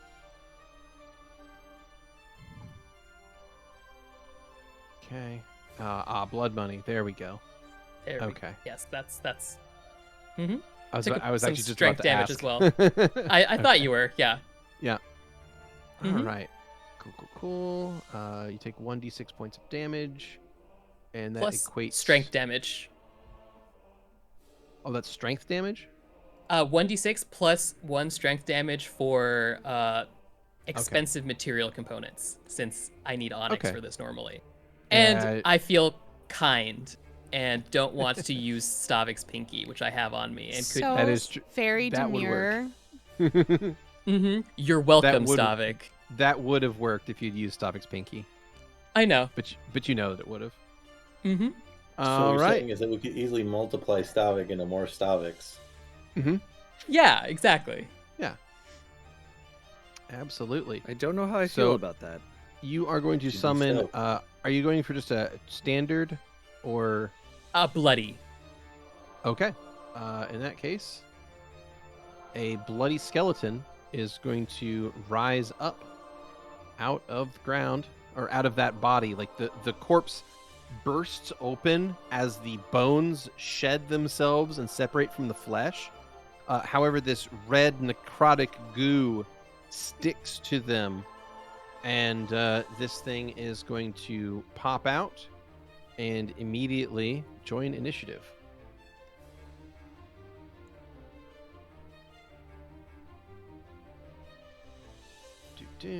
All right, there you go. Anything else from Xander? That is it for me. Okay. The bloody skeleton is up, and it is going to make a full attack with its claws toward the shadow beast. One of those claws is going to hit for 3 whole points of damage, and that shadow beast is injured after that. That takes us on to Mercado Velasco, who is going to curse under his breath and begin muttering prayers as he takes a step back and makes warding gestures towards Xander.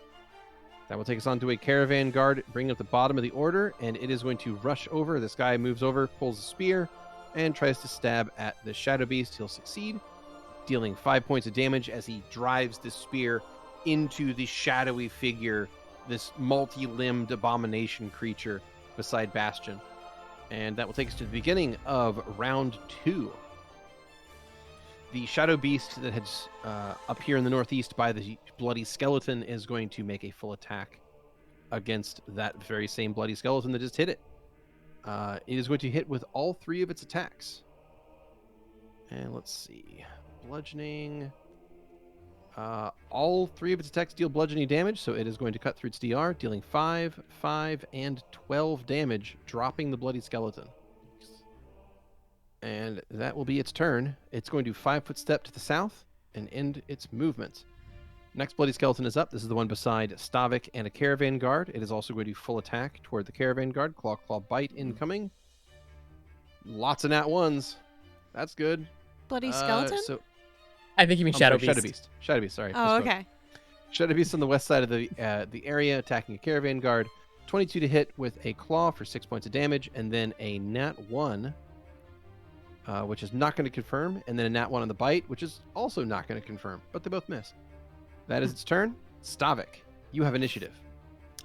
Wonderful. Query: When Uh-huh. in lunge stance, is it only 10 feet, or is it 10 and 5 feet? It is only 10 feet, but you can end lunge stance and attack within 5 feet. Then that's what I'm gonna do. Okay. So, yeah, there you go. Yep. And we are going to attack the Shadow Beast to the north. And we're gonna power So attack this question. one full attack. Oh, go ahead. Uh-huh. Where do you think? Is he able to 5-foot step in addition to that? Yes. If you 5-foot step to the left, you'll be in range of both of them. Yes, and I could cleave. Yeah, exactly. Then that is what we shall do. Oh, I need to. Yep. There we go. You are also level 6 and get a full attack as well, so Yes. you can either choose to cleave or full attack. Oh, But you can't- okay. So we are. but- Yeah, can't do both. Okay. Can't do both. I'm gonna cleave. Okay. So go ahead and make a single attack against which one of your choice? The one to your west? The one to the. If I go to the one to the northeast, that one's already damaged. But I'll start with the one to the west. Okay. Go ahead and make your attack to the And- one to the west, and if it hits, you will get another attack. Do I I can still power attack during that, correct? If you wish to, yeah. I wish to. Okay. 14. 14's going to miss. You know what? I'm gonna use a what do you call it? All right. Your opponent. Hero point. Use a Hero what, point. what do we call it? So that'll take you down to, 0. I believe that's your last one. Yep. All right. You are down to 0 hero points. Yes. Okay. Go ahead and make your attack. 20.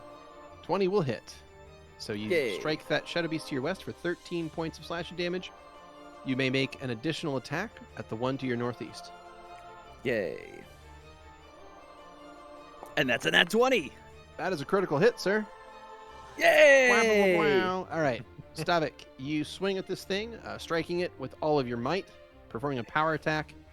Your blade bites deeply into the mass of amorphous shadow blob that this thing is made out of. You strike it for 24 points of slashing damage, and are also going to perform or you're going to get a surprise opening.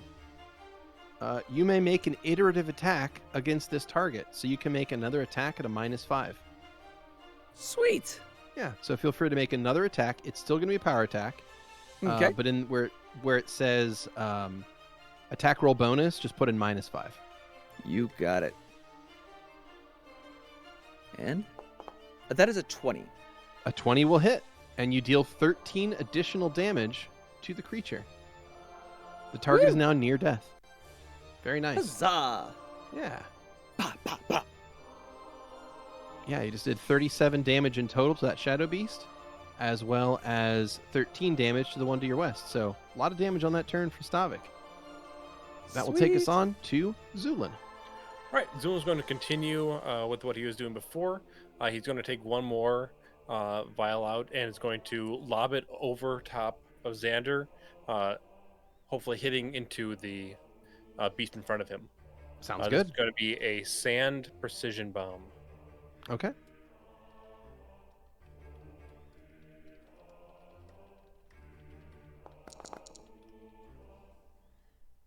$11. Touch. Alrighty, an 11 touch. That is going to miss. So we are Damn. going to roll a scatter die. So go ahead and roll a d8, and we'll see where this lands. Alrighty. 5. That is going to go one to the right. Whew. So it goes one to the right. The Shadow Beast is going to be struck with the splash. It gets a reflex save. It is going to fail that and take 8 points of splash damage. There we go. Is it affected at all by blinding? It agents? is. It failed its save, so it is, I believe, affected by blinding. So it will be blinded for a short time. All right. That will take us on to your move action if you have one. Zu'lin will stay here for now. Sounds good. That'll take us on to a Shadow Beastie. This one is up here to the northeast of Stavik. It's going to move in 5 feet to the south, putting Stavik into a flank and make a full attack. Claw, bite from a flank. Stavik, 2 of these shots are going to hit you, a 28 and a 30 adjusted. Okay. You are struck for 5 damage and 7 damage on Okay. those 2 hits. That is its turn. Louie, you have initiative. I sure as heckin' do. And I'm gonna You throw sure as heckin' a do. snowball at this bitch that attacked Xander's skeleton. Yeah, Iced. and it's blinded, so its touch AC is going to be real easy. Tasty. Can't dodge you if it can't see the projectile coming.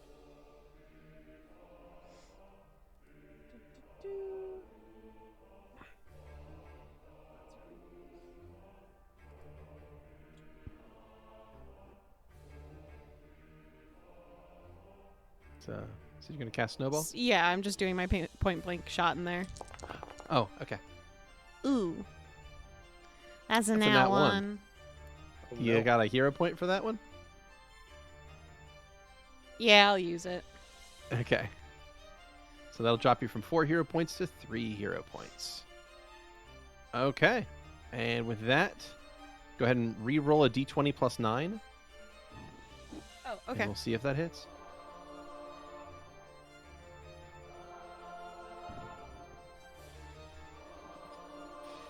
21. Yeah.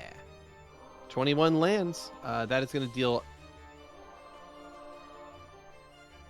Really? 5d6 and you rolled a 9?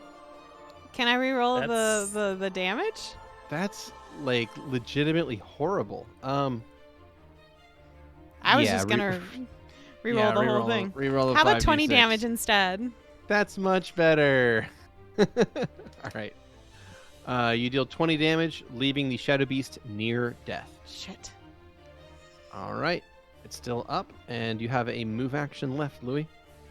I'm gonna head farther into camp, but I'm You not head closer to the fire. Moving closer to gonna the light stick source. by Xander. Okay. That'll take us on to a Shadow Beastie. This one is in the southeast next to Bastion and a couple of guards. It is going to full attack, continuing to try and kill the guard that it first went after. It is going to miss with its claws, but it's going to get a critical hit on its bite for 16 damage, and another guard drops. That is the Shadow Beast's turn. It will then 5-foot step to the northwest, and Bastion is up. He is going to acrobatics. He actually can't make it there. It's too far. Dang. Okay. He's just going to take an AOO. He is struck for 10 points of damage for his hubris. And then Bastion will now be in a flank position and stab back at this thing, but it was all worth it because he just crit on the backstab. Bastion gets Very a nice. 28 confirming on a 19 for 17 points of precision damage, which is enough to drop this creature completely. Woo! Bastion's turn is over. Husa is going to throw another javelin. Gets a nat 1. Confirms a critical fumble. Ah. Just got Yeah. overconfident after the first one. Yeah, right? Backfire. Damages herself instead of the intended target. So she rolls max damage. Hits herself for 8. Of course. Husa is struck Feast and or is famine with her. Jesus injured. Christ. yeah, and that will end her turn. Valentino, you're up. I was like, all right, what Husa does will severely impact how I do my turn. And I feel like it did, but I wouldn't, because This one that's near death is probably a sneak attack is overkill, but I don't think there's any way I can flip over there. Yeah, it's a bit And of I a don't wanna distance to make proc that one. twice, so I guess Yeah. I'm gonna have to deal with it. 5-foot Okay. step to the north. Okay. Drive Ignacio's sting into the back of this creature. You got it. So from a flank with Stavik, flanking, move in to stab at the heart of this shadow beast. and we'll do a full attack. I don't think there's any different. There's a 17 hit. A 17 does not hit. I've only got one reroll left, so I think I'm just gonna have to live with it. Dang. Okay. All right. Anything else from Valentino? That's all I can do. All right. That guard is up. He's going to stab with his spear and hit the shadow beast beside Stavik's west for 11 damage, bringing it to near death as well. Xander, you have initiative. Xander is going to take a 5-foot step to the side, and he is going to dab at the blood on himself, and he'll flick it out. And as he does, it becomes a raging torrent of golden flame as he casts Burning Hands at the Shadow Beast. Nice. It once again flashes bright light as you do. And the creature is going to get a reflex save. It will fail that reflex save, take 14 points of fire damage, and be immolated. Nice. It burns, its body bubbles and boils away, leaving nothing behind. Anything else from Xander? That will be it. Louie holds out a Alright. high five. Xander will high-five him. Caravan guard in the southwest is going to reposition to try and get up and assist the people up here in the north. That will end his turn. Round 3 begins, and the Shadow Beast flanking Stavik is going to full attack. Claw bite towards Stavik, and only one shot hits. The bite lands on Stavik for 12 points. Cool. And that is its turn. Stavik, you are up. You are being flanked. We are going to cleave Okay. at the start off with the one to my right. Mhm. Power attack and single attack. Oh no! That is a confirmed nat 1. That is a nat 1. Yep. Damn. Do you have any hero points? I used my last one to decimate the one that was right Does there. anyone want to donate a hero point? No, Okay. please Use don't it on everyone me. call out at once. Go ahead and roll a d20 plus Oh, 9. you got a and see if that reroll can- from the chat. Oh, hey, Thank Oh you. shit! There's your reroll. Aw, thank you. Aw, look at that. All right. Thank you for being And that- nice. That will give you a reroll, so go ahead and make your attack.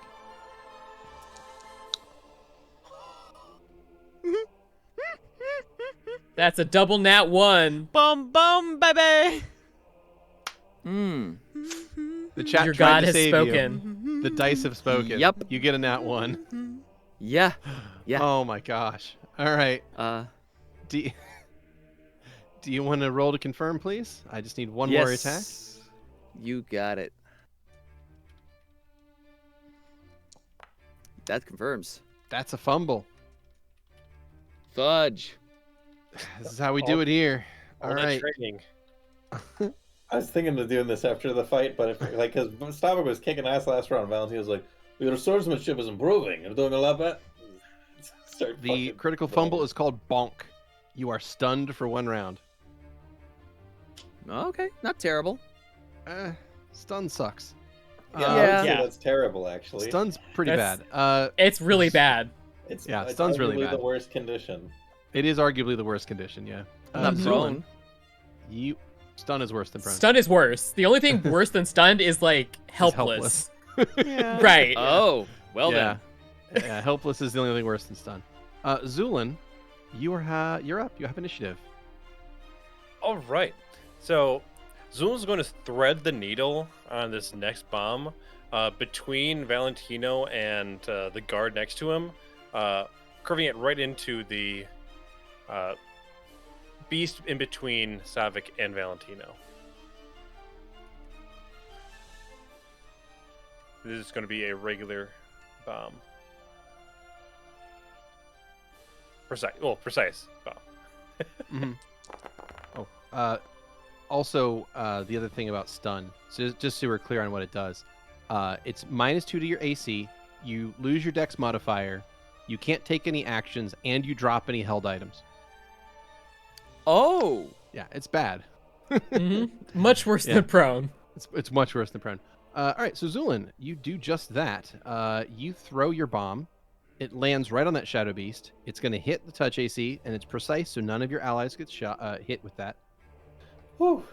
And I was like, oh, God. that's going to do 16 points of fire damage, and your bomb is going to burn this thing away into all but just wisps of smoke. It is destroyed. You have a move action left. I will take one 5-foot step forward, right behind got it. Valentino. Sounds good.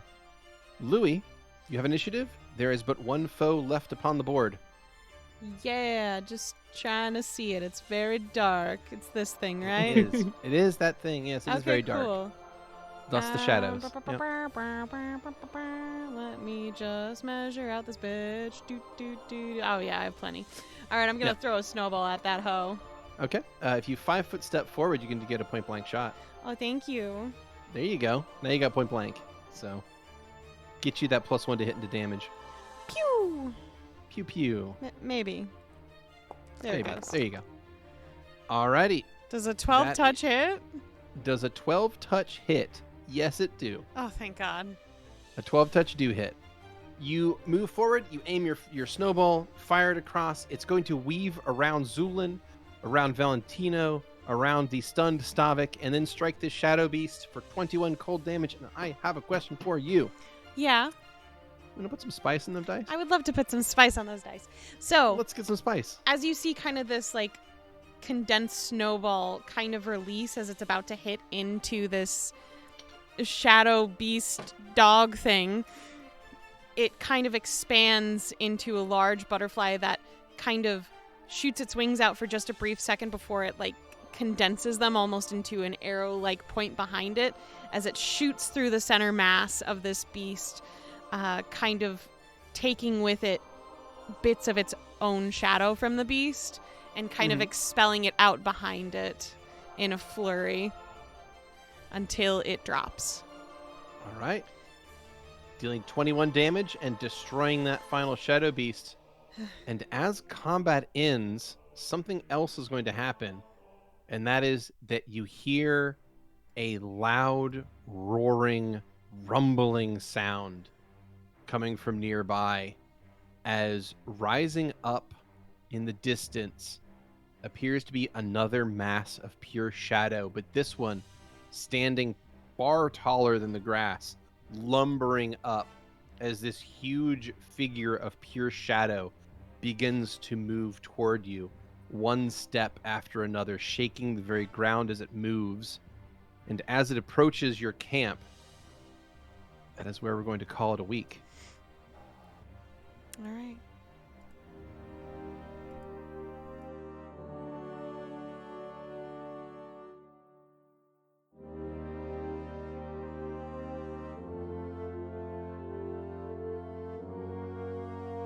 Thanks for listening.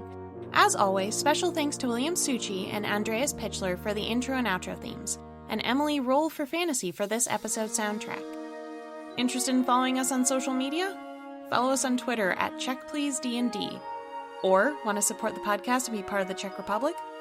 Go to our Patreon under the Czech Republic. Until next time.